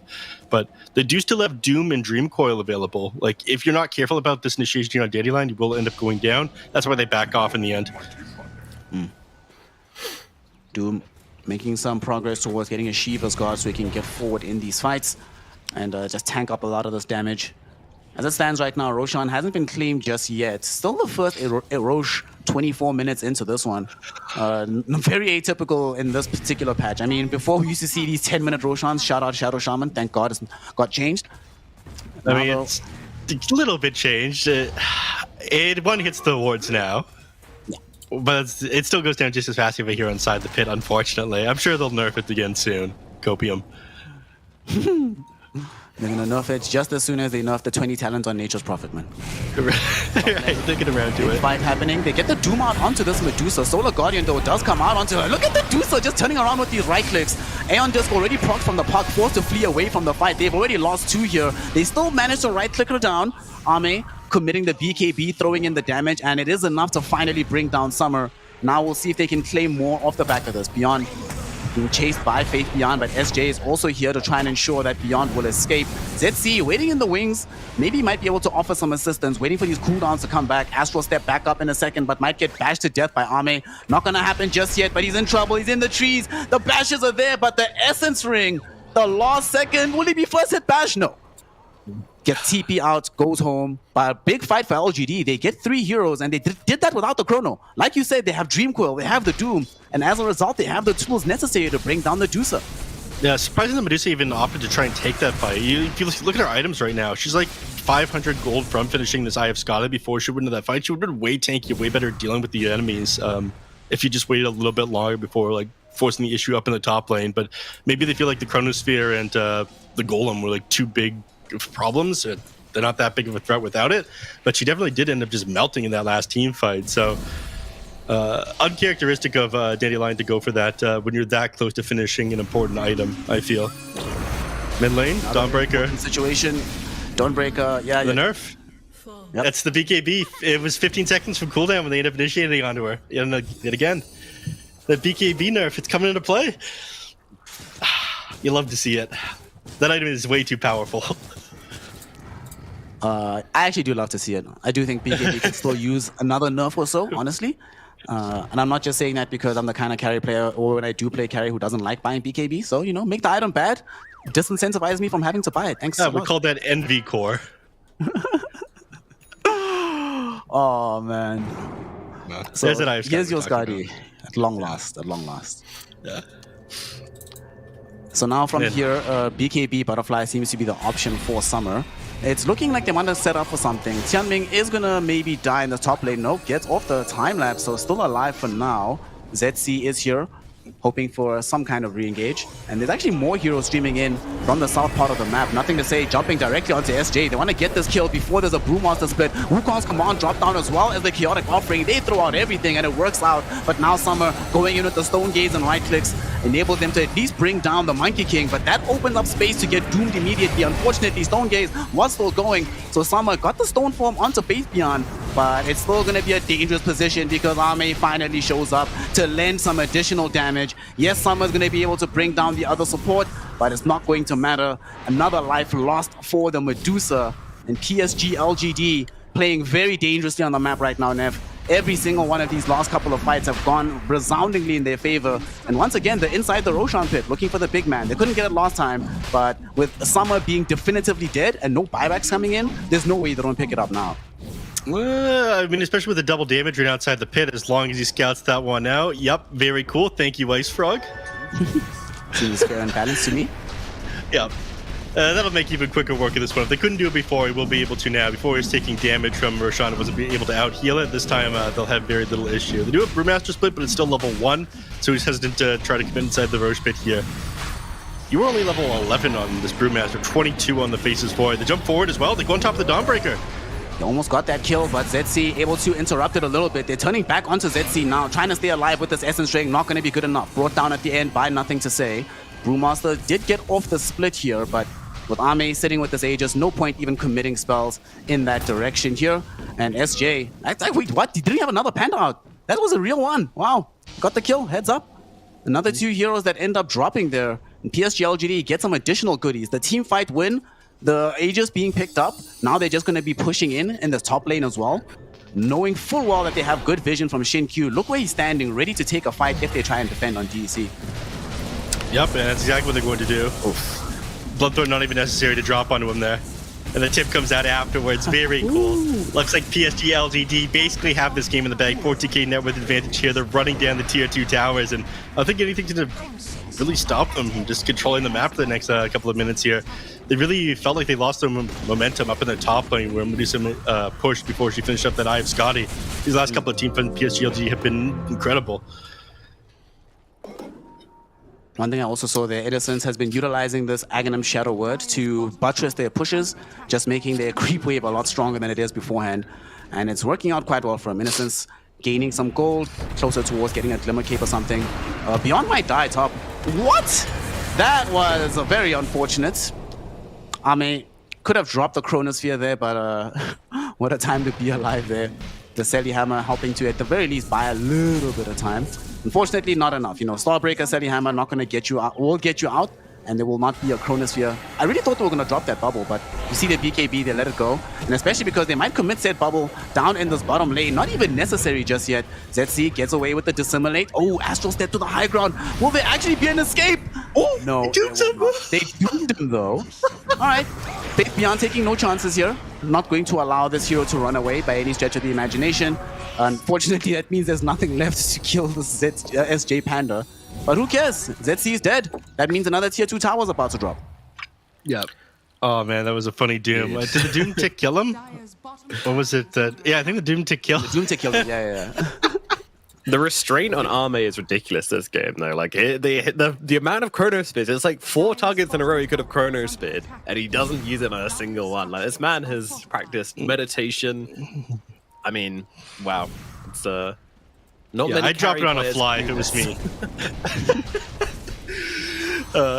It's been super sick, yeah. I mean, him just not using even the Void Spear. I think he's a little bit afraid about the Void Spear just being able to dodge it out and not having a setup for it. And then he realized, okay, the enemy team, they're probably going to be able to like finish him off before he drops the Chrono Sphere. Isn't able to do it though.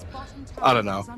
I think he's just saving it for like the next high ground push, and he thinks that's going to happen with this Aegis. So if he wastes it now, his window of opportunity to take a high ground fight with the Aegis plus Chrono is going to be way smaller. Yeah, they have 2 minutes though with this Aegis, and they can try and make something happen on the map. No major item that they're near completing at present. I mean, there's bots coming eventually for NTS, and there's going to be a refresher eventually from Patreon, but they maybe could try and challenge somewhere on the high ground. But we do see this Chrono committed now in this top lane. ZC All right, the patience of Ame pays off long enough for them to find this kill. And now you don't even have to worry about these pushes. It's a 4v5 situation. You don't have access to the bubble, but you can definitely try and make something on the map. I'm still surprised they haven't gone in full-throated for this push in this mid lane, but as a result, they managed to push in multiple lanes at once. So there's several sides on the map that look good for them. And Xin might find the kill on bottom as well. Tianming does get off the time-lapse. And now suddenly the turnaround will be there with Beyond showing up with the Solar Guardian. That enables them to pick up Xin. All right, there's also draw in some heroes. Ame and Innocence came bottom. So they're still not going to be able to go up on the high ground, but they're just consolidating all their map control right now. Yeah, this does mean that they've basically sacked the rest of the time for the stage. Oh my god, he's got gamer senses on Ame. He realized that we was over in the trees there. They know where he is even still. Oh no, is he? No way he TP's. What? What? What? All right. The Medusa, unfortunately, in the top lane, not going to be nearly as lucky. Gets doomed up. They even commit the Dream Coil here, but she is strong enough now that maybe this is not as viable as it used to be without Ame being in the mix. And indeed, she is going to be allowed to survive. And worst case scenario, nothing to say, jump forward. And nothing to say, got killed. The silence creating a lot of problems right now for the puck. And that's 80 seconds in the grave. No buyback available for NTS. And more importantly, Medusa staying alive. That was through the Doom Nef. Just chilling now. Without Ame, I don't think this hero can be killed anymore. Yeah, they need more ways to deal with the Medusa. And they need the Monkey King as well because you have the Butterfly, so that true strike coming out for the Bloodthorn is incredibly important. You just have like way too much sustainability in these fights when you don't have that. I think your next item is probably just going to be, what is it, Daedalus coming out for? No, just Town Portal Scrolls. Very cool. Probably Daedalus coming out next. There's no need for Build a Silver Edge, and at that point, you're just going to be able to stand your ground during that Doom and click back on the enemy heroes. So some are now a massive issue. Yeah, but they go for this fight. Starbreaker out onto Innocence and Silence Left as well. They get Xin, and inside the Wukongs, the bonus armor is there. Not going to be enough though. At least I'm saying that Chaotic Offering gets dropped down. The counter initiation. Beyond getting off the BKB, forced to run away. Summer has also shown up. Ame once again being patient, not yet dropping the bubble, waiting for the Stone Gate to be committed. Now we can get a clear shot at the Medusa, but there's not enough damage just yet. Still alive. Will they be able to get this kill? Okay, there's no way that she ends up surviving, and she will die. Zetsi following into the grave as well. And that is a huge team fight. Dandelion were the ones that went for that fight, Neff, and they run headlong into a team wipe. Not a single hero claimed on LGD. Are we not going to talk about the lap that the Faceless Void just did around the Chronosphere? He's trying to dodge out to the Aether Remnant, but instead he just uses the 1,000 movement speed he has inside the Chronosphere to do a lap around him. It's a victory lap, man. It's literally a victory lap. Funny, man. Gotta keep up that fitness, you know? There's never a day to skip, you know? You gotta keep your regime. Discipline! That's what Ame is all about. Oh my god. Well, LGD, I mean, they turn it back on for game number 2 and they take the victory over Dandelion back in a dominating fashion, which we haven't really seen from LGD so far. This level of cool, calm, crisp, and stylish gameplay is something which we have not been seeing from this team so far, but it's good to see them back in that mood. Can they keep it up, though? I think that's the question coming into game number 3, of course, but first, let us break down this second game. I mean, what truly went wrong for Dandelion in your guys' heads after casting this one? I feel like this Dawnbreaker going down a couple of times is uncharacteristic for the hero. It was incredibly tanky, but they punished the increased cooldown on this BKB pretty well. I would say that, you know, the speed coming up from PSG LGD, what the Doom was able to pull off as well was pretty important as well. None of these Dooms, I feel like, ever failed. Every time they managed to secure themselves a kill, Dandelion thought they could kind of stand their ground with this Medusa a few times as well underneath that Doom, but they managed to clutch out these team fights. I feel like they just had better understanding of how much DPS they were doing, and Dandelion, I think, overestimated themselves a little bit in this game number 2. Yep, it did feel like there was just that moment in the game. Neff mentioned in the game as well, where they made that push top that really failed for them. But those couple of deaths onto this Dawnbreaker, this is not a hero that sits back and farms. You want to be active on the map. Her dying, and then it kept happening that she would die either with BKB down or Solar Guardian down, and then soon after another hero on the map that could have used her help ends up getting picked off as well. So it just slowly but surely felt like PSG LGD just understood more about what the map looks like. I was talking trash earlier that like PSG LGD have to outplay Dandelion to win here, and they did that really, really well. I must say as well, this Innocence Warlock did a great job with the counter initiations, very patient with the chaotic offering. He would do his cool thing, right? He would wait until he sees Solar Guardian come in or ZC get an actual clean jump onto Puck. And that's only when he'll drop the R, immediately making sure that their counter initiation is counter initiated, and then they can control the rest of the fight. So they did really well there. And I must say, I wasn't really a fan of Tianming only getting this Lincoln Sphere at the very end of the game on this Weaver. I feel like if they had this Lincoln Sphere earlier in the game, I mean, I can understand why he wanted the Orchid, but having that additional defense, that additional layer against Doom would really have made the difference, especially for these heroes that have BKBs on the team. Without it, suddenly, Faith Beyond had a free game. Very rough lane, recovers super well, goes about dooming the correct targets every single time. Then you just get to a point as well, because you're playing 5-position Brew, which I personally don't like. And in this game, Neff mentioned it, right? There was at some point, super late into the game, he's still level 11, doesn't actually have the real potential that you want and expect out of this Panda. So it ultimately becomes a much easier game for LGD. As the game scales, they get more damage. DEC, regrettably, did not scale in the same way. No, they certainly did not. And I mean, it's. I want to talk about the first of many points you raised there, being the ultimates which LGD had available. They drafted themselves Chronosphere, Coil, Doom, and Golem. Maybe we can discount Coil. It's not really like the huge ultimate it used to be, but still, Chrono, Doom, and Golem are game-deciding ultimates. They can be, at least. And that's something which is really interesting to me, because usually, if you're playing Faceless Void and you're playing with like a big ultimate on your side other than Chronosphere, what that allows is for you to be super liberal with your Chronosphere usage, so you can always pick yourself up kills. And that's what Alme was doing in the early game, absolutely. He was running around the map, he was dropping Chrono on like a butterfly which went past just to get a little bit more farm. Anything he saw, he would Chronosphere it, And that's exactly what he needed to get that really strong start he was looking for to get himself in the game. But then later on in the game, something really interesting happened. He actually stopped using the Chronosphere and started saving it for like the really key targets, because he knew that, Faith Beyond or Innocence would pick up the slack in that regard. I actually don't see that very often. The fact that carry players are going to go, right, I'm going to save my ultimate because I'm in the front lines and I'm the one who can actually get the jump with my mobility spell to find those really important targets. And he was almost exclusively saving it for the Dawnbreaker. That's not something I've seen before, but Nev, did you pick up on that? What did you think?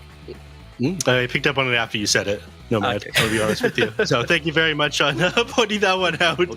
But yeah, the excellent points. I would have come up with that with myself. Nomad didn't say anything, but no, the restraint that he ended up having as the game went on, like you mentioned, was pretty sick. So if the enemies ever were able to take a super big team fight, or I forget which caster said this, but they said sometimes the best black hole is not using black hole at all.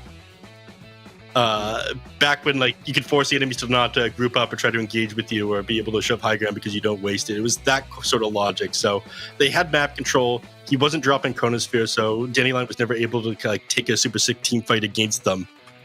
And I think that was kind of the logic behind it as well. If it's the best Chronosphere possible, he'll drop, but the rest of the time he'll just show that restraint because it's just his team to be able to take reasonably good team fights without him having to drop that one in the late game, where the enemies are actually able to take advantage of Chronosphere being on cooldown. Yeah. Something Another question actually. As well. Yeah. Sorry, what was that? Yeah, Nomad? All right. You know what? Snare first. Snare. Go ahead. You did an excellent job casting that game. All I was going to say was that the itemization I really enjoyed as well from this Faceless Void. He went for the Aghanim Shard after getting BKB, and they went for Aghanim Shard on Innocence. From game one, we saw that a lot of the fights Dandelion won was off the back of superior sustain and the ability to just keep going. And here's our victory lap. Yeah! There it is. But what LGD did in this situation, because they had the advantage in sustain in pretty much all occasions, thanks to reverse time walk and that AoE Shadow Word, it meant that they were always able to fight after the initial salvo of spells. Erstwhile, Dandelion would drop those spells and have to retreat. They just couldn't stay in the engagements anymore. And it did feel like, because the Dawnbreaker didn't have as good of a game as they were anticipating, she couldn't provide them that sustain. As a result of lacking sustain, they couldn't keep themselves in fights, and they got out-executed. And PSG LGD deserved victory, I think, from that game. Yeah, for sure, definitely. So the other thing I wanted to ask you guys about was this Weaver build, because he actually went 775, which is really impressive for the POS 4 Weaver. But I found it so interesting that he goes for the Orchid over anything else. Coming into, I expected he would go for the Aghanim Scepter. One of the things about position 4 Weaver is that he doesn't have to get boots, so he can be very greedy with his build, whether that be scaling with like a Maelstrom or something. But usually we do see this Orchid, and occasionally we get the Spirit Vessel or just an Urn, and then moving into the Aghanim Scepter build. But instead he goes for the Orchid and then into the Lincoln Sphere, which is very, very interesting indeed. Why do you think he went for the Orchid, Neff? And do you think it worked for them in this game, or would you have rather have seen the saves coming out to try and keep this Medusa or even the Dawnbreaker or the Void Spirit alive a little more? I touched on it earlier in the game. I'm not sure about the Veil of Discord. I think he just wanted to amp damage, but the Orchid came out because they didn't have enough disable for the Puck or for the Doom, the Faces 4. They wanted to be able to shut these heroes down in the early game, and he had the Sheepstick queued up before that. So he just realizing the lack of disable and trying to punish the Puck for it, not give Nothing to Say too free of a game. And that was the logic behind that one. And then, of course, the Lincoln Sphere comes out afterwards because you're playing against like the Doom. You want to be able to clutch that off on one of your allies and not just instantly lose a team fight because someone gets doomed. The cast animation of it is pretty big, so it's somewhat easy to get that one off onto allies in the middle of the cast animation. But I do feel like it was just lack of disable. I probably regretted that Weaver last pick coming out. I thought it was too good to be true for like a Weaver support game because they didn't have a ton disabled, and they just last picked the Faces Void. So I think they were making up for the weaknesses of the last hero that they ended up picking. Okay, that's interesting. Yeah, that's what any good like position 4 pick will do, though, right? Like alter their build to fill in for their team's weaknesses and cover where possible. Well, I mean, do you think this Medusa has been figured out then, Snare? Do you think they have to go for something else now for their final match? For the final match, as we are getting into a draft now, I think the issue is that they sort of outdrafted themselves with how they run the Medusa. Normally, it does have a lot more help. I don't think that the Weaver offered the degree of assistance that was necessary for them to really succeed on the Medusa. I think we'd have to see after this game. They might not pick it, I don't think. They do have 10th overall pick, though, so it does make it a little bit more considerate for them to go for it. But I don't know, with Visage, Doom, maybe this is not the right game for Medusa. I think as well, maybe their confidence in the hero might be shaken, just seeing how easily at some point in the game LGD were able to control the hero, understanding exactly how to play around her. I wouldn't say necessarily the heroes figured out, but I think how Dandelion approaches fights with the hero in fight games like that has been figured out. So I would like to see something else from them, especially because they looked so good playing a very different style in game number 1. So, if it ain't broke, don't fix it. Go back to doing that. Alrighty, let's have a look at the heroes which have been picked up so far then. Nothing super surprising on the bans this time around. LGD just not wanting to play against the Marcy. But we do have the Doom and the Visage coming out for Dandelion here. So they might be running the Doom off lane, they might be running the Doom 4, they might be running the Visage off lane or mid or safe lane. Very, very flexible from them, which I like. LGD, they were also doing a similar thing as well, where they have the Phoenix and the Monkey King as their opening heroes. Now, they have run this Phoenix in the offlane role before, and we know that Jinkyu likes playing the POS 3 Monkey, but of course it could also be a carry Monkey and a POS 4 Phoenix. So, again, very, very adaptable from them. And of course, Innocence on the Phoenix is nothing to be surprised about either. So, I kind of prefer the flexibility a little tiny bit on the side of LGD, I would say. But yeah, it's pretty even. I mean, Zetsi also plays Doom as well, so this could be them running it in the mid lane. Lots and lots of flexibility options. It's always intriguing to me when a team just picks up one of the heroes that they believe is why they lost the previous game, and immediately we saw the Doom being picked in this 1-2. We did see an earlier Visage today that didn't perform that well. It was consigned to the support role, and you have to win the lane, have to be able to snowball quickly if you run it in that way. So I'm hoping that Dandelion don't do that here, and they just sort of hedge their bets, have this hero in a core role, can actually get these levels going and the items. But one thing that I find very interesting, since LGD have access to this Phoenix, I'm kind of surprised that we don't see any addressing on heroes like Mars in this draft right now. It feels like a Faith Beyond Mars would be super good with Monkey King and Phoenix in the draft. That would be pretty pog. So we'll see if LGD want to go for that. But it would be pog, wouldn't it? It would be amazing. I'd pick Mars. Like, I would insta-pick Mars right now if I was. Pog is not academic language, unfortunately, Snare. I'm sorry. That's because you haven't read my dissertation, man. Right. All right. Io is Pog, though. I see Io picked up. It's a hero that kind of fell off. I mean, it was like first pick, first ban in so many games here in the Chinese region, especially. Nomad, you pulled up those stats like every single day when we were in studio. The Io contest rate was incredibly high, but all of a sudden it wasn't picked up at all. Now we see it picked up alongside the Visage and the Doom. I don't think it really fits in this draft in particular. And it got hit with some nerfs at the earlier levels as well. Level 1 overcharge is not what it used to be. Yeah, I really dislike this pickup, honestly. I'm hoping they have a good idea behind it. If it's Io Medusa, I'm going to cry, but I'm hoping they have something cool to run it with. Honestly, maybe like the Bristleback or something could be an interesting one. That's something which is really underutilized, especially now that they've tried to make this Io more of a spellcaster pairing. We don't see it very often, though, but that could be something cool they could do. They're chuckling on the side of Dandelion, so I'm expecting a curveball here as PSG LGD bring out the old favorite, the Centaur, coming out for them. But yeah, I mean, under what conditions does the IO work? I guess they're going to go for these Ursa conditions. I mean, it makes more sense a hero that doesn't rely as much on that attack speed when you have overpower to work with, because, again, the nerf that ended up taking place, especially at the level 1, was the overcharge attack speed down from 50 at Faith Beyond's face. He's just seen this, and he's like, okay, I'm going to have to lane as a Centaur versus an Ursa. As the Ursa, yeah. Ricky is absolutely unhinged. That guy thinks that Centaur is super good against Ursa. Oh. Well, yeah. I trust Ricky, so maybe it's not as bad as we think then. You shouldn't trust him. Wait a minute, you spent a month in studio with that guy. You still trust him after that? He's kind of unhinged in a trustworthy way, right? Like there's some people who are unhinged and that you never want to step foot in their room because you think they might lock the door and that's it. But Ricky's unhinged in the way where if you enter his room, you don't know if he's going to offer you like some sweets or just kick you in the head. But it's going to be a fun time either way. Just a random friendly kick in the head. Yeah. Checking out and practicing my high kicks, Nomad. No, Ricky, no. Back on topic of the draft here, the Centaur pickup was kind of interesting. Inside the Chinese region, more than any other place, we see the Centaur as like an answer to the Phoenix, either to like get away from the egg or get on top of it. But I guess I'm not sure that Dandelion would have picked that one up regardless. So maybe they just feel a little bit more confident with the Centaur than Centaur was in previous patches. I mean, the Hoof Stomp ended up getting buffed to be 2 second stun at level 1. Which I think is like one of the best stuns in the game at this point. Yeah. No, I think it's picked up as like the, it is the run away or run in hero. And having the run away against Doom, against IO Relocate as well, that's really, really nice. So I do like this Centaur pickup a lot. I think it makes sense. But I do think the lane could be a little bit tricky unless Ricky is right. That remains to be seen. Ricky is always harping about how Ursa just gets rolled in this particular lane. In this situation, he does have Io, though. A weaker Io overall than he used to be, but it still is Io Ursa. It still is going to be a egg hitter deeper into the game. It's still a hero.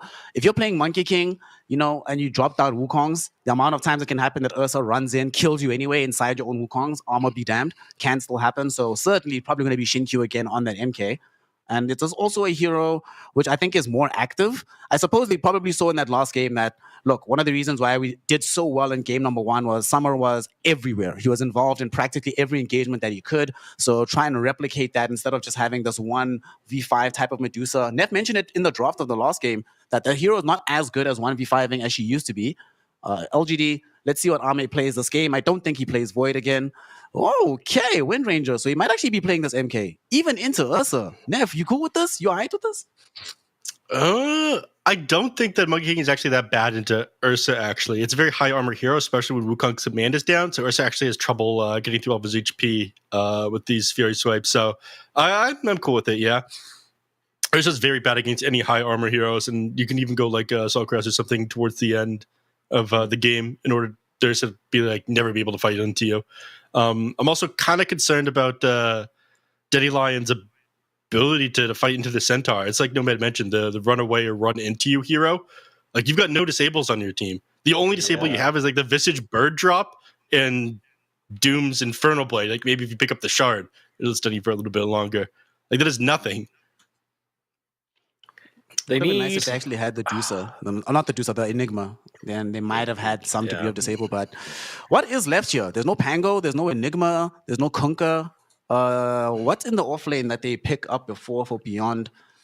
I mean, the ZC plays mostly Spirits. Is there any other big disabling hero that he plays from the mid lane, Nomad?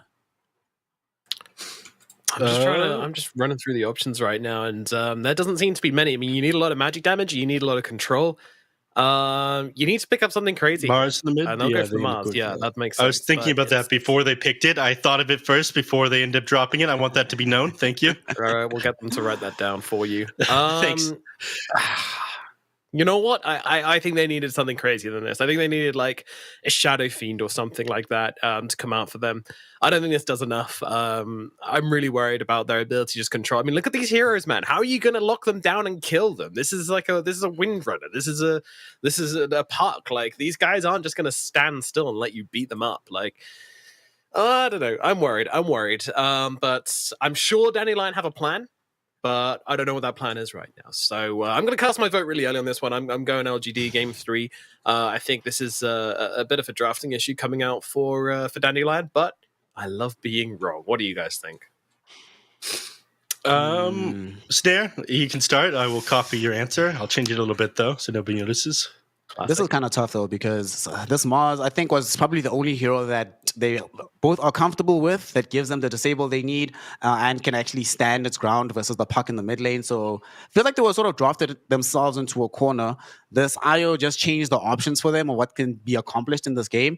And now they're also going to be much more reliant on having a good start to the game. And LGD just has the ability to do stuff on the map so much more easily than Dandelion. And I generally favor the ability to initiate and to fight effectively more so than I might favor the ability to farm, because they can farm hella fast on DEC. But I think when it comes down to the fighting, LGD has got their number, and I think they're going to win this game 3. Hashtag Ricky was wrong. You led me astray. All right, Neff. I don't know. I think that it's going to be way too easy for PSG LG to take these team fights. They can't fight into the Phoenix. The Mars isn't going to fix enough of their problems. Doom, I'm pretty sure, is going to get shut down the lane as well. I'm with PSG LGD for game number 3 here. Alrighty, well, that's 3 votes for PSG LGD. The game is paused, so that allows us to do a little bit of reflection. And I want to know, you think it's going to be a hard game for them. So what needs to go right for Dandelion in order for them to take this game? I would say, oh god, a lot needs to go right for them. I mean, maybe you get like puck doom at the beginning of every fight. The way that happens is like, I don't know, a sick initiation from the Mars Spear. They've got to get like an early Orchid on like Beyond or something like that in order to set up like a doom off front of the puck, and he goes down. I think it becomes a lot easier to get on top of these heroes. But I don't know. They need to come out of the lanes ahead, and they need to shut down these heroes like super hard and find individual pickoffs and not ever have to take team fights into PSG LGD. All right. And then, I don't know, man. This is rough. The more I think about it, the worse I think it is. It's a big ask. It is a big ask. Can they pull it off? Dandelion and LGD are 1-1. How is this series going to end up? We'll find out with our deciding game 3 starting right now. Shout out host Nomad and Neff. We need to try to figure out some plans, man. How are we gonna see this game play out? One thing that is, at the very least, that they can do, right? Game 1, Faith Beyond was able to hold that game for a very long time, almost by his ace.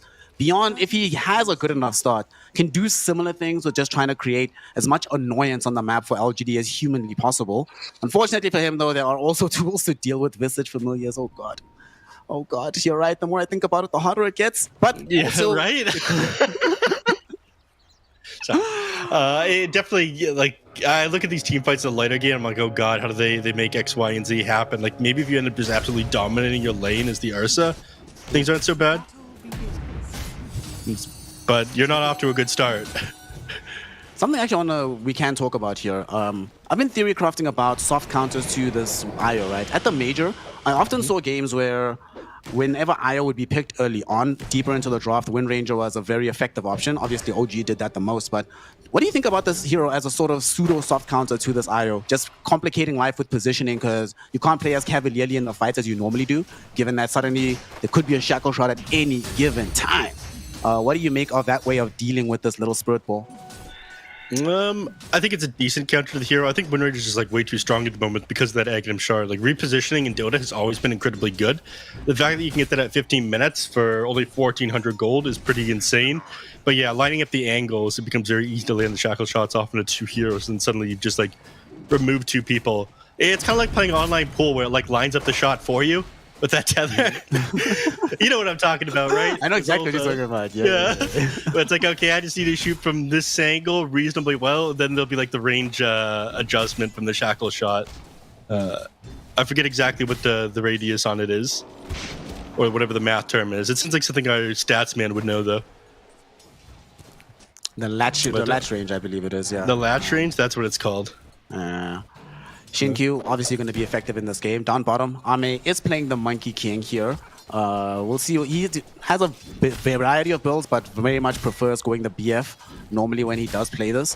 What's interesting to me is going to be this Doombringer. It's a 4-position Doom. Obviously, we've seen before how effective it can be in the hands of LGD themselves. Is this going to be a rush on this Hand of Midas coming in for Tianming, or is he going to be a bit more conservative, you think, with the item build? You want to be more conservative. You probably want to get phase boots as like your first item when you're playing up against the Monkey King. Otherwise, he just chases you out of the lane. We saw that in last game as well. Doom's first item was the phase boots before he ended up completing the Hand of Midas. They have to do the same thing again this time, I believe. The top lane is what I'm most interested in, though. We saw Summer end up taking a lot of damage at the very beginning. SJ has this this headdress at the start of the game. And that's the thing a couple people have talked about. Now that you can't just like drop salves off on your carry, the best way to, like most affordable way of keeping their HP topped up is to buy a headdress as a support hero. And obviously in the IO, it's like even more effective because of the bonus that you get healing yourself off with the tether and whatnot. But this is going to be the meta now. Snare. Witness it. Yay. The end of the salve meta. I'm very happy, let me not lie. It's going to be pretty great. I'm very interested to see how this lane actually pans out as well, and how much farm the Ursa can get out of it, and the build that he decides to go for. Because he has to make that decision, right? Do I build into more effective fighting early on, or do I try a build to be able to contest the farm of Ame, who is most certainly going to be building BF, and he's having a good old time in this bottom lane. Not much pressure that this ViCi Doom has been applying to him right now. Of course, he's got the backup of Phoenix. One lane we haven't really mentioned, though, at all is this mid lane with NTS and ZC. And, of course, the reason we haven't mentioned it is that it's going to be boring as hell, trading of farm, yada, yada, yada. Let's move on, Neff, to more interesting things. I don't think we're going to see anything interesting happen in this lane until either someone shows up middle or we get level 6s from either of them. Yeah, probably not. Someone to make a pretty big misplay. Down at the bottom, nice dodge there. King turning himself into, what is it, a Grieveling? What's the technical term for this? Smeevils, that's what they are. Turn himself into a Smeevil real quick. Yes, it's the noise it would make if it was a Pokemon. Now, looks like getting run down here. Tianming. They might be able to get this kill. Boundless Strike is at the ready. They throw it out, and Innocence gets the last right click out onto Tianming, and that's going to be the first blood going the way of this Phoenix. All right, good has just turned to better down in this bottom lane. And the top lane, unfortunately, they are starting to get to the point where Summer is not really feeling too threatening into the Centaur anymore. So, all across the map here, Nev, PSG LGD having a very happy early game, especially considering how little farm this Visage is getting relative to what the Centaur is getting right now. Centaur is doing pretty well for himself. I mean, it's pretty easy for him to come into the lane. As long as you keep Ursa's HP down reasonably low, you always have to be worried about him just turning onto you with like a quick hoof stomp and double edge. A lot of match him from this power shot as well. So Ursa does have to be a little bit careful in this lane. I think Io is one of the best matchups with him to play against the Centaur lane, though. Bottom lane. See a jump here onto Beyond, and yet again we have the Boundless Strike at the ready from Ame, so they will be able to run him down. Beyond burning away to the damage of this Innocent Phoenix, and once again finding a kill. Also, I love that this is something that we see Ame do all the time, where he doesn't necessarily wait to get the full Jingu stacks off before throwing in the Boundless Strike. It's more about getting that guaranteed disable and then following up with damage. It works out for them yet again, and this is not good. A Visage having a poor start to the game, barely any CS, and now you just died? Whew. Things are starting to look very difficult for DEC already, and we're barely 5 minutes into the game. Yep. And things don't get any easier for you once these mids hit level 6, which they have now. We talk about this is something that we're waiting for. I missed that one. What happened there, Snap? Yeah. So what happened was that Tianming was far forward yet again playing around this camp, and the Phoenix burned him a couple times, and then Ame realized, wait a second, I'll just get Primal Spring at level 5. Sweet. Mid lane, we do find these CD6s being in effect. Dreamcoil and Arena committed. SJ comes in with the tether to try and keep the Smalls alive. And how much turnaround potential do they have here? Not enough, but they do manage to chase away these ganking duos. Innocence came in to try and assist with the kill. They don't get it. Okay, this is good times for the side of Dandelion to keep this mid hero alive. Unfortunately, without the IO being around, Summer is now struggling 1v1 versus Faith Beyond, and he's going to find himself not really being able to get as far forward as he just was. Yeah, the timing of that failed mid gank has actually been beneficial for Dandelion for 2 reasons. The second, the first one being what you just mentioned. The second one being the fact that the 6-minute runes had just spawned. So you managed to get that illusion rune uncontested. You spent a lot of time off the map. You could have been on it on the puck. You managed to pick up that illusion. So it does slow down Nothing to Say's game just a little bit. But still, 2K net worth advantage here for PSG LGD 3-0 as well. There seems to be the trend in today's games where LGD are getting off to a much better start farm-wise. And oh my gosh, it is really, really worrying for me just how much farm they're getting. And the distribution on farm on DC is still not looking hot for Beyond on this Visage. They need to try and figure out a way to help him out, but it's not that easy. Even if you do bring the Mars down to this bottom lane, you don't guarantee kills onto this Monkey King and force him off the lane just yet. So a lot of difficult decisions to be made about how to play this game out from the side of Dandelion. And PSG LGD, they also don't have to worry about the late game, right? So you don't have to rush anything if you're them. You're just like, well, if we're winning this farm war, we can just keep winning the farm war, get to the point where we win almost by proxy and automatically in this game. So this early game is looking quite nice. Top lane, Faith Beyond got off the Hoof Stomp. Here comes Innocence though. Faith Beyond does not have level 6 and has already committed the Hoof Stomp, so they can't kill any of these heroes. But just a couple of spells committed by Phoenix and immediately the entire lane has to back off to the safety of the tier 1.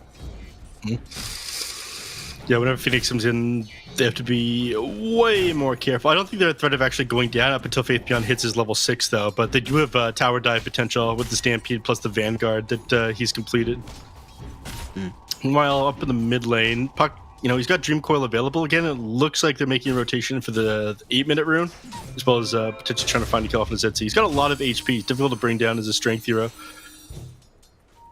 If he tries to contest this rune, though, yeah, he might be in a little bit more trouble. It's on the other side. Instead, they just go ahead and commit the arena. Zetzi, though, misses the spear. 2-hero Dreamcoil with some magic damage from the puck. They really want to try and find this kill, and Innocence will help provision the necessary damage for both of them as they bring down both the Doom and the Mars. And guess what? While this is happening, Beyond is getting solo killed by Army in this bottom lane. It has all gone to hell in a handbasket. Of 2k gold lead is now turned into a 4k gold lead. 6 kills completely unanswered so far. And PSG LGD just in complete dominant form. Well, looks like the vacation that they took when they were playing against eHome, it's over right now. Prime LGD is coming back, my friend. Yeah, it looks like it. Another small little play the puck ended up making is before he ended up winning rifting, dropping his Q and through them, he ended up walking through them with the Stampede on him as well. He's like, okay, I need to slow them down for just half a second here. So the 2.5 seconds slow one of the heroes where they're basically just not moving, stuck in place. Rough game. Yeah. Rough game. And unfortunately, it doesn't necessarily get much easier. There's no one massive item that they just pick up and immediately everything changes. The Blink will help when it eventually comes from the Mars, but top, they need to be careful because they're bringing in Ame. Ursa needs to get the hell up out of here. He's getting jumped on right now. And here's Ame going for SJ. He's going to try to find the easy kill. Does have Tether available though to go far and far away. But unfortunately, so is Shin Q. Can he get the pool shot? The Q is not going to be there. Unfortunately, it didn't work out for him in that way. And SJ barely manages to survive getting onto the high ground. Yeah, pop his magic stick as well. So just enough heal up with the HP that he doesn't want to continue upward like that. So, well, Summer's in a lot of danger right now. Shin Q has access to the shackle shot soon as well. Can't really find the angle. The Tumbler's Toy did bring him forward, but Summer had already moved beyond the trees. So they'll just happily claim the tier 1 tower in the top lane, take away the IO's life, consolidate control in the dire jungle. And we haven't seen any kind of commensurate move made on the other side of the map here, Neff. Dandelion still struggling to string together a plan of what to do to help recover in this game. Well, they don't have a very quick plan at the moment, unfortunately. Phoenix doesn't quite manage to land that Infernal Blade, unfortunately. Didn't have the level 6 to be able to follow up with a Doom and be able to bring him down anyways. Could have popped a Supernova if he was in too much trouble. But yeah, it doesn't feel like they have a plan that soon either. I mean, you look at some of these heroes, the Ursa, he's still working on his Battle Fury. Visage, I'm not sure what he's going for at the moment. We talked about Orchid probably being his first important item. Mars still super far away from any sort of item. He's like 3.4k net worth here at almost 11 minutes in. Mars is so far behind. He needs a blink if he wants to be able to get on top of these heroes. So again, we thought about how difficult it would be like if they don't come out of those lanes like super far ahead, and they're actually behind at 10 minutes into the game. I feel like PSG LG are well on the road to just being able to run Dandelion over. They're going to need a miracle in order to get back into this one. I mean, they're substantially behind as well, right? It's a 5k gold lead, 7 kills ahead. Top lane, they're getting a jump as well. Oh no, they can't afford to be losing this Doom. And Tianming, we are almost 12 minutes into the game, still have no access to the Doom for the squad. And they're not done just yet. They immediately have a smoke up on 2 heroes in this mid lane. ZC, his troubles might just be compounding, but they're drawing the line elsewhere. They want to move bottom. They want to catch out Beyond. Beyond's game has not been easy. Only 3k net worth at this point. If he dies again, not really sure. You're asking what items is he going to build first. Does he even get items in this game, Neff? Especially after this death that's coming. Summer will stay alive for now. They use the Stampede. They're actually going for ganks on multiple places on the map. They draw the Mars to the top lane. So that means that there's no support available for Beyond and bottom. Faith Beyond catches the arena and will end up dying here. So there's something getting picked up right now for the side of Dandelion. Their first kill on the map. But I'm not sure this is worth it. They've just lost 2 birds and the Visage down bottom. They might be pushing it onto the tower. They lost the courier as well. With a Game is not broadsword on easy. it. Game is not easy. Man had a broadsword on his courier before he ended up going down. He stampeded on top of it as he went, so he's a minute and 20 seconds without that one. They are on the board now, though. Oof. That's a start. That's a start. You don't sound impressed. I mean, I'm looking at Shin-Q about to have more net worth than the offlane Visage. And I'm asking myself, all right, so once they get this Blink Dagger, we already have issues with initiation from the side of DEC. They're going to get over-initiated on very soon. Summer tanks an initiation right now. In fact, will end up dying. They drop the Supernova down. They will be able to kill SJ as well. Supernova does get removed from play. First Doom of the game going out onto the puck, but they're focusing onto ZC first. He will not die just yet, as Beyond at the very least able to get a double kill by killing the puck. Will they get more out of this? It doesn't seem so, because Ame is now here on cleanup duty, taking down this Mars. They found the spawn onto Tianming. Hoofstomp will follow that up. Sure, they're trying with these Visage drops, but trying is the operative word here, as they still end up dying. A 4-for-2 engagement happens here in the dire triangle. And PSG LGD once more just turning up this pressure, and Ame just turning up to all these early fights here, Nev. Yeah, I mean, that definitely didn't go well for them, but you did end up getting a decent chunk of XP there, so your heroes will kind of catch back up, even when you take a disadvantaged team fight like that one, when you're this far behind. So, a small victory, kind of. We'll see. Actually, ends up going for a Crimson Guard here on the Centaur. I mean, this is pretty useful against the Visage. Yeah. This item got buffed as well, ended up increasing the damage block to 75, so now it blocks the full Visage damage up to the 3 points in the birds. Which is quite a lot of damage, and we're very far away from getting to the point where we have more damage coming out of these familiars for Beyond. Still really struggling for relevance in this game. That double kill really did help, though, to juice his fortunes, but we'll talk about it in a second. Unfortunately, SJ's fortunes haven't changed in that direction just yet, finding himself having to run away with the Stampede. There is a Dream Coil that did end up being committed onto ZC. They keep the Ursa and the IO away from the fight, and they're thinking of re-engaging here. ZC does have the Blink Arena. Will he actually go for this one? I don't know, boys. This is one of those, this sort of reminds me of that Game 1 situation where they took that massive fight after all the ultimates were used by LGD. And they were like, we're strong enough to fight. It's like, even without the ultimates, that's probably not true. So I'm very glad to see that they realize this and they stay away from that engagement. Yeah, and just very quickly to brush on that Crimson Guard on the Centaur. I mean, it is such an unpopular item, and this will only be the 6th time it's been picked up on Centaur in the entirety of 7.31, which is kind of surprising. And it has been the fastest, but, you know, fastest out of 6. I guess there's some kind of merit to that. So good job, Centaur. Good job, Fabian. 7 records non-stop, baby. Wait, so there's been 6 picked up already? I mean, just that is an interesting stat, because I'm pretty sure it wasn't picked up nearly as often in the previous patch. I mean, we're not talking about D here, we're just talking about 7.31 in total. Oh, even that's an interesting stat. I mean, the fact that this was picked up despite how many games we had on C, it's 7.31 in general. Yeah. How many Centaur games were there, by the way?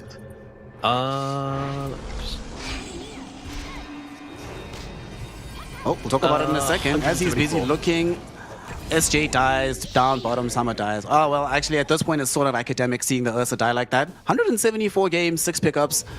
We'll give it to Faith Beyond. We'll allow it. We'll allow it. Middle tower is under attack. He's number one. I'm sure he cares a lot about our judgment on him.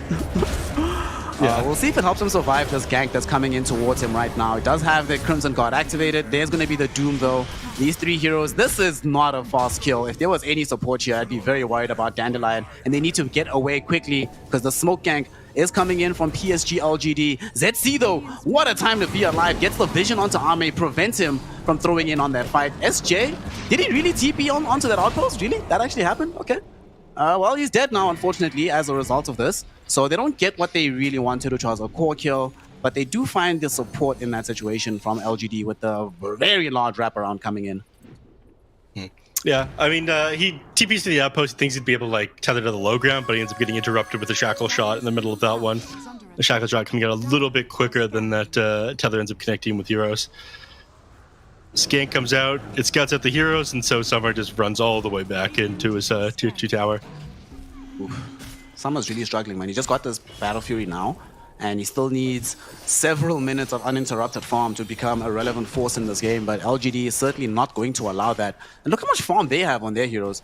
Like, Ame decided not to go for the Battle Fury. He went for this heavy fighting build, Echo Saber into the Maelstrom now. Shinkyu has the Blink. It's literally flying in as we speak. They've got Blink, Witchblade on Nothing to Say.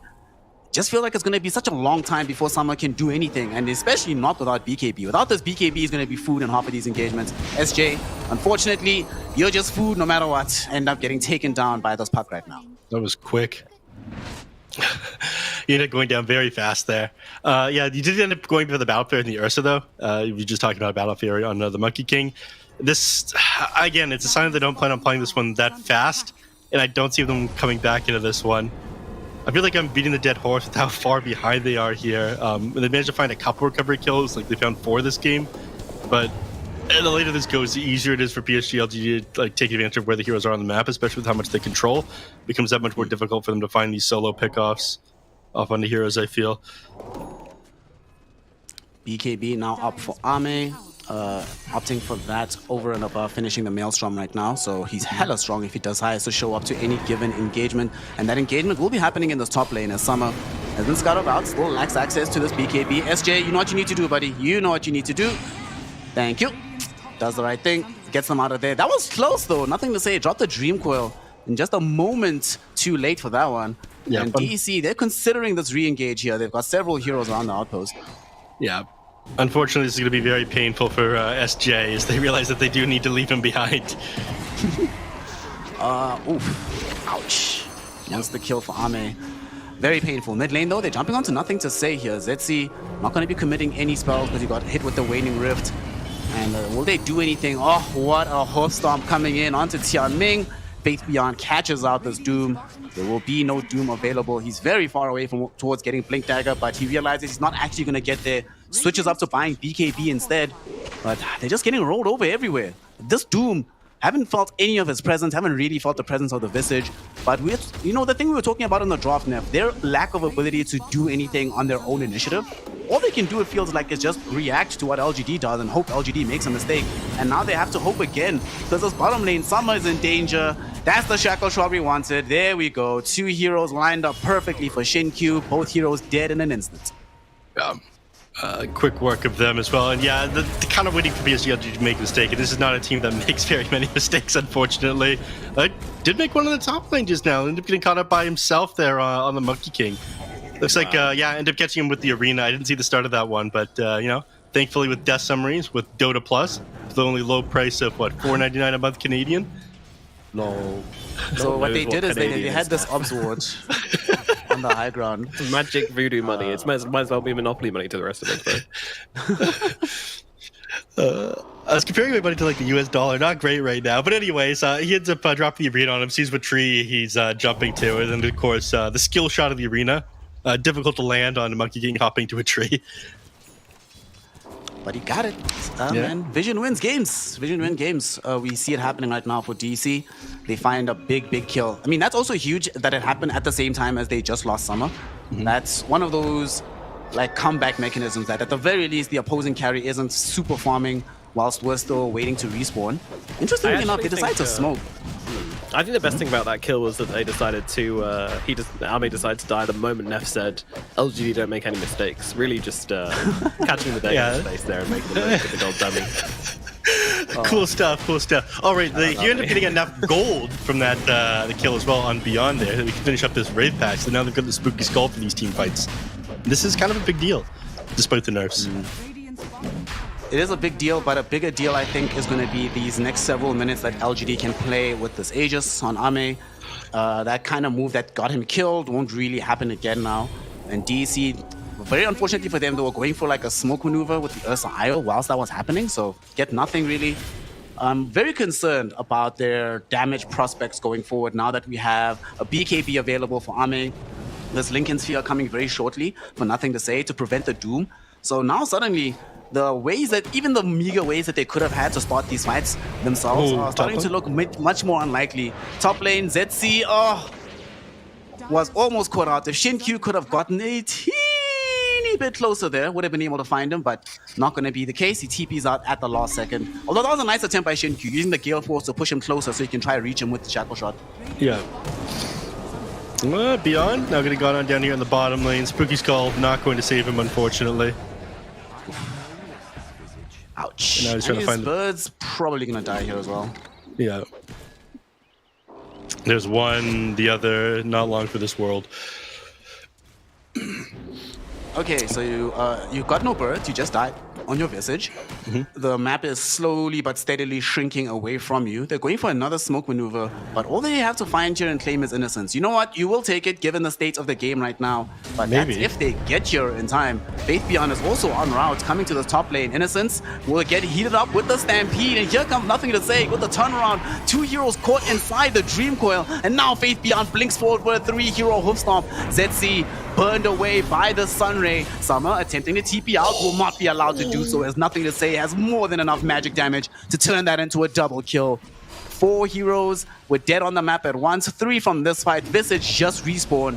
And this entire map, Neff, just feeling like you should just stay inside the base. Well, the one survivor, Tianming, unfortunately, they didn't want to have you feel left out, my G. So they find him, they kill him, and he can join his buddies in the fountain. That is so rough. I mean, you're desperate to get a kill at this point in the game, so you drop the arena, but his dive managed to make it outside first. The Stampede comes out. Like, they held that Stampede for so long. They knew what they were doing there on PSG LGD, baited them as forward as they could. If the Dream Coil actually off onto 3, and the Hoof Stomp to follow that one up as well. That was sick team play there by LGD and Dandelion. Just keeping that Phoenix on the string and kept pulling him along, getting them to come closer and closer to that tower where they could TP in and help. Oh. Dota 2, beautiful game. Love to see it. I'm sure Dandelion is maybe struggling to appreciate the beauty in Dota right now for themselves, but for the rest of us, we are very much enjoying what we're seeing from PSG LGD as they are controlling the whole map, choking them into the base.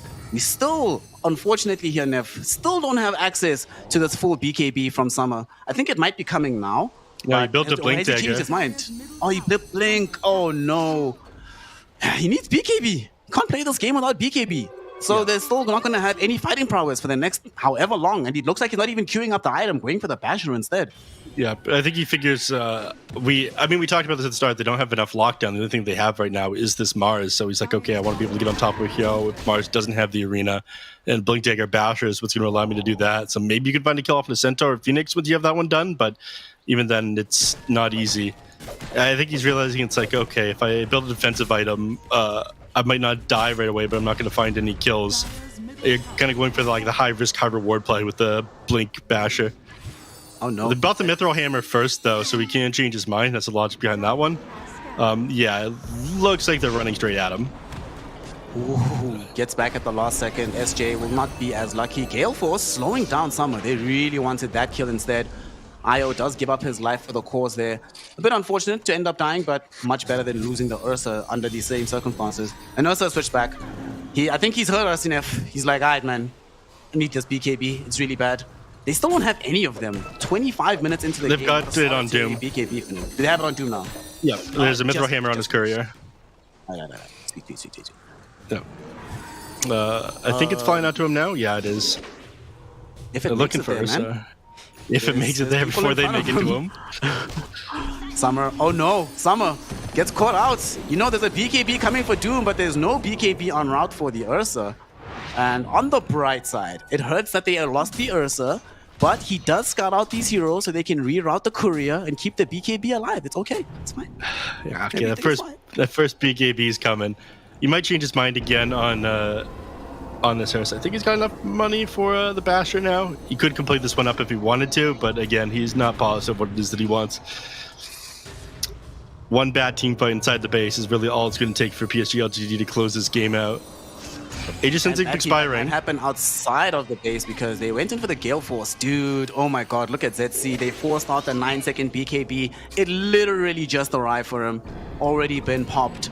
And now they can't really go for that fight. You were mentioning the nerfs to this BKB item. It's now a much bigger duration where they feel not really that great about pursuing an engagement themselves. ZC does port to the tier 2 tower down bottom as if he's posturing for a fight, but without BKB, just get back into the base, mate. This is a dangerous place to be. Yeah, especially with all the vision up on the hill here. It's in Q. The Observer Ward. Now they're behind the tier 2 themselves. I mean, this is the last outer tower that they have here. Want to be able to clean this one up, keep them boxed into their base. They might wait for the next Roshan if they feel like they have to even. 15k gold lead, Faith Beyond. Well, he shows us what he thinks about waiting for Rose. As he makes the initial jump here, Stampede gets committed, and there's going to be the Supernova. There's nothing they can do to deal with this. Ursa has no BKB, so he cannot approach the egg, and they get that kill onto ZC. Unfortunately, it did cost a lot of HP out of the Centaur, so they do find that kill. Now Ame finding himself getting doomed up. They do not have an Aegis. Innocence already committed the Supernova. Soul Assumption jumps and kills him. They will have enough damage to bring him down. The question is, can they chase down Ame? BKB is going to be at the ready. Oh, doesn't have access to it, and there's the damage coming in from Summer. Finally getting the kill. Will he chase Nothing to Say down? He will be able to get himself away at the very least. But everything is now starting to, at the very least, look better for DEC. They mounted defense. LGD turning out to be a bit overzealous. You were right, Neff. They needed the Aegis to make that push, and they get punished for not having it. Yep, I'm going to let my stats man Nomad break down that fight for you. Oh damn, I'm being brought in. I mean, honestly, that's the Blink Dagger, right? Like, the whole time, the Blink Dagger Basher is about trying to allow the Ursa to actually play the game. Like, BKB would allow them to kind of get into the middle of the fights whilst they're happening, but they just wanted to fight where they could wait out the big spells and then jump in afterwards.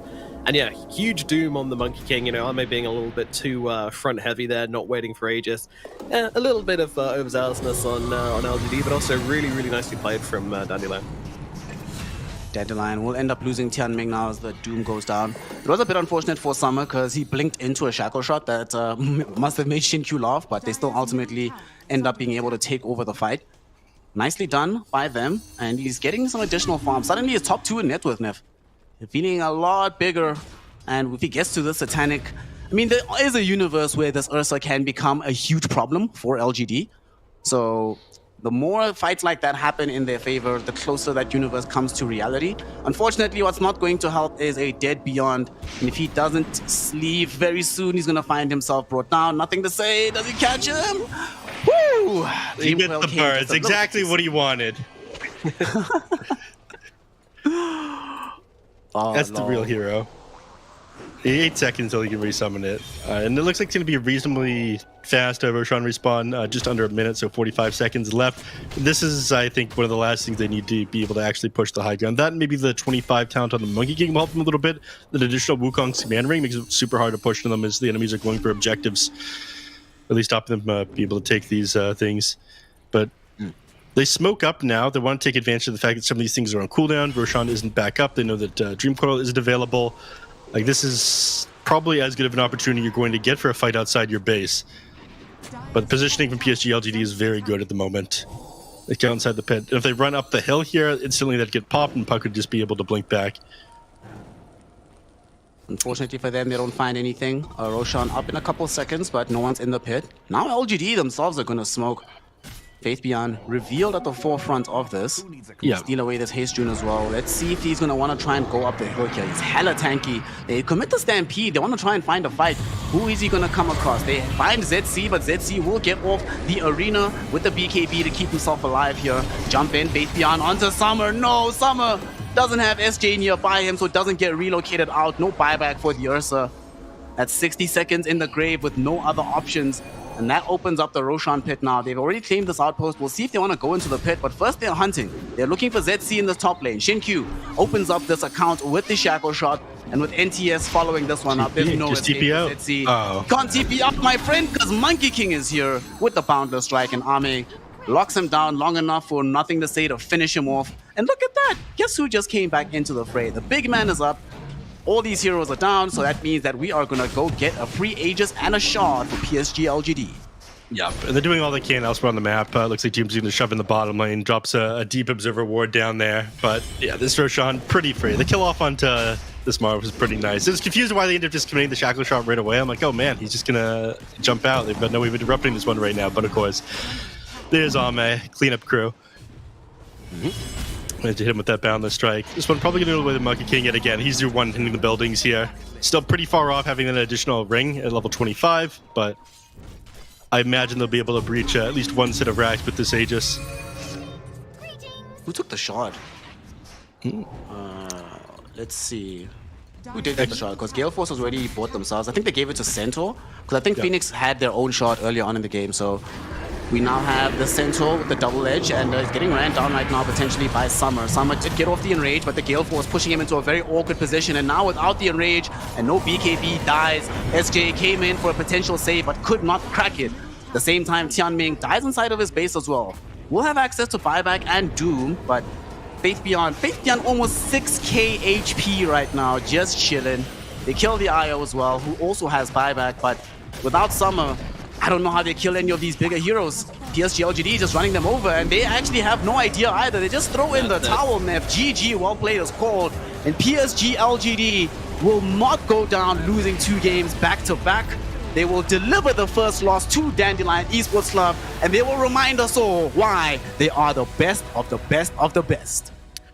A magnificent performance in game number 1 from Team Dandelion, but in the end, it wasn't enough to carry them through the whole series. LGD, they find that magic, they bring it back, and they are able to claim themselves their first series victory out of 2 games here in the China DPC. And you can see what it means to these guys. Nothing at all. It is business as usual. This is the outcome they expected. It's the outcome they wanted. And it's just another day in the office for PSG LGD. But Dandelion, they are a team with so much hype behind them, so much momentum behind them, and the fact they even pushed LGD to 3 games should be enough to convince you that these guys deserve to be here. These guys are legit, and these guys earned their place in Division 1, and they are meant to be here. And I think the other teams will be scared of them for sure, but LGD, of course, finding their magic at last. And in this final game, it all came down to just a really convincing laning stage, a really convincing early mid, and Ame, I think, in both of these games, putting in a very aggressive performance. And I'm wondering if this is something to do with Dandelion and their reliance on these harder carries. That kind of means that if they start moving around as 5 earlier on PSG LGD, then maybe that kind of unlocks a way of playing against Dandelion, which they can't really stand up to, because in both the Void game, we saw Ame making early rotations, being super in their faces, and game number 2, exact same thing, but with a Monkey King. You know, they just start playing actively, and all of a sudden, Dandelion, they look like an entirely different team. Do you think this is something we'll see other teams maybe trying to replicate against them, Neff? Potentially.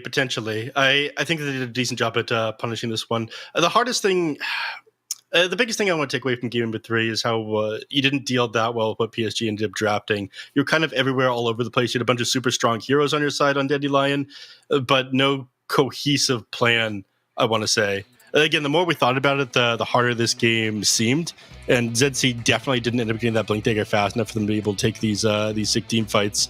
I mean, early on, we could take a look at, some of these earliest kills. It's already 9-1 at this point. This is one of the decent fights they ended up taking. I believe this is the one they ended up getting the Doom off onto the puck. Doom ends up just walking straight in there. Cleaning up the Supernova as well. They're too far forward. And this is the only times where there were signs of life from Dandelion, where PSG LGD ended up feeling invincible. So less of... I hate putting it like this, but less of like super sick team play out of PSG LGD. More of a big draft mistakes coming out from Dandelion in this last game. Maybe they got a little bit too in their own head, lost in the sauce here, as they picked up all these heroes that are strong in their own rights, but not that great together. Yep. we never got to see there were combo potentials from LGD, right? The amount of times we're going to keep seeing it in these replays. Like one spell leads magnificently into the other for an entire team. The only time that looks really good for DEC is when they find one hero, find them in arena, doom them, drop stone birds on them. Then, oh, okay, we have enough damage to kill some of these beefier cores, but in terms of overall team prowess, it just did not look so good. I mean, they have no option to even get a 2-hero stun in the same way that Shin Q could accomplish here. They're just... I also hate going back to the draft. It's a very trite thing to say, but they couldn't do anything with these heroes. You could also see Beyond was often very frustrated not being allowed to play Dota, and he can't actually get forward. He can't make any proactive moves. He has to sort of hope and pray that ZC catches an amazing arena spear, because if he doesn't, then what do they have? And here we're going to see it. Oh, this was just pain and suffering. 3 heroes in the Dream Coil, Hoof Stomp on all of them, and worse yet, the Supernova stays alive. Yeah, Supernova stays alive, the Phoenix gets low. I mean, it was a kind of common theme in this game is that the kills were just so much easier for LGD. But, you know, I do think lanes were also really, really important here as well. I think, you know, they needed to have a better idea on how to play this Vigilant side of Dandelion. It's worked for them in the past where they've been able to hit the Visage and just absolutely walk through the laning phase, but it didn't really work this time around. The hero was punished quite a bit.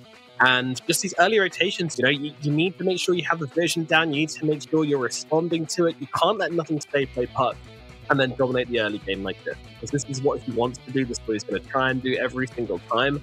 And if he does, then you're going to have a really tricky time on your hands. If he doesn't, I feel like, as I said before, puck doesn't have many fallback options. If he doesn't get the early game aggression going, the hero does feel quite weak at the moment because you don't have those kind of utility items to fall back on anymore, just because the Ags is so weak, in my opinion. So yeah, it's just not okay to let Nothing to Say have free games, as it always has been. You know, on any hero he plays, you have to have a plan. And they did that very well previously. I mean, they shut down his Lina so well. The heroes that jumped on top of him. So again, they kind of got lost in the sauce as things went on. Great initial plan, but like you mentioned, getting not to say the puck where he can outplay you, things become more difficult when you have enough of a plan. Yeah, and I don't think the Mars was the right pick. I'm okay with the Mars, but I'll still die on this hill that this game was actually impossible without BKB. Honestly, I can't believe it that Ursa didn't have BKB this entire game. I can understand like the rationale for the items you got instead of BKB, but only once did we actually see him just killing anybody being allowed to get forward, because every other time, immediately, all the disabled in the world get targeted onto him, and they know they can target him because they're like, okay, Arena's already been used, BKB's already popped from ZC, who else actually does damage? Nobody. So just disables one guy, we win the fight practically automatically. It felt too easy for them to take these fights. Everything just went south from the beginning, and yeah. If they had gotten, I think, who it was you, Neff, that was saying in the draft that this IO, no, it was you, Nomad, when you're like, as they picked the IO, you're like, you don't like this. This doesn't feel like it works for those lineup or for DEC in general. And yeah, I don't think we should see IO from them in future, something more proactive that allows them to do more effective things on the map. If they had Wind Ranger, for example, that would have been way better than having the IO in the circumstances they had it in. Yeah, IO is a niche hero, and I think to make him work, you need something which combos really nicely with the way that Overcharge is now, which is kind of like, as I mentioned, like more of a spell casting / right-click amplifying. You want a hero which can do both. I don't think Ursa is that hero. And like the thing is, these traditional IO pairings like CK and Ursa, I feel like they just don't get buffed up enough. Even I think Tiny still works, but the heroes which don't do much spell damage, they just, due to constant nerfs onto Overcharge, it just doesn't work anymore. And you know, you're basically committing one hero to buff up your carry. That's all it does. That's almost its entire skill set is to buff up and enable your carry in many different ways. So firstly, you need your carry to have a good lane. IO doesn't really help with that. And you need your carry to be able to be in an advantageous position. And when you have a support which can't really play that aggressively, that makes it even more difficult. So yeah, you need to have a really, really good plan. You know, it needs to be like thought about a lot beforehand, and you need to do it against someone who isn't LGD, because these guys are not going to let you get away with it any single day of the week. They know exactly how to punish this hero, you know? And I think that's, again, if a hero gets nerfed and it's not as strong as it used to be, and it was the most contended hero of the last patch, you need to consider that everyone is going to have many, many plans in their playbook about how to answer this hero. And that fundamentally cannot change unless there's massive, massive reworks to the hero. And when it's being nerfed, that is extremely unlikely to happen. So again, you know, just I really do question this one. I didn't like the draft at all from Dandelion, which is a shame because I think they proved in game number 1 that they can fight toe-to-toe with LGD when given the opportunity, but they put themselves in a position where they weren't able to do that, and now LGD end up with a win. But I'm hoping that somehow, some way, there'll be some other tournament. We'll get to see these teams fight again, because that game one was so damn entertaining that I just want to see them fight on an even footing. And at the end of the season, I think that Dandelion will have improved to the point where they will be able to take down LGD in the future. They'll work on these mistakes. They will improve, and they will be back, and I'm sure they've got plenty of following behind them, which means we can move on to our next series of the day, and that one is going to be Xtreme Gaming versus ViCi in a best of 3. The first game for both of these teams here in the Division 1. So guys, make sure you stick around for that one. We are going to throw it over to a short break, but when we come back, those two teams will be battling it out in their debut matches. I'm very excited. Neff's very excited. Snare's very excited. And you should be excited too. We'll see you in about 5 minutes for that game. 成为英雄之前，你不曾拥有姓名。通向终点的路很长，但谁也无法预知结局。有人前倾暗影，谋而后动；有人拼尽全力，克敌机先。没有对与错，只有速度是唯一的答案。奔跑吧，在到达终点之前。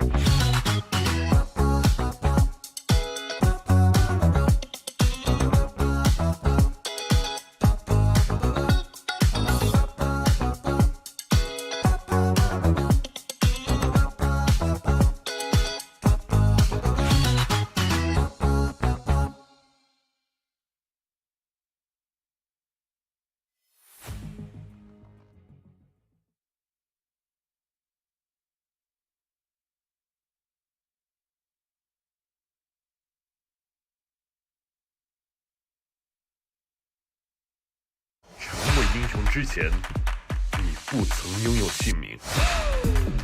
通向终点的路很长，但谁也无法预知结局。有人前倾暗影，谋而后动；有人拼尽全力，克敌机先。没有对与错，只有速度是唯一的答案。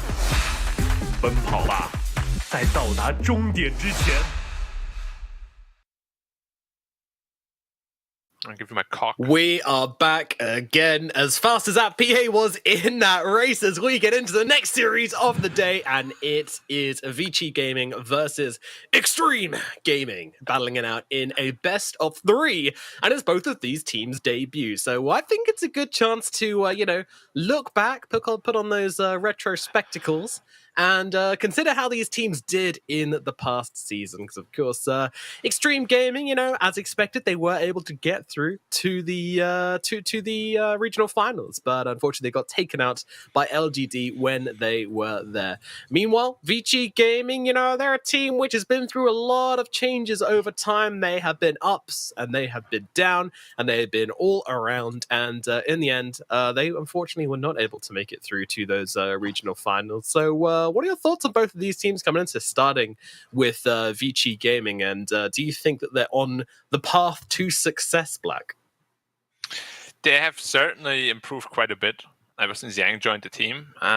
For me, what has always been the big question mark is how do they play around Erika? Because for me, like in a lot of those teams, the carry is really the person that feels like the odd one out sometimes, And if they manage to really integrate them into their strategies and into their just overall team movements a little bit better, then I think they can definitely get top 4 this time around. But they were pretty close even last time, where they added Yang like halfway through. Now that he's here from the beginning, much better chance.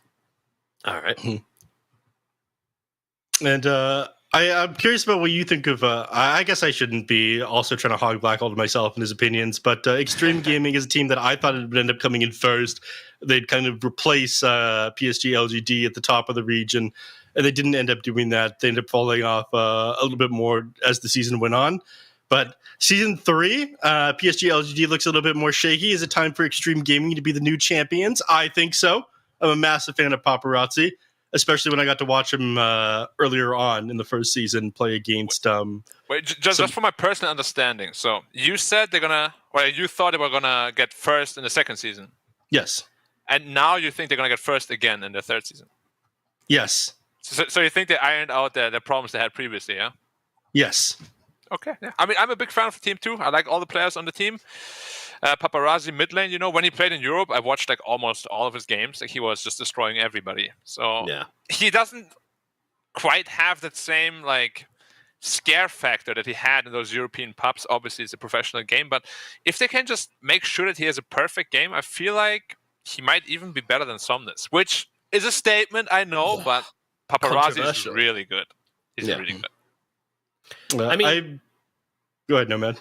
Yeah, I mean, I think there's a lot of similarities to be drawn between the two players, and actually a lot of similarities to be drawn between the two teams. I mean, RNG and Xtreme Gaming are both two teams which have a super experienced and strong support duo. They have a very, very experienced offlaner. They have a mid laner who's mechanically skilled beyond all recognition, and then a relatively new carry player who's, been pretty exposed to the tier 1 scene and brought up into the ranks of these pro games, and they now have to fill in really, really big shoes. But Lou is, he's been around a little bit longer, he's been with the team a little bit longer, so it's really cool to see his development, and he's definitely got the confidence to come into it. So they definitely have the stability on Xtreme Gaming, which puts them ahead of RNG. But versus ViCi, these are two very different teams, ViCi and Xtreme. Yeah, I've got to ask a question though. You guys know I'm a carry expert, so I'm gonna ask both of you: how do you feel Lou has been developing after he joined Xtreme Gaming? Has he been doing very well on the team? How is he like gelling with them? Like, what's the status? Can I answer that one? I'll start. I think when you switch over from being like a pub player to being on a pro team, there's like a small period of time where you learn a lot and you improve very quickly. And then after that, I think you kind of go backwards. You try to develop a new play style. I think Lou's kind of fallen into that one a little bit, where he learns to work around his team a little bit more instead of his team working around him. Because of that, his performances haven't been as insane. But I think he's improving as a player, and we're now getting to that point where, you know, he's going to start meshing with his team incredibly well instead of them just having to adapt around him. All right, so for you, it's like you improve rapidly, And then because you're exposed to like this really high level environment. Then you drop down because you're trying to adjust to that environment, and then once you're adjusted, like you get better again. Yes, basically. Okay. Yeah. I like that. It's actually very true. I agree with that completely.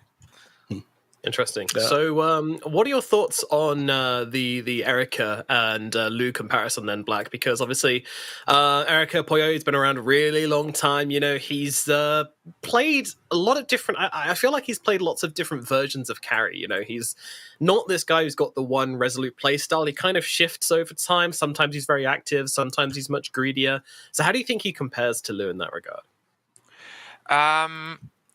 I believe Lou is a much better hard carry player, whereas Erica plays active carries much better. So what I want VG actually to focus on is sort of what RNG did a while back with God King and Somnus. Like, let XM, maybe even Yang with like some Nature's Prophet or something, take over that role of just carrying the mid late game, and just pick an active carry for Erica. Like, his Weaver is super strong, for example. Just really utilize his strengths rather than putting him on these hard carries that he doesn't really excel at. You know, even Spectre got buffed quite a bit. Like, just give him a Spectre, he can be everywhere, he can fight all the time. Something like that. Yeah, I definitely agree with that analysis, and I think you know, Xtreme Gaming, they had a really good read on the patch, last patch at least. I think they were one of the best teams when it came to mastering the patch and also moving with the changes as well. You know, so I think that they were and that's why they did so well. Honestly, like their Razor, their Wraith King, you know, the two heroes they excelled with really, really heavily when they were really, really strong, and you know, they just kept on playing all the good stuff. So I'm hoping that they have new reads coming into D, and I hope they have new ideas coming into this one that they can bring to the table, and that they don't kind of rely and fall back on what they were doing last season, which led to such success for them. Do you think that's a risk, Neff? Sorry, can you repeat that last bit? I was reading something that was being typed by production. Sure. So do you think that there's a risk that Xtreme Gaming, you know, are still stuck on the C patch and don't adjust well enough to the D patch, because that is what they did so well on last season? I don't think that one's a problem. I think the changes were small enough that isn't going to be a very big issue. It was relatively small compared to what I think a lot of people were expecting as well. They nerfed some things that definitely need to be, like BKB and Wraith Pack Totem. But, you know, when they announced it earlier, they were like, yeah, it's going to come out a little bit late on the 8th. It being a relatively small update, all things considered, but it's going to be mostly the same as it was before. So the teams aren't going to really struggle too much. Fair enough. A boring answer, but unfortunately, but a little very bit of a boring true answer, especially the disappointment with the amount of changes part. I was like, yeah. They even said in the blog post, like, oh, it's a big one, guys, get ready for it. It's taking a little bit longer than usual. And I was like, oh, wait, no, it was big in terms of the Dota Plus changes, which were very, very cool. So focusing again on ViCi Gaming, or continue to focus upon them, where do we rate Yang as like the offlaner now? Do you think he's had a big impact in this team? And do you think he's going to continue to do so? Actually, I want to get Neff's opinion on this as well, but for me, Yang has always been a guy that likes to take space for himself, which is actually why, in my personal opinion, VG has been playing a lot better, because Erica isn't actually forced to play these super hard carry heroes. He isn't forced to farm all the time, because Yang will do it for you. You know, he will happily do it for you. So he can just take, as we said before, more of an active role in the team, in the game, and it's been working out much better for them. I think one of the benefits of having Yang on the team is able to adapt a lot better to the situation he's in. When you give him space to farm, he's going to take that farm, you know? Yeah. Dota Darwinism. He becomes the carry if you let him. Yeah, like on his Marses and stuff. Like, if you give him money, Yang is really, really strong. Actually, Yang performs at his best when he's really rich. If he's not as rich, compared to some other carries, he isn't as good as playing from behind, I would say. Offlaner, sorry, not carries. And I think, continuing on from what we said earlier about, wanting to see Poyoyo in a more active role, that fits in really well with the Xtreme Gaming team then when you have these 3 cores with a kind of even distribution. It definitely seems to make sense in how they can kind of split things up. Oh my god, no man, your quality. Yeah, I don't know what's going on here. I'm restarting it. It's looking like YouTube from it's looking like YouTube from the 2007 era. You just stay as still as possible. Like, just don't move at all, and then eventually let the bitrate recover. Yeah, exactly. Okay. Yeah, just don't even talk. Me and Black will handle everything. Black, It's not what do working. you guys think about it? All right, it isn't working. I felt like we got to the point where it needed to be acknowledged, though. Yeah, no, you're right. This is we'll work on this after the broadcast and try and figure out what's going on here. Something in the pipeline's not quite right, but we'll figure it out. UK internet, anyway. lol. Yes, the UK internet is not all it's cracked up to be. I've lost my train of thought now. Yang, ViCi Gaming, yes, indeed. I think it's interesting that Irving, wasn't quite able to find his feet in ViCi Gaming, but honestly, I think his playstyle didn't quite fit the team, and I think he was kind of the he wasn't greedy enough to be on the team. As we say, Yang now seems to fit in so well with. Now, I just want to ask another question regarding that. So they obviously chose to remove Irving and get Yang. Is that because of player availability, or is it because they really, really believe in Erika? Because obviously they've been keeping him for a very long time. I feel like it's a question for B Cup. I haven't been following things as closely as to know player availability and whatnot. That's something that I haven't paid enough attention to, I feel like, within the region. Let me rephrase the question then. Mm-hmm. Do you guys think it's justified that they put as much trust into Poyoyo as they have been, considering his past performances did, past 2 seasons? Yeah, I would say that he underperformed a little bit, so it's surprising they put that much trust into him. But is a correct statement. We're talking about. I was a little bit odd seeing his hit and miss performances. Once in a while he'd just pop up, but the rest of the time, not what you'd want from him. Yeah, I would agree with that assessment. But maybe they see some really deep hidden potential, some anime comeback arc is happening right now. Mm-hmm. Alrighty, well, right now indeed is the key word as we have the draft available, so let's waste no time in jumping into it as we get into game number 1 of ViCi Gaming versus Xtreme. And greedy offlaner! Woo, woo, woo! There it is, straight off the bat. And the response from Xtreme is going to be the Tiny and the Visage. Yeah. All right. So this is a decent start. We've been seeing a lot more of the Visage, and I feel like the one thing that made it more popular was actually the Eastern European region. Back when Dahog was picking that one up a lot more. Thank you, Bad Boom. Yeah. Have you been playing this one carry at all, Black, in any of your games? Carry Visage? Yeah, I have, like a bunch of times. But honestly, in pubs, it's way less effective because you can't really hit your timings as strongly as you can in actual, pro games with your team. But even in pubs, it scales super well into the late game. Even past level 25, you still shred heroes. Yep.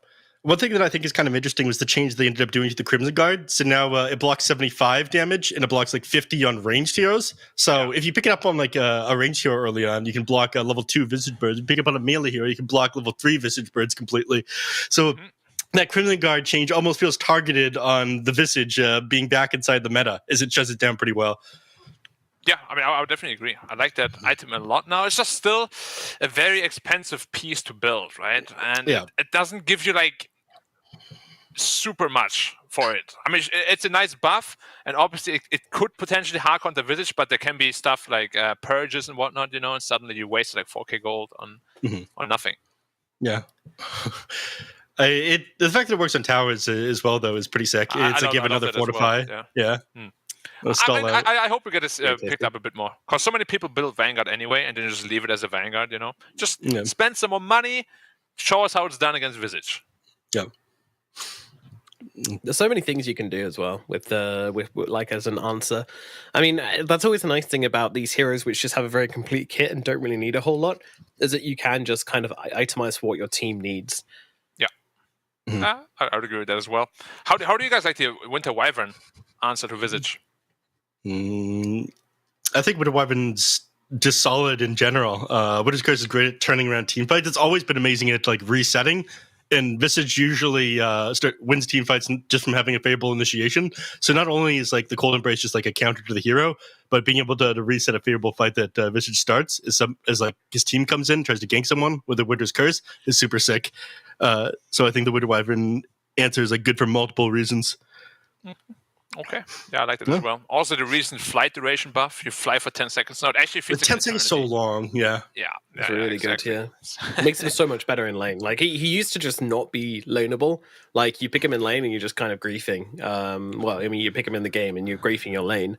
That's not the case anymore, though. He that extra 2 seconds is enough to really punish. Because you can't stay out of the... Well, you can stay out of the lane for 10 seconds, but it sucks to do so. Or you can just sit there and tank it for 10 seconds, which also sucks to do so. Like, you basically just got to go hide in the trees. And chances are you're going to get hit anyways at some point, you know? Especially against the heroes like Tiny and Visage. They're both pretty high health, level 1. Like, that Arctic Burn is going to do a lot of work. Yeah, those percentages hurt. Yeah, I didn't think of that. If you're just doing like damage through his armor because Tiny's got no armor and you're doing percentage damage to his HP, yeah, his health goes down pretty fast. Needs a lot of regen. And do you think if you play this Tiny as a carry and your support can't just drop salves on you anymore because the most recent change, then Widow Wyvern absolutely destroys him. Yeah. I like that. That's interesting, actually. Do you think this patch is kind of, with the no longer being able to share salves, really, do you think that's affected the low armor heroes in lane a little bit more? Yeah, I would say so. That's right. I think we've seen like a couple offlaners just like build bracers, like more and more bracers, and they just try to punish the carry, and the supports can't drop salves on them. So you either buy salves yourself, mess up your GPM, or you get zoned out of lane off into the jungle. So it's really weakened carries, and it's made these lane like win lane offlaners even stronger in this patch. Yeah, I've also just realized that a lot of offlaners in general, or lanes in general, are playing a lot more aggressively now. Like, Dooms don't go super heavy into the Devour if they can avoid it. They just go like 1-3-1 and really just bully the enemy carry out of the lane because the pool region is no longer there. Yeah. Puck, welcome back, Paparazzi Puck. Yeah, I'm happy to see this one. One of the reasons I was like hyping up Paparazzi earlier, it's the exact same thing that you mentioned happened inside Division 2 DPC games as it did in his European pub. It just looked like he was playing a pub when he was like taking Shadow Fiend and Div 2 CN, which is not easy because even Division 2 in China is incredibly strong. But he was just like making it looking like he was smurfing or something like that in his games. His puck is going to be pretty sick as well, and they don't have a great way to start setting up on him so far. But if they get like an instant disable and then follow up with a Doom, they can shut him down here. Yeah, that begs the question. I've been thinking about it for a while. I still don't have a definite answer. Is he a better carry or a better mid? Paparazzi, that is. Because I'm not sure. He's really strong on both. But I like him on mid, but to be perfectly honest, like I think he has a bigger chance to flex his mechanical skill across the entire game when he's on mid. Mm-hmm. I think his laning that makes a lot of sense. That makes a lot of sense. I was worried initially when he's playing mid that he might be a little bit too greedy, but the way he itemizes, like he doesn't mind going for early Aeon discs and stuff like that if the team needs it. So he's very smart anyways. Like his Dota IQ is very high, plus his mechanical skills is very high as well. Wasn't it Paparazzi that won the mid competition as well? The one multiple times. Yeah, when he was playing carry. Yeah, exactly. He beat all his mid lanes, no problem. It's a boss move. It really is. Like, imagine in another sport, like, you know, in like you're a boxer, and then you just enter like a kickboxing competition and win it. Yeah, everyone's like, who's that guy? That's messed up. He's not supposed to have that much muscle down on his legs. That'd be Paparazzi in another sport. Just be thankful he's in Dota.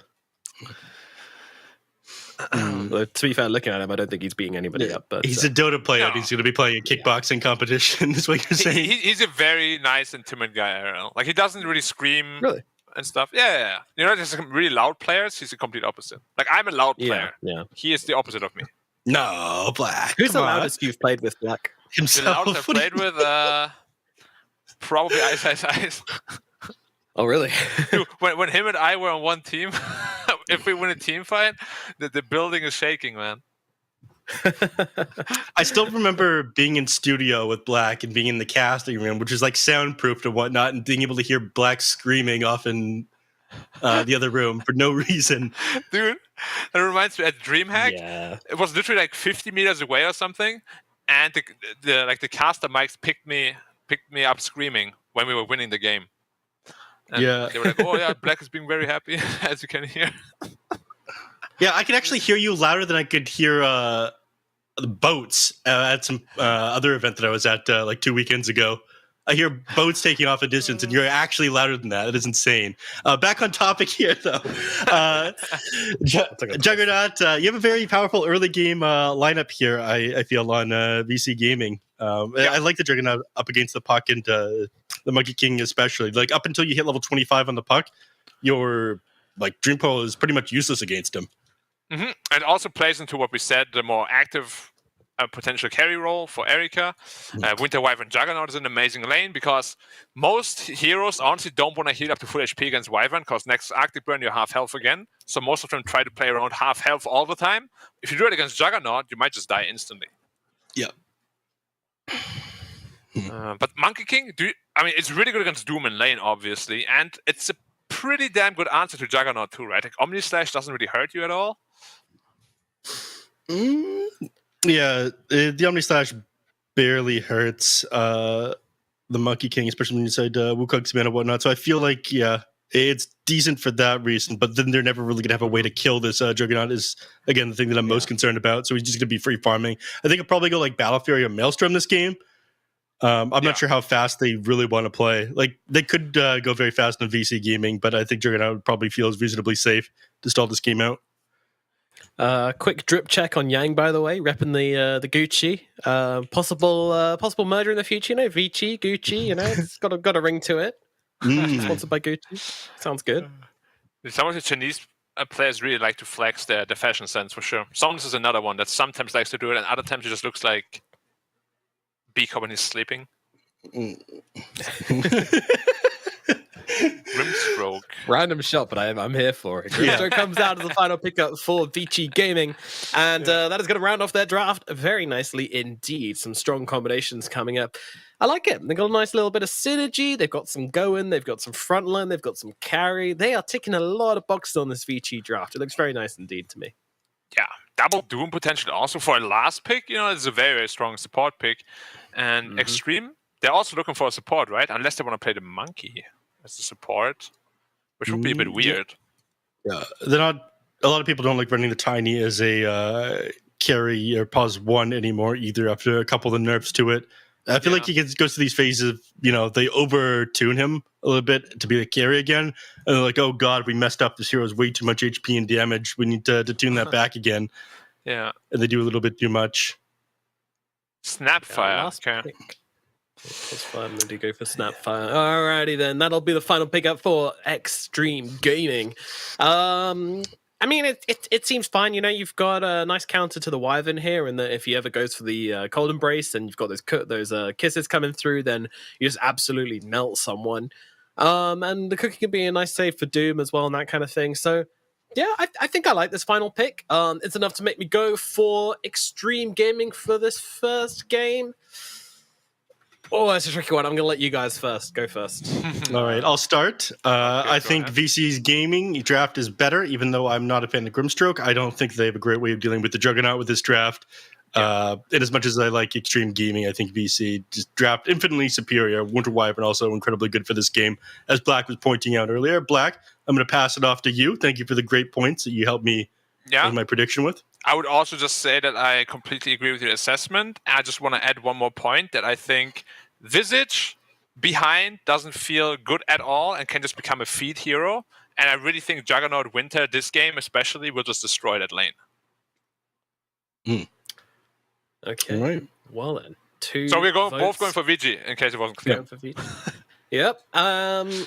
And not just to be contrarian, but I think I can go for Xtreme Gaming here, honestly. Okay. I think these drafts are more even than perhaps you guys are making out, but I am the pleb, so it's maybe my job to do this. Look, but they have combos, right? What you're saying is true. Puck Yeah. Snapfire is an amazing combo. If Vintage Very Summer nice. wins the lane, yeah, Puck Xtreme Tiny, Gaming definitely very good. shot. More it's self-confidence. Your resolution has improved as well. So Oh my god, that confidence means in he is right and we're wrong. Okay, we lost. Easy Because your resolution is tanking now suddenly. Oh no! I'm They're trying to fading my censor power. thing. Like, wait a minute! No Man's Face is back on stream again. Censor it quickly. Get him out of here. Another thing I really like as well is that it's really comfortable for them as well, right? First game back, you don't want to be trying to go like new meta, to push yourself in new directions. Go for what you know, go for what you love, and keep it comfortable. And like these are all like heroes which are tied to the names, right? Old 11, his Visage, he was playing it, when it's off meta as well. So this is super, super comfortable for him. Super good. PYW Tiny, it's another classic. Puck Paparazzi obviously is a huge one as well. Lou Monkey King, like every single one of these heroes belongs to these players, and I think that's really important when you're playing your first game back, first official back after a long break.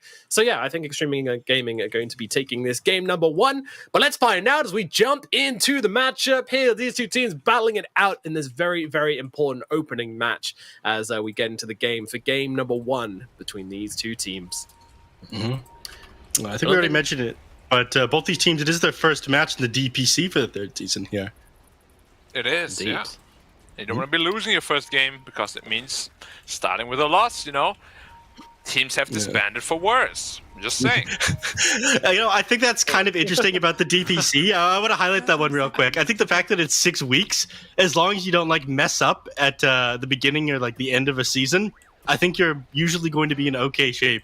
It's all about when you start beating or being bad at the game. I agree. Unfortunate feed timing could definitely lead to unfortunate or 2 decisions. Yeah. It depends on how many stand-in slots they have left or how close you are to the end of the season. They're like, yeah, this is a change that needs to happen. Now. Eric, you went 0-10. Yeah. Also, in my personal power rankings, I'm pretty sure I had Xtreme Gaming as 3 and ViCi on 4. So, I mean, and I Who did you imagine take out everyone from else the old top 4? Pardon? Who did you take out from the old top 4 for VG? RNG. Oh, okay. Because they lost God King, right? Yeah, just shuffling too much and don't seem to be committing to any firm ideas on how to play the game, which I think for Tour 3 is a little bit unforgivable. But hopefully, they might be able to pull it out of the bag and make a run, but I don't think they're making it to the major this time around. But early days still, very early days, and I'd love to see them, pull it together and get some consistency going. But yeah, I mean, considering these two teams are so close together on expectations, from my point of view at least, I think that makes this game, this series, even more important, because that's when it comes down to positional deciding, and when those head-to-head results really come into play, is when these two teams win or lose against each other. Those are the really critical deciding matches. You've got a few series which you're probably just going to win, and you have a few series which you probably won't be able to take. So the ones which are highest contested are the most important, that you bring their all, and both of these teams need to be 110% prepared and ready for this match. Yeah. Can we look at PIW real quick, though? He's carrying a tree right now, but it is invisible. Yeah, I saw it as well. Yeah. That looks very... Yeah. This is just like Saber from Fate. Am I right, Black? Yeah, but Saber's a little bit more powerful, unfortunately. Up until you have a couple points in Grow, right? Oh, it's because he's got the Christmas tree equipped, and it's not Christmas. So, that's okay. Yeah, that makes perfect sense. Yeah. It's a balanced logic nowadays. Yeah. Val decided to take out any Christmas-themed things when it's not Christmas time. It's summer, in fact, so it makes absolutely no sense that he would have that. One tap in that courier, of course. Big trees, small courier, also makes perfect sense. Mm-hmm. Does indeed. Ooh, mid lane. More than ever, Dota makes so much sense. He mistimed it a little bit. Paparazzi tried to go for the double rune steal, but he was just an instant off on the illusory orb, which meant that XM was luckily able to get his water rune for himself. That could have been pretty bad. Yeah, something almost happened in the mid lane, guys. Yeah, I actually can't believe that the water runes didn't get addressed or anything. I know. It's weird. Mid is boring. I'm gonna say it. I'm brave. I'm gonna say it. That's a snooze fest for sure. Yeah. Every cast, I'm like, oh, top lane, Yang, he's getting beaten up. Dude, he's dead. Lu's gonna draw first blood. Huge news for Xtreme Gaming. That is the power of Monkey Snapfire. And Monkey King in general. Like, Doom hates it when enemies can actually kill him through his high armor. Monkey King is one of the best heroes at doing so. Yeah, it's funny how we've come back around the opposite direction of Doom being a 0 armor hero to Doom having like 5 base armor and then also extra from Devour. He's just like the opposite of what he used to be. Someone comes back to Dota recently. Yeah. Yeah, people absolutely don't like that, and they haven't even bothered putting any points at Little Shredder here, as it punishes low armor heroes rather than high armor heroes, so he'll go for the magic damage build instead in order to take down Yang. Makes sense. I'm very surprised at what's happening down here, though. Like, Juggernaut is actually being pressured very hard. His Snapwolf is suffering greatly. I did not expect him to lose this lane. Yeah, I mean, from what I've seen from the last two Arctic Burn usages, that he's been basically just plowing into the tiny with it, and PYW's just like, yeah, all right, fine. You know, I'm happy to buy myself some spells and just sit here and tank it. So a little bit questionable on that, I would say. Is we have another kill up in the top lane. Yang goes down. Lu getting another one. You gotta respect the lane. Yeah. This is getting to the point where Doom can't actually touch creeps anymore in the lane. Monkey's almost level 5, level 3 Jingu. The damage is way too high. They're probably gonna wait for a Void Spirit rotation. Look at Glenn Bottom as well, just plowing into PYW with like this Arctic Burn here. He just uses the entire duration on it. I'm not sure if that's what you're meant to do. I don't know, to be perfectly honest. You guys can answer that for me, but that's a cool overlay that we have. I didn't realize. Look at all the couriers ferrying out items for all these different heroes. How to avoid the question like a pro. Yeah, and it even has the items that are dead on the couriers for another 60 seconds. Okay. Go ahead. That's cool, actually. Something that I am very critical of, I haven't seen a single spin yet. This lane is super strong, level 1, level 2. Yeah, you just too much slow. They can't get on top of the Visage. Go on Visage. And in fact, he doesn't even have boots in the Juggernaut right now either, so he struggles to like gap at distance initially, and then he can just like drop a Grave Troll onto like a creep or a Withered Wyvern and be able to walk away. He's dead. Go! No, yeah, look at the speed. He's too speedy. He gaps the distance too quick. Yeah, Grave Chill is a good ability. They are two very speedy boys, aren't they? With the brown boots on the Tiny and the Grave Chill on the Visage, with the brown boots picked up on him as well. Wow, yeah. He puts a second point into it now as well, instead of going the extra point into Soul Assumption. She'll have even more movement speed exchange. So spinning on him just probably isn't going to be an option anymore. They squandered their opportunity here, Black. Yeah, I mean, now he's going to throw with a spin, but he's going to run. Oof. Oh, the lanes are going horribly. Horribly. Yeah, it's a good thing we both predicted Xtreme Gaming at the beginning of this one. Luckily. A lot of people I wouldn't want to be the fool that went for ViCi Gaming. Nomad. Look, all right, lanes mean nothing. Lanes mean nothing. It's all about the fights. PYW is chasing hard here as there's a bit of fighting going on over the rune, but PYW going for the toss under the tower, kills off the Wyvern. Meanwhile, over towards mid, DY trying to run away, but with that Inkswell upon XM, he might be able to pick up the kill here. No more spells left for the Snapfire. Xiaomi will just fall. Yep, no mana on the Tiny or no cooldowns also. Void Spirit's gonna be just fine. But they gotta salvage the side then somehow. Like, XM has a lot of pressure on him right now. Yang is getting gone on here. 2 points until spell's available. And he's dead again. And he's gonna get it. Yeah. I don't even know what to say. Like, did he actually think he could fight that? Because he was just hitting him.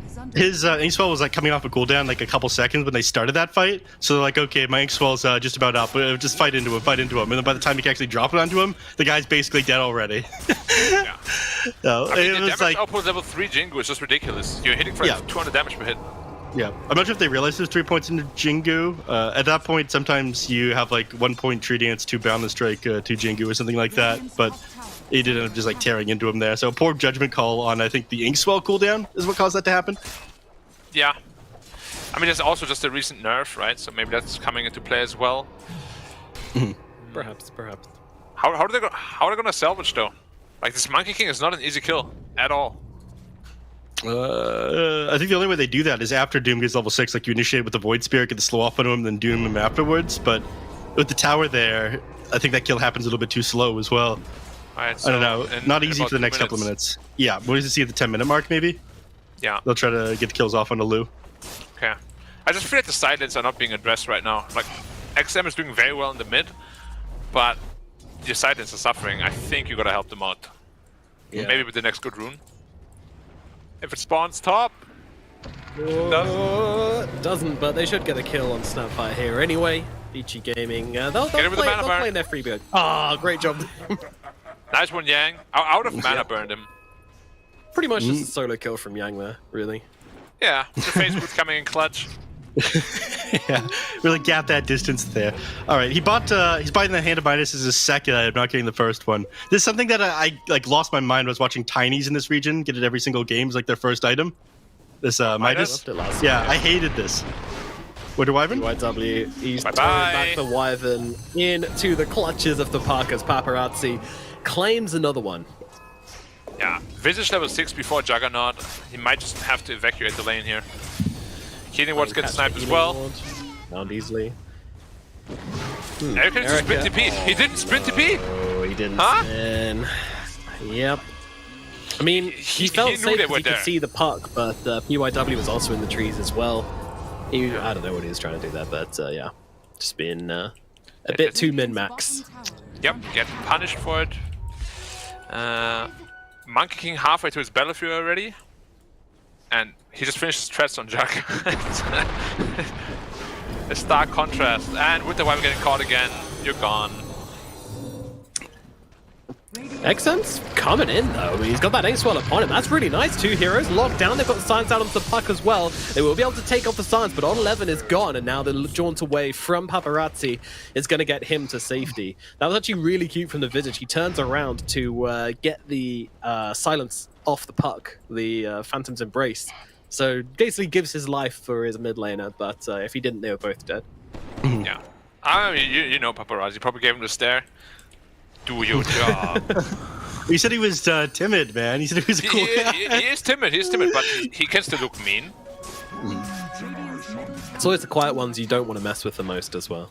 Yeah. Exactly, yeah. You never know what's been beneath the surface. You know, loud people like me are usually very nice, you know? Usually, and you're a rare exception though, Black. Oh, Right? thank you. Yeah, no problem. I really pride myself on that. Alright, so we've now hit the timing that we talked about them, you know, potentially looking for a kill off in a Lu because he's getting this battle here done way too quickly. 5.5k net worth here, 10 minutes in. The safe lane carry? You don't want that to happen, man. Yeah. Now, I'm actually wondering, is Juggernaut just overrated? Because whenever I see him, he's just losing his lane really badly. When I was casting through, got completely crushed every lane. Radiant's bottom tower is under attack. I mean, he should be winning his lane. He made a couple crucial mistakes. I mean, he didn't just Blade Fury TP out when they ganked him last time, which is a little bit surprising. I think trying to min-max things a little bit too hard. He's... Alright, good. I was curious to why he walked up into this and then spun, but he TP'd out immediately afterwards. Yep. So, He's actually going to the top lane. yep. But Monkey King's out already. Tiny says, come back. Radiant's bottom tower is fallen. They know he's up here now. Now they're do it teleporting. again. Yeah. They have this Oh, he's information not they going go. out. Oh, so greedy, Yang. You're so greedy. Yang. He really is. I mean, that's a player they're all calling for, right? Like, they know Yang. They've played against him thousands of times over the years. And with this it, guy's too. staying for the next wave. Yeah, for sure. Paparazzi was like, yeah, there's no way he's gonna go back. Like, I was like, yeah, he's gonna walk away from the catapult. Now he's like, no, I need that CS right now. They're smoked up and running mid now. Yeah. They also have their... No, they don't have the coil, actually. But they still have Snapfire ult, which of course is massive damage. Here it goes. Throwing it in with the combo. PYW here. Yama's going to be the target. And oh my god, he is low, but he's not actually going to die down to 2 HP. He's going to survive through it. Now they turn around. Double Doom comes down. Hello. ViCi Gaming are looking to turn this one around, and they're going to bring down Lu. But then Omnislash bouncing around onto some targets here. But doesn't seem to matter. They're just taking them apart. ViCi Gaming still on the aggressive here. Xtreme are starting to turn around, though. Erica realizing that they don't have the numbers and they have to back themselves away. A lot of heroes getting very low on ViCi, but nobody quite dropping. But at the same time, Odd 11 still sticking around for this tower. Yeah, that play was all set up by the Winter Wyvern, I want to say. He got that initial attack with the Arctic Burn off onto the Tiny. That slowed him down enough that he wasn't able to gap the distance, then get the toss back into his team and whatnot. Then, of course, stalling out with that Winter's Curse, setting up the double Doom. It was all Winter Wyvern, man. Yeah, it really was. Awesome curse. Just really good spells overall, even his Cold Embrace.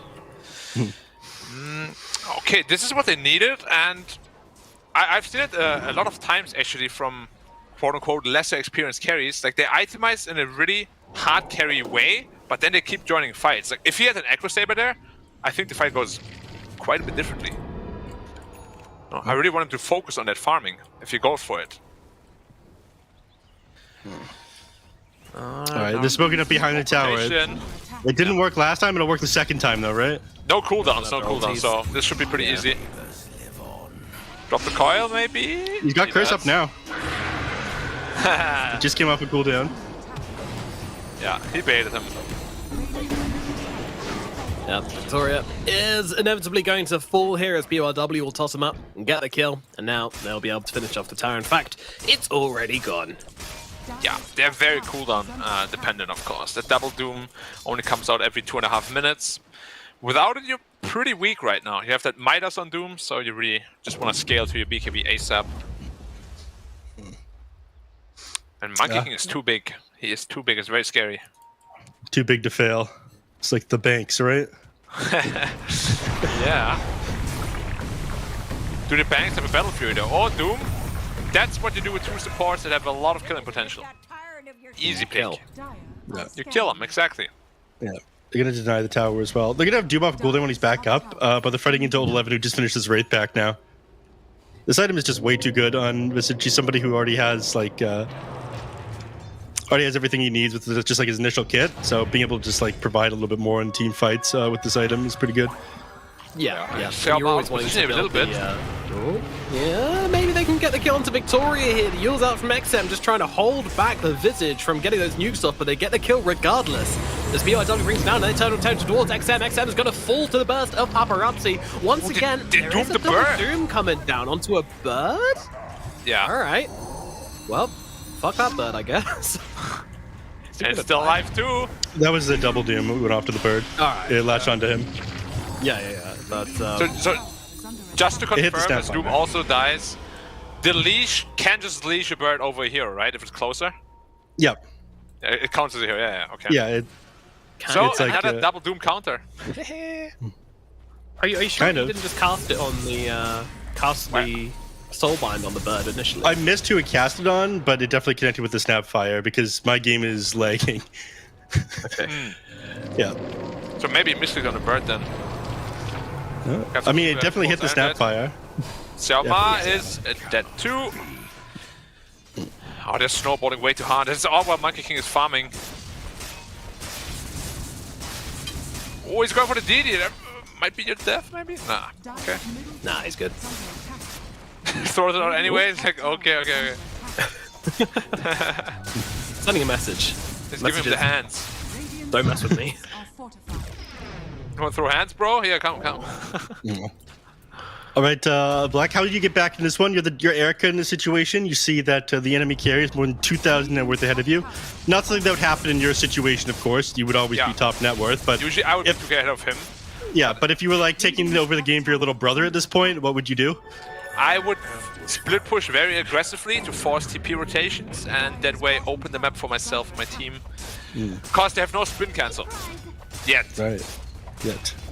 Until they get a bash on Snapfire. On Snapfire, not the Monkey King? He will get a Dimension too, but Snapfire sounds more funny. Yeah, it does. Imagine TPing away. But yeah, what he's doing is pretty much what he has to do. Like, all you can do now is split push, get your farm up to a level where you have enough damage to kill people through the Wraith pack and through those high health pools. Even that support Tiny is in there 1600. Yeah. Everyone's way too big. You just need way more items. I mean, Void Spirit's, I think, going for the correct build right now. You need the Yules this game. You need to go for the Aghanim Scepter or jump the backline. Silence everyone. It does more damage as well. But Juggernaut is definitely too far behind. Then Grimstroke's damage is going to be kind of underwhelming as well. It's just a hard position to be in, man. It really is. It really is. They were, I feel like, supposed to be potentially even be a little bit ahead. Like I thought. Yeah, bottom was supposed to go way quite better. strong. Yeah, bot lane should have won super hard, and then Jug should at least be at Monkey King's net worth, and ViCi should be at like maybe like Void Spirit's net worth at this point. Yeah, because Monkey King's not supposed to be a fast farmer. Like, you farm faster by going tree dance and whatnot, but he got way too many kills early on with Jingu Mastery. Yeah, agreed. Smoke up from ViCi, though. They're going to fight over this Arcane Rune. The Ink-Spell's out onto XM, and now they just back themselves away from each other. Yep. Speaking of, I wanted to talk about Lou's build. You talked about all the early points he put into Jingu Mastery. He went to 3 at level 5. And then after that, he just went like full transition to tree dance and boundless strike just to be able to farm faster. He realized he's not going to be fighting as much for the next little while. Yeah. So he like completely optimized his like farming build on Monkey King. Won the lane super hard with 3 points of Jingu Mastery, then went full back for a tree dance and boundless strike. What an Also ownage realized that gamer. he doesn't lane anymore on Doom, right? Like he was in the jungle for like 3 minutes. He's like, I don't need any like laning spells anymore. Yeah. What a gamer. XM got called again. Hard counter to Void Spirit, of course, and he's just dead. Yeah, if you're behind against Puck, the game feels so hard to play, man. Yep. So annoying. Snapfire ult also. Together with the Tiny, almost killing the Juggernaut. Is he gonna be able? Dude, he's juking the trees, so we can't Omni Slash him. You're going in? Wow, Oh, he gets it off. He gets it off, and that's going to be a dead Tiny at the very least. Does take a little bit of time, but they bring him down for the birds. The birds catch him out, and the Juggernaut does fall. And now it looks like Jammer will be following him to the grave, as well as Old 11 is just relentless with the jump here. Finishing off the kill. 3 dead on the side of ViCi Gaming, and only cost them a Tiny. And they'll be happy with that one on the side of Xtreme. Yeah, makes me wonder if Tilt was playing a role or not. He did not have to chase the Tiny for like 5-6 seconds. He could have just ran away. If he wanted to. Dude, the PYW was just playing with him there. He was like hugging the tree line there, dodging him out where he didn't have vision of him, like trying to juke out the cash animation for Omni Slash. That's what he was doing. Man, He was trying to style on him. Nope, you may not cut in, sir. Yeah. Radiant's top tower is under attack. Look, already BKB done on Monkey King. He's so filthy rich. His nail is queued up. Isn't the normal build Axe now? Wouldn't you want Bash to be able to cancel the TP spin? Yeah. If you don't go Axe, I would definitely prefer the Basher over the Daedalus. PYW potentially in trouble. He's so tanky, man. Yeah, it's very tricky hero to get through at the moment, that's for sure. 1700 constantly- HP, 15 armor as a support. Dire are scared. Coil's online. There's massive combo potential here. No. Smoke up, ViCi are looking, and they might be finding they have a choice of targets here, but my the stun out from God. Lou, it's beautiful, it stops the advance from ViCi Gaming straight off the bat, and they just have to back themselves away, but Lou, he's not going to let that happen, neither is PYW, the Winter's Curse will come down, holding back Xtreme Gaming, but they are still way in front of this tower, and will be taking down that tier 2 with ease, and that said, Grimstroke, he's not even out of the woods yet, in fact, he's not going to escape the woods, as Old 11 blasting down with that soul assumption. Cabra in the woods scenario. Dude, they're just gonna, are they gonna push high ground off of this one? They're showing no signs of threaten slowing it. down. Yeah, they've got no Winter's Curse, so they can't stall this one out. They do have double doom though. Look out for that one. As they XM, jump forward here. XM needs some help. There's nothing coming his way though. He's just gonna drop 40 seconds on the sidelines. Juggernaut, he's just in the jungle. He's GGAFK in the jungle right now. My His God. TP is off a cooldown, but he's not getting back. He realizes this Rax is just no way he's able to defend, so he just focuses on farming. PYW toss just boy. finding them again. My goodness, this Tiny just don't stop. Attack. Radiant's bottom What is happening? 21 minutes. I guess it's just the power of heroes like Beastmaster and Visage, right? Yeah. You can't really just run and force it high ground with that Vlad's aura. It's insane. Doom, Absolutely. he has no BKB yet. The BKB change again. Not again, not again, but PYW is just on the case every single everywhere. time. The birds are always there too. The hero isn't actually there, but the birds are always there. No, he got the mana burn off of the Tiny before he went down there, though. Worth it, worth it. Yeah. On his final breath, he curses PYW. I hate you! Feel my pain! Oh, they're looking for a Erica? Juggernaut actually. Oh. Found him! He's got spin, right? Healing ward? He's got spin, right? No! Oh! Can he even sprint out? Yeah, he's good, right? He's good. That hurt. I felt that. Nah, joke's on you, he wanted to farm those Ancients. Radiant's top Right. tower Plan all Right, along. right. I'll Omni Slash over to the Ancients, and then kill them with the spin. How much gold would they have gotten for Tiny? I feel like 500-600 at this point. Yeah, when they're losing like this, I mean, PYW is pretty farmed. When they're this far behind, those kills are worth like 700 gold or so. About $1 billion. A billion gold, roughly. Yeah. Thank you. It caps out. Googleplex. Uh, Oh, here's a BKB on Visage already as well. Super tanky. I mean, where's the damage gonna come from the Radiant? They just have no items. that's the thing. That's the neat part. There is no damage. That's the iffy part. At least they have 2% damages, right? Arctic Burn Yeah. and Infernal Blade, but You know, Maybe BKB on BKB counter Visage isn't something we see a lot of, but do you like it, Black? I do, just because he is sort of the frontline for his team right now. Like, Monkey King doesn't really want to be in first near this puck, so Visage is just playing that role. Oh, they do Oh, the yes, no, Doom. BKB.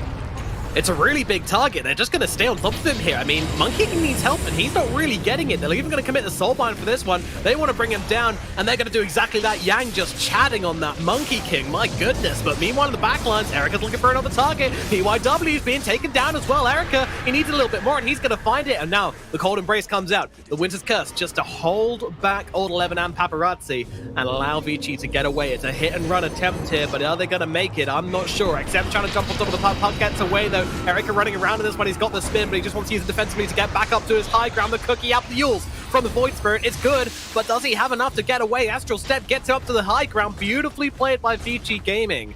It's a tricky fight, but they've managed to find the entrance to it and make themselves trade 2 for 2, which they will be happy about in this circumstance. But again, Xtreme Gaming are not slowing down. They're still looking to push the towers, and I don't think there's anything which ViCi can do about it now. They don't have those ultimates.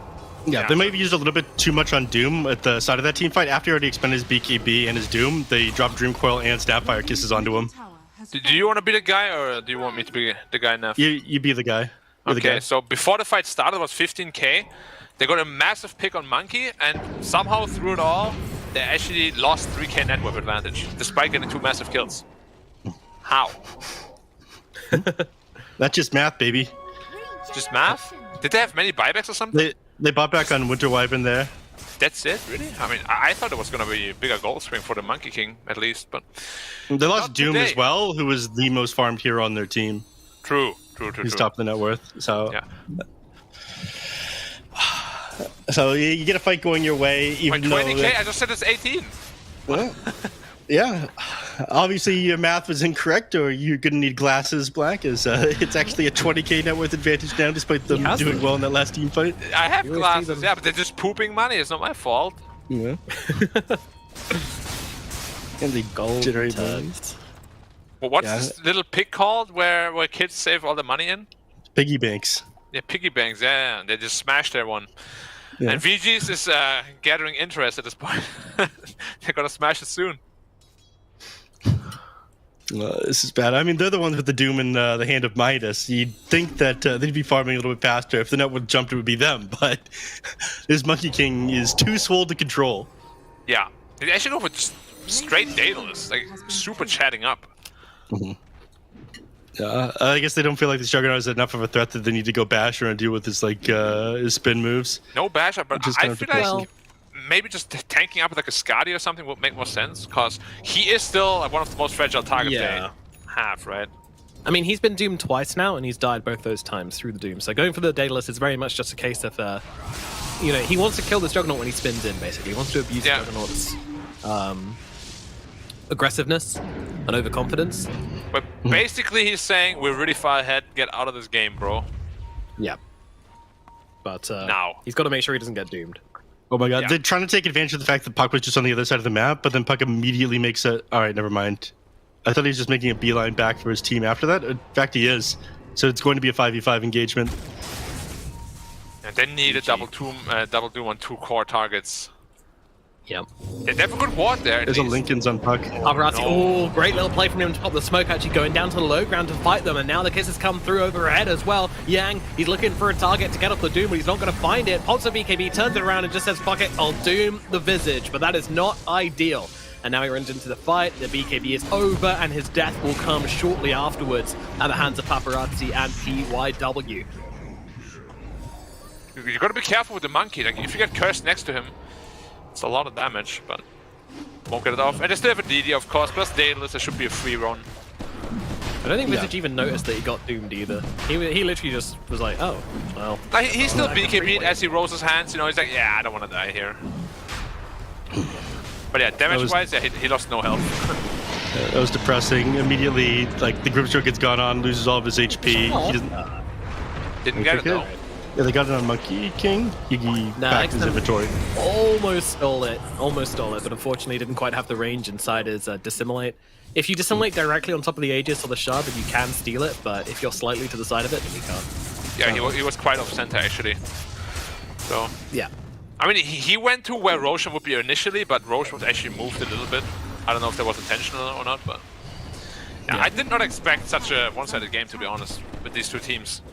You thought they'd be relatively even. In fact, I felt like ViCi had the better draft, but again, I think a lot of it comes down to what happened on the bottom lane. His Juggernaut just not do near well enough. Oh, he's just getting completely destroyed in a bunch of taps. Yeah, Yang's out. Yang taps out of this one. GG disconnect from Yang. Dude, he's gone. He's gone. He's looking for the next game. My goodness. Well, Xtreme Gaming turn up the volume and absolutely smash ViCi into the ground in this first game. This was not close at all. And, well, I mean, I don't know what that's means to the rest of the series, but this one was brutal. I mean, what really went wrong for ViCi in this one? The lanes, man. From the very beginning of the lanes, they ended up losing all them way too. We have to rephrase that. What went right? Black, we've been over this. You're too toxic for your own good. You're going to get yourself in trouble. I'm sorry. Oh, please continue your very knowledgeable and smart point. Thank you. I'm not sure if that was sarcastic, but I'm going to go anyways. No. So anyways, they ended up losing 2 hards on lanes. Erica ended up dying at the very beginning when he had no business. I think for the very beginning, they squandered the advantage that Black was talking about. He was surprised that they didn't just like QW on the Winter Wyvern after the Visage and spin him down afterwards. You let Visage get a couple of levels. He suddenly had points in his... He had boots advantage. He had points inside his... Grave Chill. He was just able to walk away from you at that point. So you didn't do near enough at the beginning of the lane, then it just went way too far in favor of Xtreme Gaming. I was so surprised he didn't use a single spin until like minute 5 or 6, which was defensively used. You know, it's they definitely didn't play the lane aggressively at all. Which when you pick Juggernaut, you pick it to be aggressive. But otherwise, just pick some here that just farms. You know, like if you pick Juggernaut, you must win the lane. You must. Yeah, I agree. And, you know, elsewhere on the map, you know, I think XM did like reasonably well in the mid lane. I'm looking at player net worth right now. Like, beginning, he was like neck and neck with Paparazzi mostly. By the time you hit the 10-minute mark, Paparazzi had a little bit of a net worth advantage after finding kills. But being able to do that well against Paparazzi, I feel like is respectable enough. But yeah, the side lanes, you mentioned Black, they did nothing. And they didn't end up even finding the kills off onto Lu post-laning phase. In fact... Yeah, it was super tough. Like they just, as you said, mid lane they went somewhat even, but even that lane they lost like a little bit. If you lose 3 lanes in Dota, it's just so hard to play, especially against a team like XG with so many veterans. You know, they know exactly what you're gonna do to come back, and they punish you at every like turn. There's just nothing you can do. Yeah, really hard.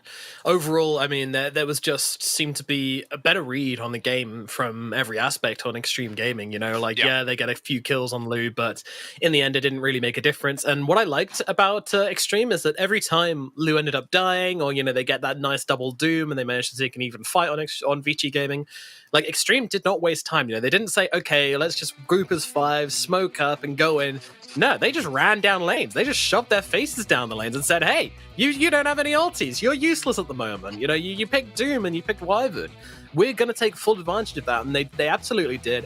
And I think that was one of the ways that Xtreme Gaming like really looked dominant here. I think they still would have won if they'd taken their time and they'd gone back and they'd, you know, just farmed a little bit and then 5-man smoked in, went for the next objective or whatever. But this kind of like gung-ho, just, you know, abusive attitude they had where they just did not stop, it gives you not only a tactical advantage but also a mental one as well. Like, it's so hard for ViCi to take the time to recover when they're just constant, you know, they don't have that time after a fight to go, right, that went well, what do we do next? No, like they're like, oh crap, they're already pushing our tier 2 tower. Can we defend this? I don't know. Am I strong enough? I don't know.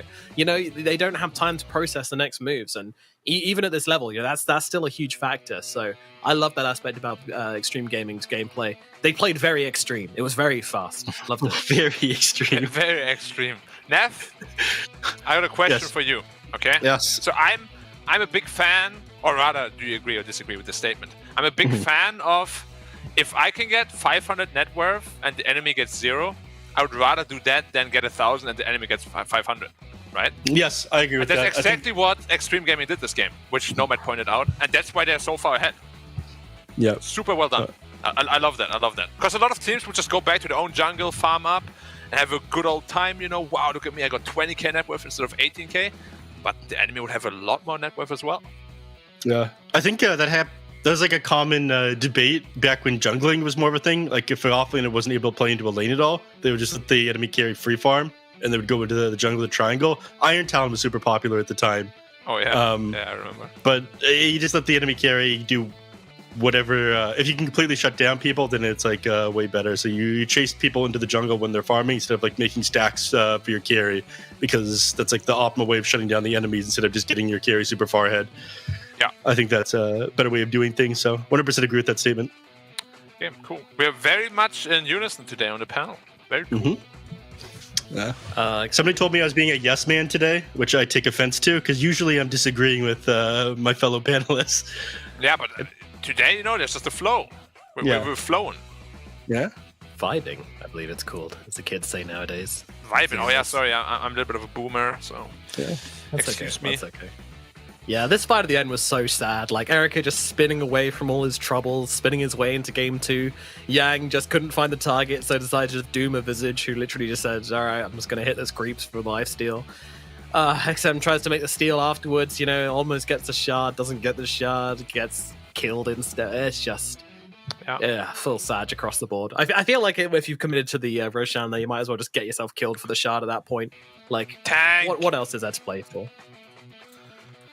Agree? Disagree? Agree. I actually learned something from Nomad today. I didn't know you could do that trick with the Void Spirit to simulate being able to pick up items. Oh, it's kind of like a sleight of fist, yeah. Yeah. You can, like, with Sleight of Fist and with Remnanting, you can pick up items in the middle of that one. But yeah, I didn't realize you could do it with the Void Spirit as well. But it's a newer hero, so I'm gonna forgive myself for that one. Did you know when Odie... That is some cope right there. when Odie astrals you with a shard, you can also pick up items? I didn't know that I was either. just kidding, bro. Okay. You cheeky boy. No, I learned that one from... it was from the Western EU region, I think, when someone picked up a rune whilst doing it. So that's where I got that one from. I didn't know that before. I think that's what we call about hacking a week ago. here. Yeah. It's a bit of a weird one, isn't it? Like being able to pick up things whilst you're like invulnerable. I feel like is always a bit of a. I am in a different dimension. Let me just take this anyway. Yeah. Like I don't know. I guess it would work. You can do it with That's what I'm saying as well. Odie should be able to do it too. If Void Spirit can do it and Ember, Odie should be able to do it too. There's no reason why not. But then, should you be able to do it whilst disrupted by Shadow Demon?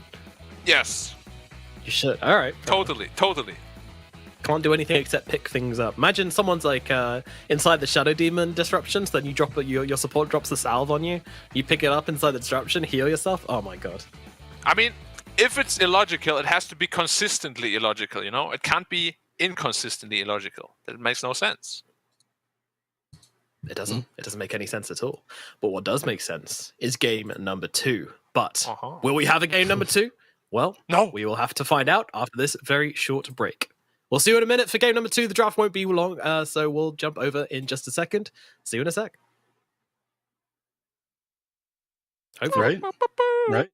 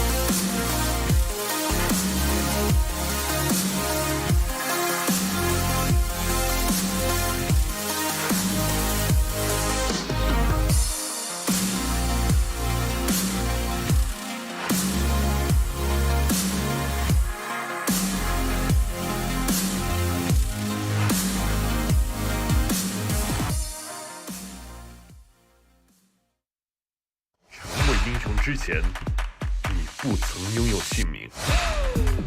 通向终点的路很长，但谁也无法预知结局。有人前倾暗影，谋而后动；有人拼尽全力，克敌机先。没有对与错，只有速度是唯一的答案。奔跑吧，在到达终点之前。Hello, my little cutie pies, and welcome back once again to the China DPC Division 1, where we have ourselves a lovely little series on our hands. It is Xtreme Gaming versus ViCi Gaming, and we are into game number 2. The draft is already live, so we will jump straight in there, straight away, and start breaking this one down. I'm, of course, joined by the lovely Neff and the beautiful Black guys. What are we thinking about these drafts so far? Neff, give me the 4-1-1 on ViCi's opening. Well, you see, VC's opening, you go for the Tiny, go for the Monkey King, both very powerful heroes. Neff, can you say V? V. No, Chi. Chi. Great, now put it together. ViCi. Excellent, now go again. Good job. I'm being bullied by my panelist. Anyways, they... Huh? I guess they look at the tell HR. Yeah, absolutely. You bet your ass I will after this game. So anyways, Tiny Monkey King is the opener here. I mean, Monkey King, incredibly powerful hero, as is Tiny. They want to play aggressive. Things didn't end up working for them in the last game. And they went for that Juggernaut pick. They saw what Xtreme Gaming did, and they went, I want that to happen in my games. And so they pick it up themselves. They copy their drafts. And so they'll be talking about some of the earlier series. But on the side of XG, I mean... the ViCi ended up being incredibly effective. It is super strong right now. It's a hero that can build Wraith Pack pretty naturally. Vlad is good on the hero as it increases the damage of your birds by quite a bit, as well as giving you lifesteal. I feel like it just functions way too well for that purpose. So if it ain't broke, don't fix it. I guess it's the logic they're going for here. So solid starts from both these two teams. I do believe this will be either a ViCi support or position 1, as they already have a Doom on their team now. Black, what are your thoughts on this one? I was wondering if they got a little bit debated with the Monkey King, perhaps, because we've seen a lot of Doom Force also, especially by LGD. So they could do like a Doom Visage lane, and obviously that's Monkey King is not nearly as effective against that. So potentially just blindly copying something might not be the best choice always, you know, because I really do think this game Monkey King is going to struggle quite a bit if he lanes against Visage +1. Yep. Yikes. I mean, this is like, you ever see those couples who see like another couple doing something cute and they're like, oh, can we do that? And then, you know, they're like, oh, well, you know. We want a tandem bike ride, but I don't know how to ride a bike. Oh, neither do I. Let's do it anyways, yeah. Yeah, but it looked cute, so let's try it because we saw that other couple doing it and looking super cute on Instagram. Exactly. Like, it doesn't really work, you know? Like, it's not authentic. And that's what sounds oddly specific. Is everything okay at home? It's a journey, but we're working through it. I see. One tandem bike ride at a time. All right, guys. I'm always serious, so I'm just going to go back to topic, okay? Yeah, thank you. Monkey King. You know what Monkey King hates? I'm going to tell you what Monkey King hates, guys. It kind of sounds like an advertisement. Anyway, Monkey King hates playing against attack speed slows. And Visage is one of the best heroes. You know, is it a she? It? He? It slows attack speed. And Monkey King hates that super much. Super much. I agree. Thank you very much, Black, for the amazing insight and mastery over the English language. Void Spirit. Void Spirit panned out next, and they pick up a puck immediately after. I mean, we talked about how Void Spirit is seen as a counter to the puck a lot of the time, but they want to go back for Paparazzi playing this one again. I think they're going to need more lockdown. You've got a decent start with the Avalanche and the Boundless Strike, but we've seen what Paparazzi is able to do if you don't just like shut him down with some hard lockdown in the middle of these team fights. You think they go too hard for like stuns and not enough damage if they go for something to counter the puck here, though? Yeah, that's a big problem because Monkey King this game until BKB, I don't think he's going to be very effective in that damage department, and Tiny doesn't really deal a whole lot of damage in a support role. So yeah, you might potentially run into some problems if you just solely focus on disables. That being said, though, a hero like Shadow Shaman offers both, right? Yep. So maybe they'll go for that. Shaman is also pretty good against Doom and Visage. Oh, well, Visage is actually a dude. My bad. I just went to check the the spells to see if it uses him or her, and it uses him. Or it's, I thought, it's yeah, this is just a dude. I thought the little familiars were like her babies, but well, I guess men can have babies too. But you know, Thanks, Nomad. yeah, I thought when she casts familiars, she goes birthing them out. You know, See, I That's use their high name. level English, and he's just very knowledgeable. What else do you need, Neff? Like, we're educating you on the spot. That is true. Normally, you'd have to pay good money for this kind of commentary. Yeah. Oh, you're welcome. The people You are lucky, welcome. lucky people in Twitch chat get all this for free. Welcome to Masterclass with Nomad and Black.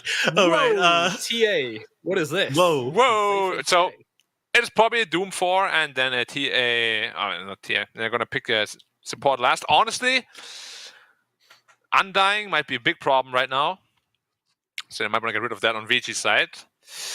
TA into Monkey King, though, it's a very interesting one because if Monkey King and TA have the same level of farm-ish, Monkey King destroys TA super hard. But of course, TA snowballs much harder than the Monkey King does, and probably the lane is going to be much easier. Yep. I don't TA like is this much Monkey King pick quicker. anymore at all. It looks so bad now. Agreed. Speaking of like the tempo system, I'm surprised the meld wasn't addressed in the last patch. Oh, The yeah. ability is way too good at early levels. Is it still 12 seconds? Was it 12 seconds duration? It is still 12-second duration. Yeah, cool. 5 armor level 1 for 12 seconds. Let's And go. 50 bonus damage. Yeah. Cool nice. stuff. Yeah. You can Was use it twice 80 at the before? lane So as at well. least they nerfed it a little bit, right? Wait, is it 50 Or or it's 80? 80 bonus damage. It's still 80. Oh, yeah, my bad. It's just so much damage, dude, from one attack. What the hell is happening? I and don't even know my voice is going so high. You can minus 10 armor at the beginning of a lane as well if you just like double meld strike someone by getting the lane early. They just lose like more than half their HP no matter what hero it is. Yeah. Anyways, they ban out Abaddon. I guess they're worried about hard disabled they're worried about their hard disabled getting like Puck back out. Makes sense, but they have a Mars on their team. Abaddon is way too good at position 5. They'd also struggle to deal with like blow up Abaddon in this game. Let me ask you, is Go ahead. Snapfire too much of a counter to Undying to pick it, or is it still okay? Because I feel Undying is actually really strong for Xtreme. With that, you don't have to skill Tombstone necessarily, but just for the lane and then the massive amount of heal makes it really hard to burst anyone. I think it's when you have the Tombstone counted out by the Snapfire, I think it's not good enough against the rest of the heroes as the game goes on to be that Right. effective. Yeah. All right, I can see that. So I don't like Undying anymore.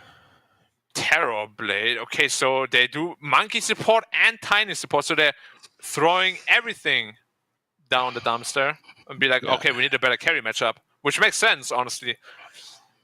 They've completely changed their game plan now. Yeah, they had to. Like Monkey King, no way you can put him as a carry. But now you have what, like off mid Monkey King? Position Monkey King, 5 Snapfire? 4 Monkey King, Mid-tiny? 5 mid Mars, 3. Mid snap, 3 tiny? 5 monkey. No Five way. They have a lot of Terrorblade? possibilities potentially. It's got to be 3 tiny. It's got to be 3 tiny for Monkey King, 5 snap, and then this Mars in the mid lane. We saw Mars in the mid lane earlier tonight. Yeah, that seems likely, but it's also super boring. I want to see more snap core. Why is no one doing snap core? I want to see Marcy in the game. That hero just makes kills happen in the beginning. Yeah, they're banning it though. Yeah. Boring. Yeah. Also, What can you do? Dawnbreaker ignored this series as well, which I guess is kind of interesting. Some other teams seem to like it, some teams don't. It's a very undecided hero at the moment. yeah, it is. All It's right, a very special one, just snipe the because of pick, Black. global What is presence. it? Snipe the pick. Oof. Let me dig down the box. It's a I'm Viper. going IO. Mm, Viper. I like Disruptor. Disruptor. Disruptor. Explain why is Disruptor better than Viper here? You're thinking it's support Viper or? Yeah. Yeah, it's a 5 pick. I mean, I like Disruptor just because when you're doomed, you run away, and against TA, you want to run away, and you have traps that give vision for glimpses and stuff. I feel like VG is going to be running away a lot, and Xtreme could catch them very nicely with Disruptor. It's a very dominant mindset. Yeah. Don't let them run from us. We will kill them. Elder Titan, okay. I did not expect that one. Spoilers, the stream isn't caught up yet, but yes, indeed, it is Elder Titan coming out from Xtreme Gaming as the final pickup for them. Does that tickle your pickle, Black? I like Elder Titan. I mean, it's a direct answer to the Terrorblade, right? Yeah. You have the what's it Tremendous called? armor. The The aura? natural order. Natural order. Yeah, everything as it should be. And TA, Elder Titan in general is just an amazing combo. You have setup for the Puck. Puck has set up for the Elder Titan. They can all help each other. This draft is tickling my tickling. Yeah, Black is very well pickled right now.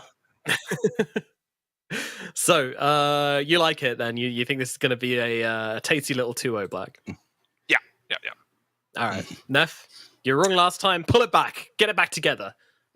I suppose if I want to be more correct, I should disagree with Black, but I like the Elder Titan pickup too much here. I think it is very good against the Terrorblade. It's going to shut down his illusions. You can destroy all the micro, everything away from those stomps. And it's going to make it even easier for them to set up sick Dream Coils or Dooms or Visage Birch drops.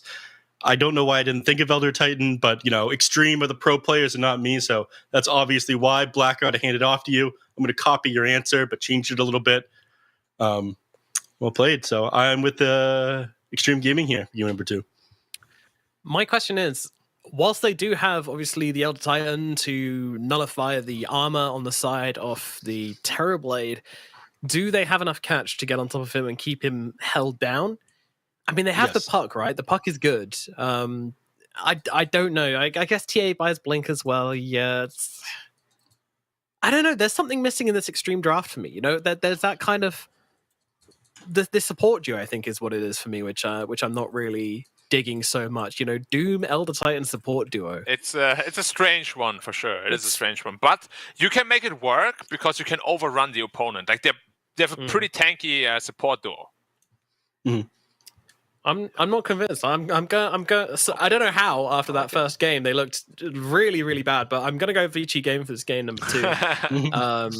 I don't know. I guess disagreeing with you two seems to yield results today, so we'll go with that. Let's jump into it. Game number 2. It is Xtreme Gaming versus ViCi Gaming. The debut matches for both of these teams, and a win here would really set them up for a lovely, jubbly time throughout the rest of the league. Both teams really needed to make it happen, and it is, of course, Xtreme Gaming who are a game ahead at the moment. Okay, so Visage Doom against Monkey King Terrorblade. I mean, TB recently got buffed, so his level 1 Metamorphosis is actually really strong, giving you 30 damage, more than it ever has before. Yeah, I remember when I was at 15 was actually kind of awful before.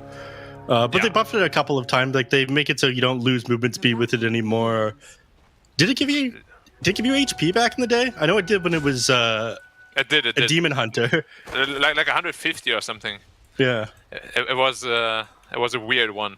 Yeah. But they also reduced because it increased your BAT by 0.1 before. They also removed that quote unquote nerf. Mm-hmm. But yeah, I think TB is actually in a pretty good spot again this patch. Because his laning phase can be very strong with the new Metamorphosis. Yeah. It's an Erica favorite as well, right? Yeah. Which kind of goes against what I like to see him play. Like, TB is a super hard carry. Yeah. I think it gave you HP back in the day because Metamorphosis gave you HP from the Demon Hunter. That was tied to the actual Warcraft 3 spell. Yeah. So hey, we'll give him a little bit of bonus HP. Do you remember when Terrorblade had the non-channeling partner life drain? What was it, life drain? And then he had Zeal for a little while as well. You would just walk people down with that channeling thing. Yeah, it was 20 per level, right? Dumb. It was way too good. Just 80 health. Yeah. Oh, Puck. Ooh. That orb was almost about to expire. If that expires, he's dead. Yeah. Something almost happened in the middle lane. Crazy. What a nuts game. Something which I think is going really well for ViCi this game, though, is that they kind of can't lose their side lanes. Their side lanes look way too good. Mm-hmm. Yeah, that's the biggest weakness of the supports, as you mentioned. Like, Doom, Elder Titan are not the greatest laners early on. Elder Titan can be, but not really with a TA. Did Shaman come a bit too far forward here? He is probably going to be... He's 1 creep for Soul Assumption. Yeah, but he's not going to have any stacks this Soul Assumption once he puts the point into it. No, just nuke him for 20 damage. Get him out of here. Unrecoverable. Base damage 20. I mean, this Soul Assumption is a cool ability. They shouldn't change that. Yeah. Noted. Do you think the nerf was enough for Visage? Just minus 5 damage on this? 5 damage, yeah. Completely necessary. Heroes fixed. We've solved it. It sounded so weird when I first read that. I'm like, was that the problem? Apparently. 5 damage per stack. Maybe if they reduce the base damage to like 0, but I don't think you should do that. Yeah. That'd be worse. Because it can still cancel blinks that way, too. Yeah. Wait, what's the minimum damage to... Is there... No, there's no minimum damage to cancel. There's no minimum blinks, damage. Anything. That's, yeah. I remember back in the day, used to use Orbit Corrosion, or sorry, Orbit Venom to disable Blink Daggers on TA, and it would go through Refraction because it was below the minimum threshold. Does Orbit Corrosion still cancel blink though? No, not anymore. No, it doesn't. No, there is a minimum. They changed it. Or is it just a special thing I for think it's like a special kind of damage? thing. Yeah, it's a special Because thing. Iron Shell every tick. Whoa, okay, 2 Visage nukes is all it takes, Yep. Selma. Now we're seeing the grass from the other side as the... Do Americans say that? The grass is greener on the other side. Or grass is green on the other side. I think what I said is a German saying and I just English-fied it. Yeah. It was very funny when you guys tried to do the horseshoes and hand grenades thing when we were in I studio. don't know. I still don't know what the hell that is about. Oh, What the hell is horseshoe and hand grenades? is it Close almost only as counts. measured in horses and- Close only counts for horseshoes and hand grenades. Yeah. I also really liked our glass cannon discussion. Or, as I said, in Visage, my the glass God. cannon is down. Wow. I'm so on point today. Impressive, Black. It's like you can see into the not too distant future. Very good. And the fact that he went for 1-1-1 and the Visage as well is kind of extra surprising that he did die there. But no respect to the Monkey King. You know, Jingu, it's a small boost, you know, 40 bonus damage, but it certainly seems to be doing the work in this lane. TB is hitting for 120 right now with the level 2 Metamorphosis. So much damage. It's insane. I mean, it's only as much as it was like a couple patches ago. It's still 40. Let's see. They're moving on to him now, but fortunately, you know, it's a Doom. The power is just not that strong for from PYW. Yeah, he just needs to die so Visage gets 100 attack speed. That's the play right Death here. throw. I was genuinely about to say that as well. That's the funny thing. I was about to say his plan is just to run in and die. 11 attack speed. Yeah, new meta on Doom. People did that with the golems on Doom for a little while. They would throw the rock and they would just die, and they would split up to the 2 mini Dooms and then throw 2 rocks at them again. Yeah. Do you not remember that Do you one? think they should split again into mini rocks? Yeah, There should make be, it like there should an be an egg ancient golem. Maybe they should change the ancient golems to do that. Mm. And then change the rock golems and rock golems to the mini ones? Yeah, Yeah. That would be so funny. Alchemist Paradise right there. yeah. Yeah. Just wins the game off 1-8. Oh, the ancient creep spawn. There we go. Yeah. Won the game. Top lane Old 11, again. trouble again. 11. Yeah, Man, he's good. this has actually become really problematic. Like, he can't last it against the TB anymore, and the raindrops just completely save him Yeah. from any sort of harass. This lane is completely done and dusted. Yeah, I mean, he's got to go through his entire mana pool with the Soul Assumption in order to get through the raindrops, and he's not going to be able to kill him without the raindrops. He's only got a single point Soul Assumption as well, because this is just the Visage build, right? 2 points Grave Chill, 1 Soul Assumption, 1 Gravekeeper Cloak. He's doing like what you're supposed to in here. Bottom lane? Oh, getting hammered. He doesn't have the briefcase. He has the, what is that? Ball of lightning. A mace. Ball on a stick. TB rotation. Oh, nice. Oh, rotation. huge kill. PYW going to fall as well. Old 11 probably not making out of this one as well. XM, he's still got the toss Rachel, though. should he need it. Oh, okay, throws the creep into him. Guess he didn't have the movement speed to keep up with the old 11 Visage with the brown boots, so Yeah. just has to let him Rachel get OP. away. Yeah. Yep. OP. Grave Chill's very good ability. Remember, dude, this thing used to give you 32 movement speed at level 1, didn't it? 32%? Yeah, wasn't it 64, but really like low duration or something like that? It's like There were so 32, many 64, different wasn't it? changes. Or was it attack speed 64? Right. Yeah. Oh, Visage again though. Tiny says, "Hello, I'm still here." In case you forgot, you're dead. Yep. The old stick around maneuver. It's really underrated. You know, you just don't leave. Just stay. And then he always come back in going, all right, we survived the tiny gank, now we can get back to laning. Oh, he's still here. Never mind, I'm dead. And, Nice dodge. Just having some fun with PYW, yeah. PYW just managed to sidestep the leap, but unfortunately, PYW, he's got the one, it's not enough. XM gets the kill. Jama connects with that final Jingu hit and brings down the Doom. Now, after this fantastic Doom performance in the early game, did this somewhat change your mind with the support duo, or? Took me a minute. Took me a minute. I was like, is he actually serious? Have I missed something? Has he done something really cool? No, he hasn't. Okay, yeah, he's yeah. Sport duo. I mean, they're getting away with it though. To be fair, I don't think Xtreme Gaming are going to be that sad about how his laning phase is going for them. Yeah, but at the same time, it's gonna put a lot of pressure on them in the mid game, right? This Terrorblitz is absolutely free farming. It's very scary. The Village is losing to one Terrorblade illusion already. Yeah, but Lou's doing well at bottom, so you know, just forget the Visage. He's on the support now. It's fine. Yeah, yeah. I mean, the real strength will come when TA is online with the Elder Titan close by, right? So that's what they're really playing for. But if they don't get there without a massive disadvantage, then you know, what's it for?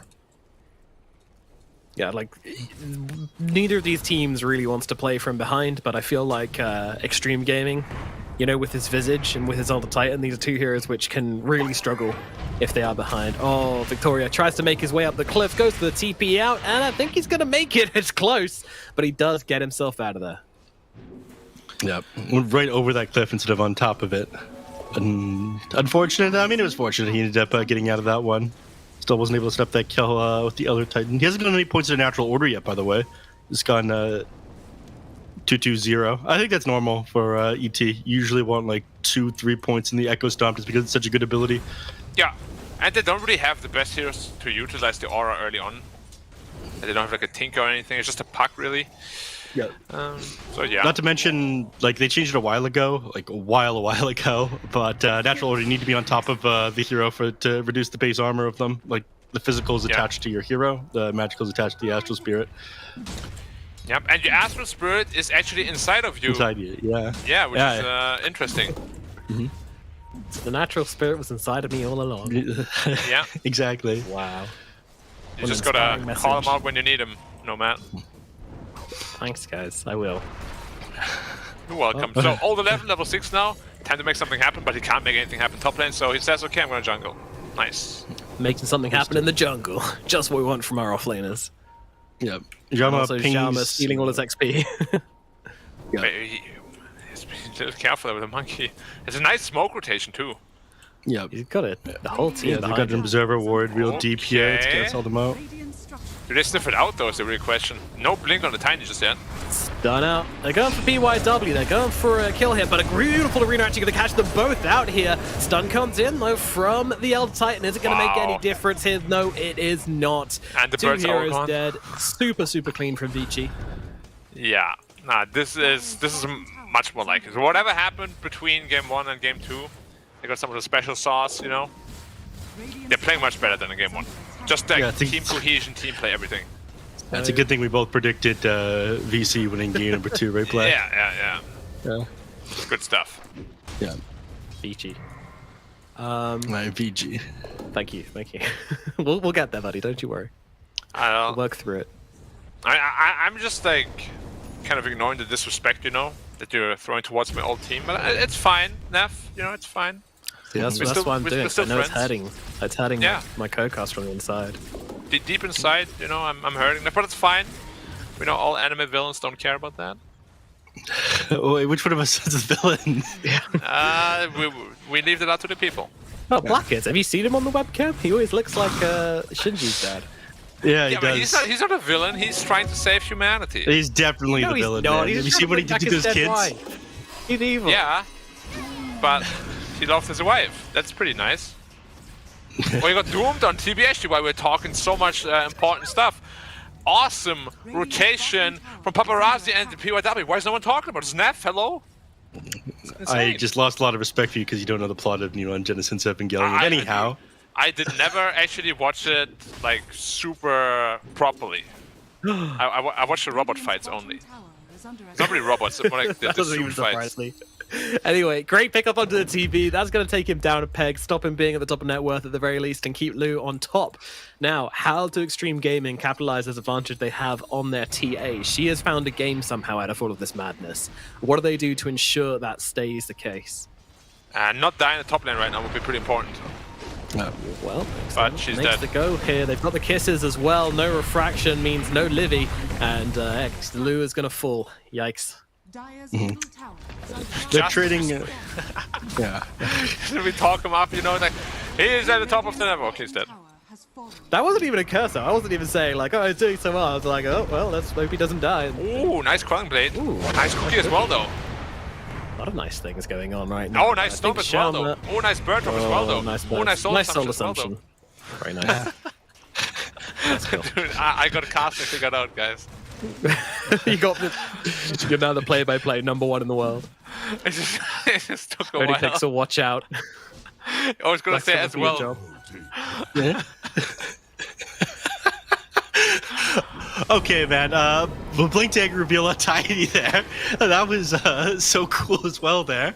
Yeah, it was a very nice blink dagger reveal there. Radiant's bottom Nice snapfire kisses as well there. Okay, I'm actually not gonna stop if we don't stop, so just stop. Yeah, focus up, refocus on all this stuff. Yeah, Xtreme refocus. Gaming is regrouping as well as they head towards the top side of the map to take this tier 1 tower down. They just want to go for the easy tower. You know, want to get something going their way. They know that they're not like super out of the game at the moment. Just don't send your TA top alone. Was the lesson to be learnt there. Yeah, Yep. yeah. Radiant's Look at this. DB's also Digs up more a bounty rune on the Snapfire and then leaves it here for the Tiny to be able to grab and ball it up. I think gonna put some damage in this tier 1 in the mid lane, I believe. XM, please. Start Not hitting going it, for it. maybe? They're waiting for someone to TP in and try to punish the Snapfire. But nobody's then- TPing. They know Tiny's not hitting, so it's up to something. Yeah, they just saw him there moments ago. He's up to something. I can feel it. Yeah, it's a lot of damage they didn't get off in the mid tier 1 because of that, though. But I see the They Monkey could've- King again. Got I silence. see him. Oh, he's running. He's running. Oh, Oh, not they you actually took again, the no. coil on him. That is surprising. The toss back onto Lou. Lou once again in a whole world of hurt. The arena comes down. They will finish the job and get the TA. But the Monkey also being chased on the backlines here. DY slams him in the back of the head with that big old mace of his. Meanwhile, the Doom's Tiny just running Stomp. away from all his Oh, it's a problems good in life. one. But the orb is going to catch him. The damage is going to be there. They'll get the kill. XM falls, and now they look for more. They'll move around and they'll look for the Snapfire, and they will find him. It's going to be yet another kill for Xtreme Gaming. They get themselves back on the board in style. Yeah, Oh, playing last, the mad. Oh, you too, Yang? yeah, Yang is just dead, which played, even if it didn't take him out God. the last hit there. True Captain goes down with his shit, boys. Yeah, he definitely didn't need to die there, but as you said, he felt responsible. Surprising amount of damage coming out from the other trade in that last team fight as well. The Stomp set them up on multiple heroes. The Earth Splitter ended up connecting with 2 as well. This Earth Splitter with the cosmetic, the activation of it looks kind of suspect in my opinion. A little bit. Yeah, It's not clear at all what's happening with that thing. it looks like a PA dagger. Yeah. Well, I got killed by it in a custom game a little while ago, and I wasn't sure what it was. Anyway, super sick rotation in there. The Stomp ended up connecting with 2 in the end there. The Elder Titan pick already coming into play pretty well.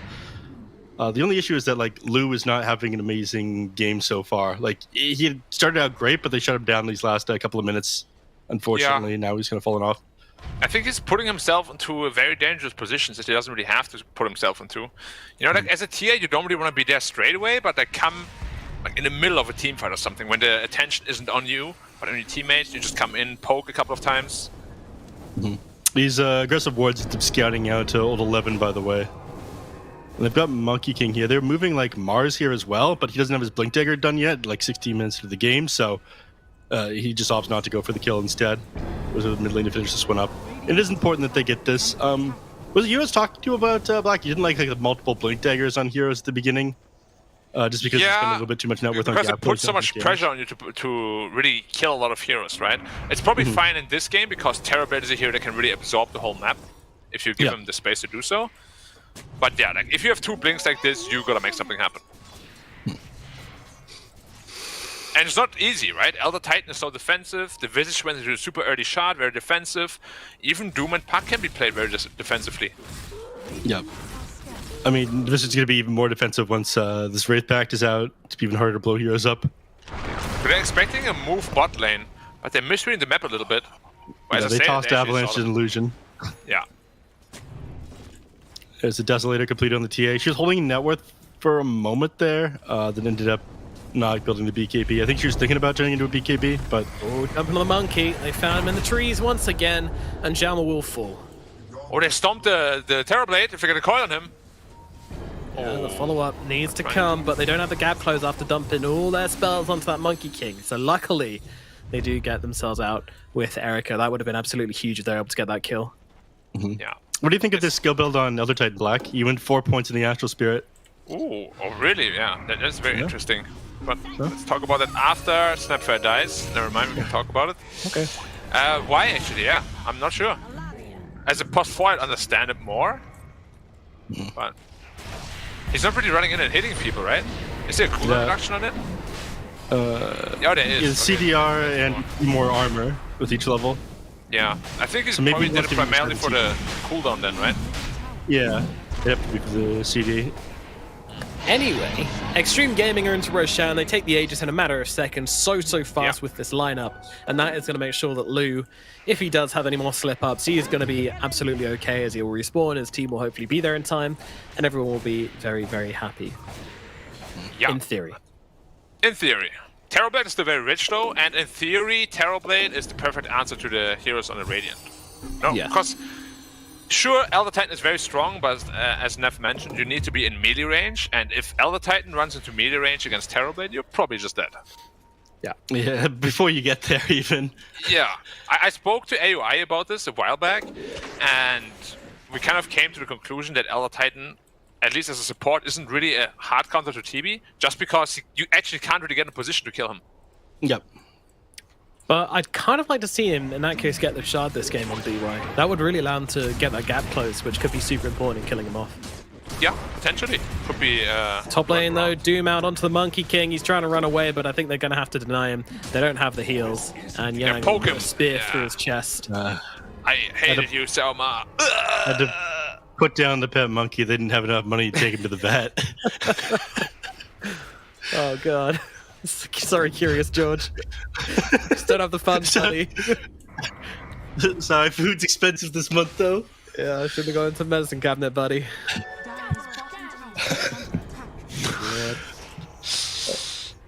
Alright, double damage rune on Puck down here as Erica shows himself in the lane. He's got Dream Coil available as well. Erica! He blinked out instead of in? He hasn't It was read a this misclick, I at think. all. He misclicked, double tapped it. It was 100% misclick. Yeah, they won't chase into this, thankfully. There's too many responses coming, and Wow. then the Snapfire's nearby, so... Even a player like Paparazzi can make simple mistakes like this, huh? Even gods can bleed, my friends. Yeah, we're all mortal in the end. We all... Never mind. Gentlemen, looking to set up here. Actually, not all they can set up. It's Paparazzi's lot of coming damage forward. with Just Diddy. beating the crap out of the Snapfire here.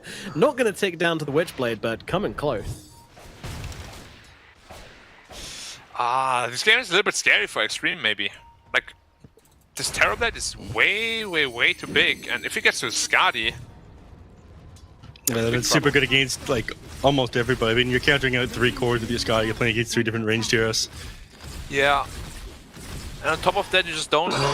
Like, did you see the TA? She needed, like, her entire reflection and the melt attack to kill 1 illusion already. Yeah, it's not good. She needs her Elder Titan buddy. And even then, you know, like those conditions are so hard to meet inside these team fights. Yeah, like you gotta run through a potential Monkey King arena, you gotta run through a Mars arena.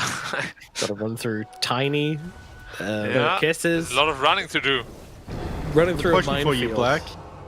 This Terrorblade, every time he uses Manta or his Conjure Illusion, he switches to int treads. Is this optimal?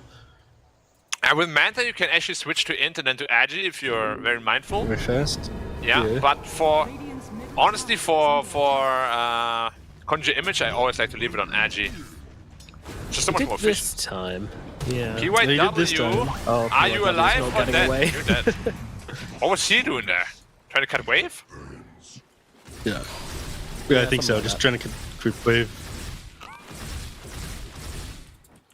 Yeah, I was looking too closely at the power treads being swapped in for his Manta style and whatnot. His Manta, they're stuck on int and whatnot.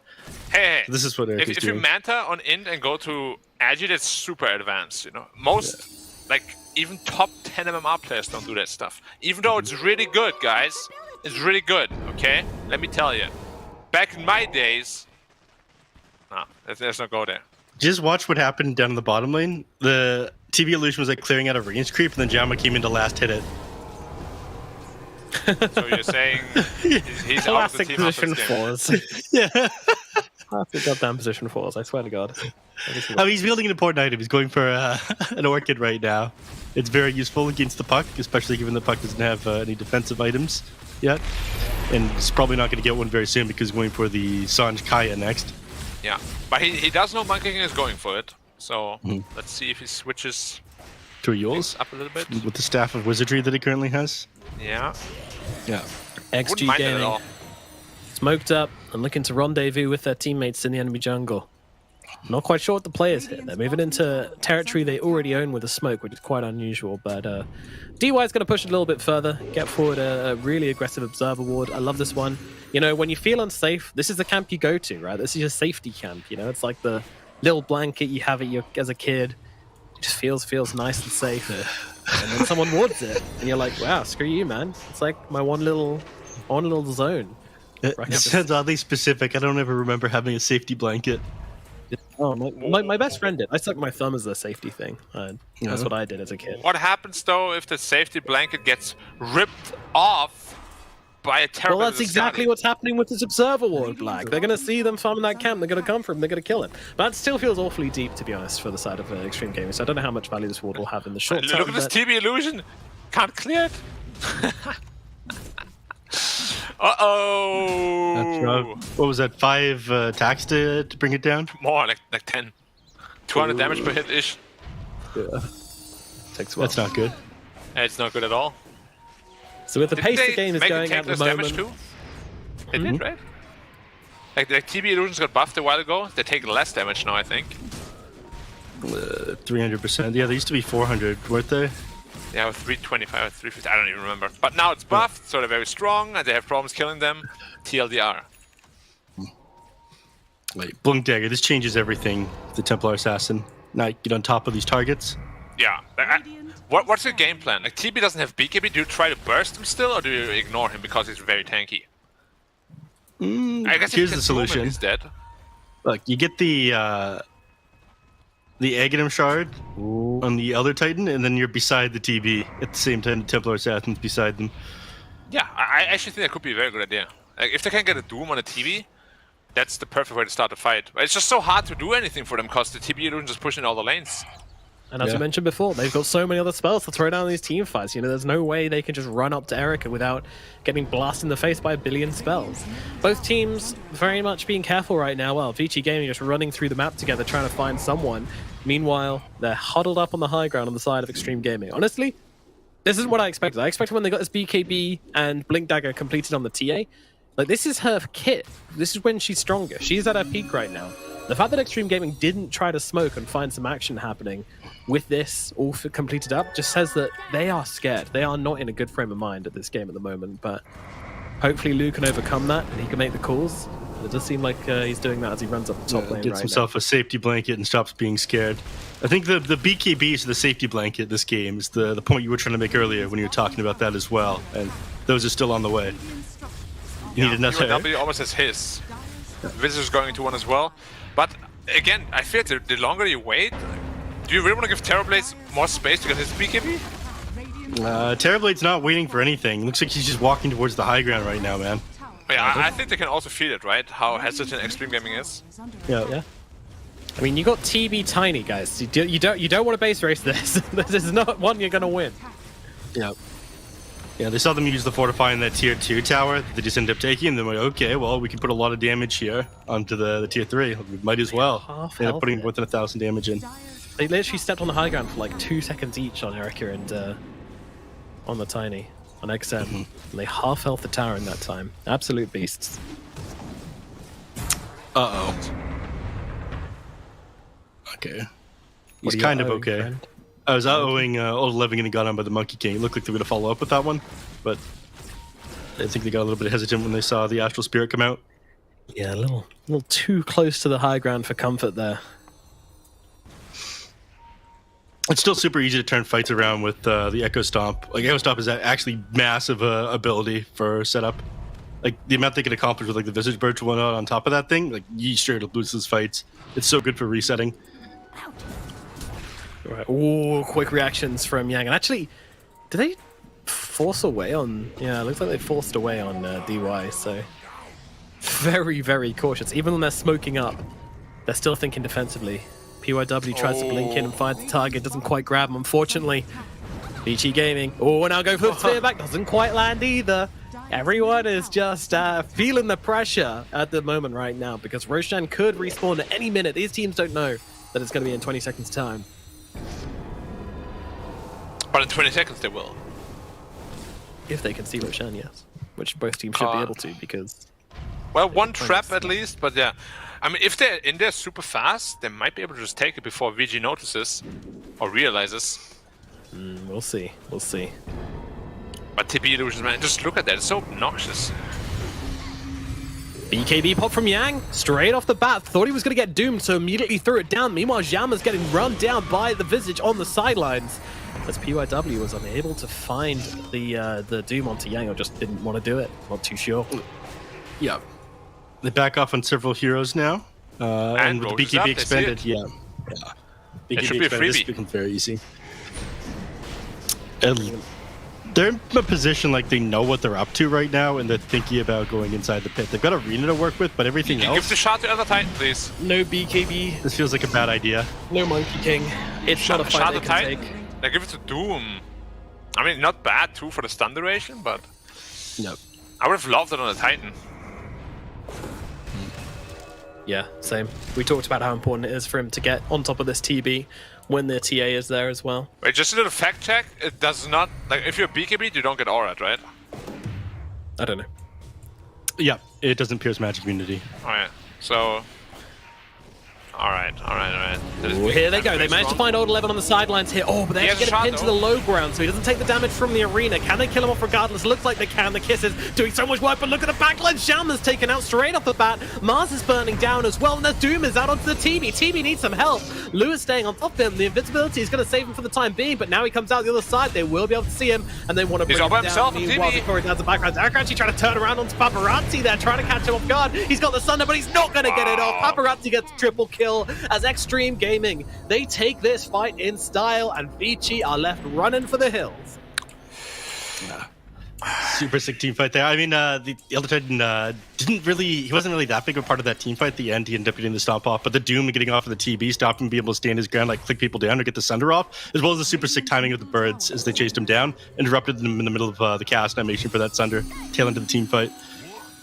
Yeah, why do you guys think VG felt so rushed to do something? Because there was no BKB on Mars at the time either. They just kind of fought on the terms of Xtreme Gaming, who also just picked up an Aegis. 90-second BKB cooldown coming into play once again. It's been such a important part of so many games over the past few days. Do you feel like people just forget? Like teams just forget that the timing is like a bit slower now, so they're like much faster than they should be?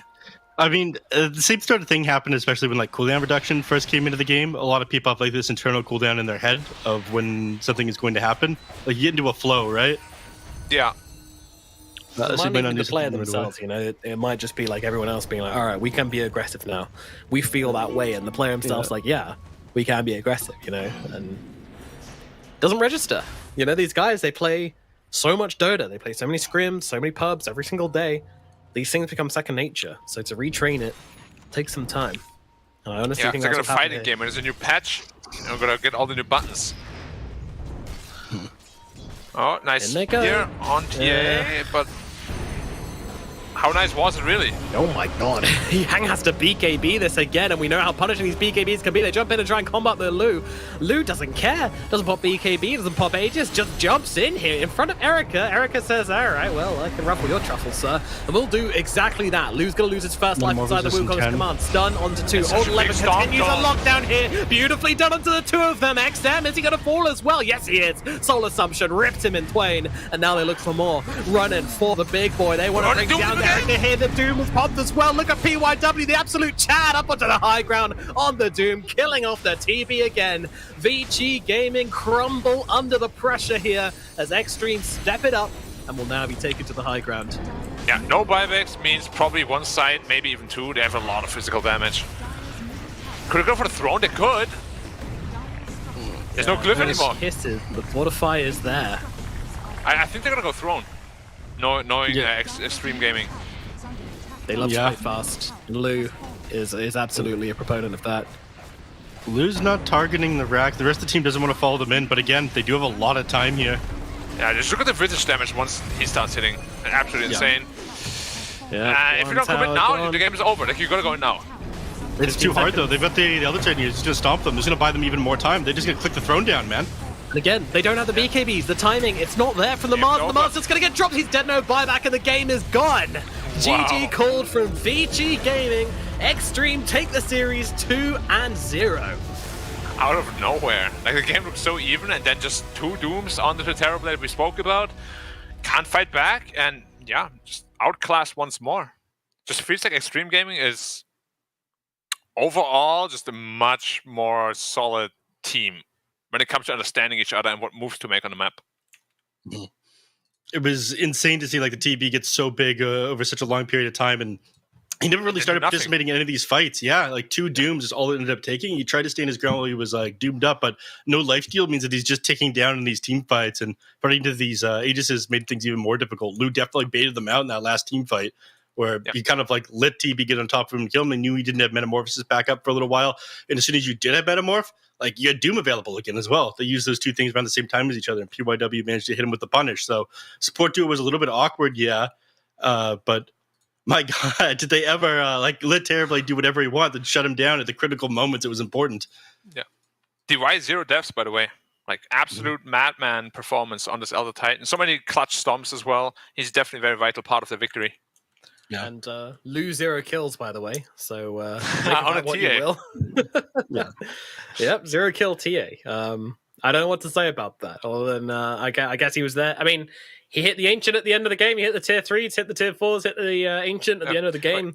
That's all we need to do. Hero damage is a joke, yeah. He has 9k 0-2. 0-2. That's all you guys need to know. 9k hero damage on the TA. I just saw that. Yep. Interesting.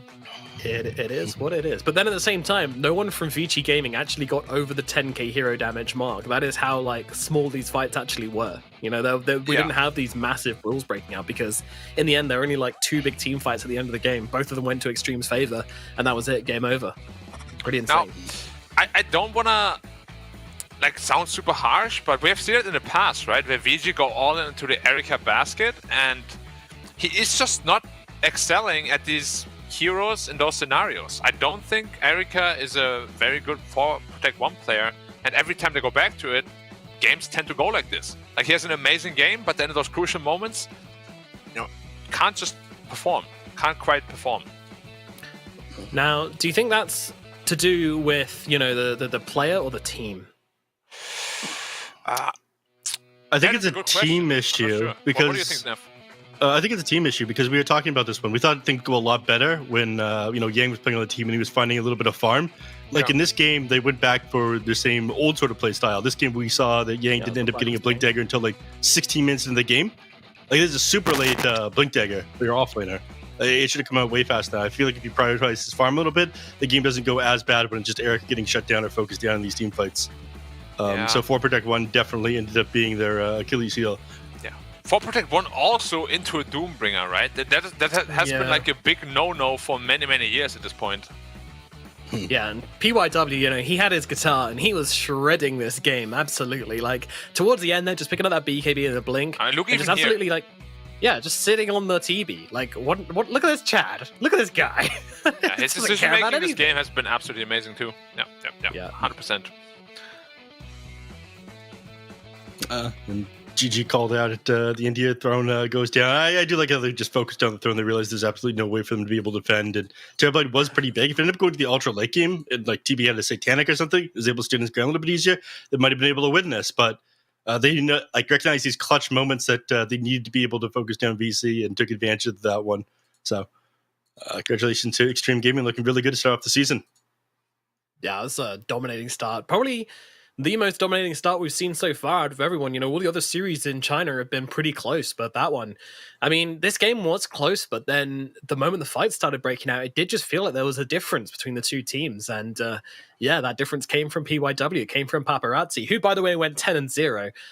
Probably deserves MVP, despite PYW's Giga Chad performance. Paparazzi, What about DY though?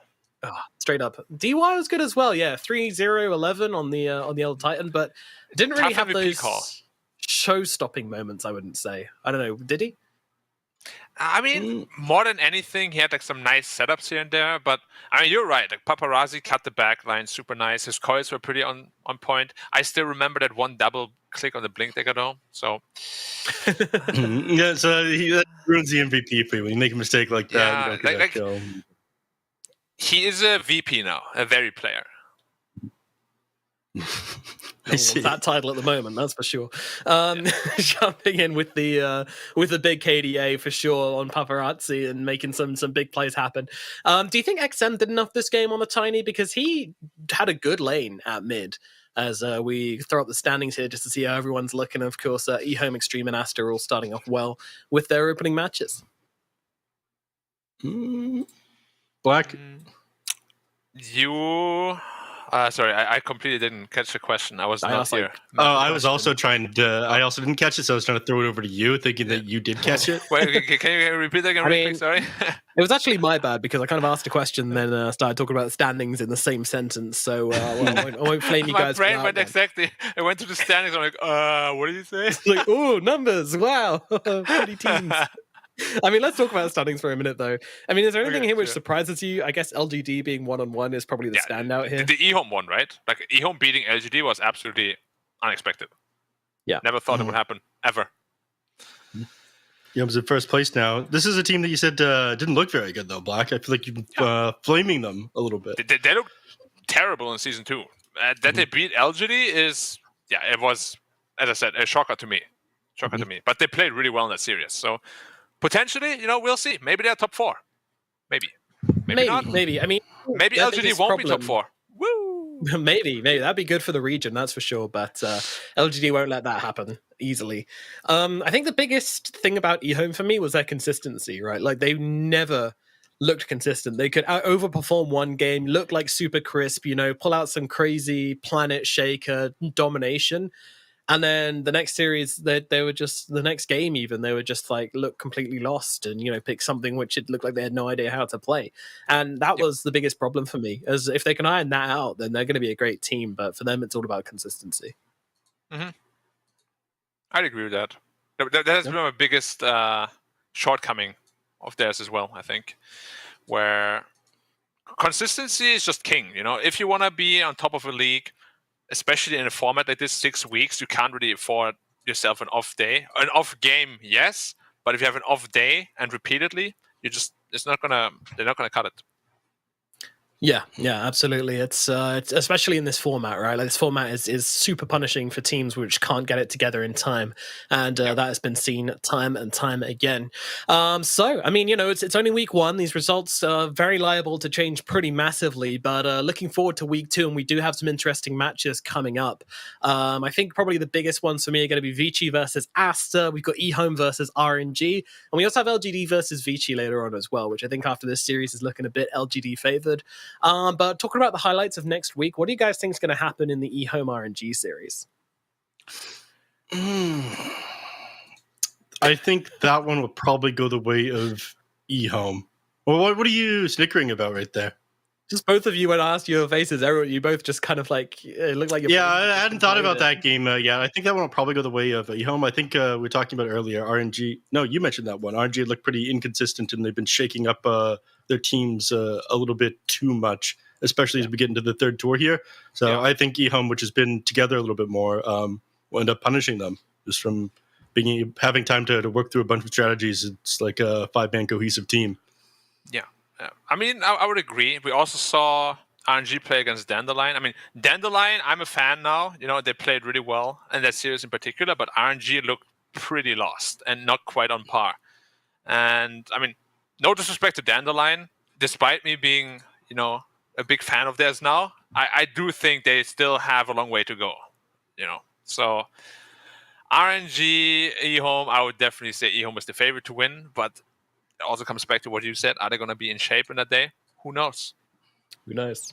We don't know, but we will find out next week. So make sure you guys jump into those matches. The next play day of the Division 1 in China is going to be June the 14th, where we will see Asta Aries play off against Xtreme Gaming and ViCi Gaming play off against Asta. But from today, we are all done. It is LGD and Xtreme who are victors of the day, and we are all done. So thank you so much for watching. Tune in next time. But from today, goodbye, and we'll see you next time.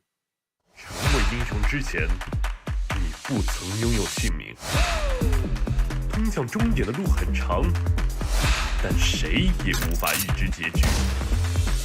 有人前倾暗影，谋而后动；有人拼尽全力，克敌机先。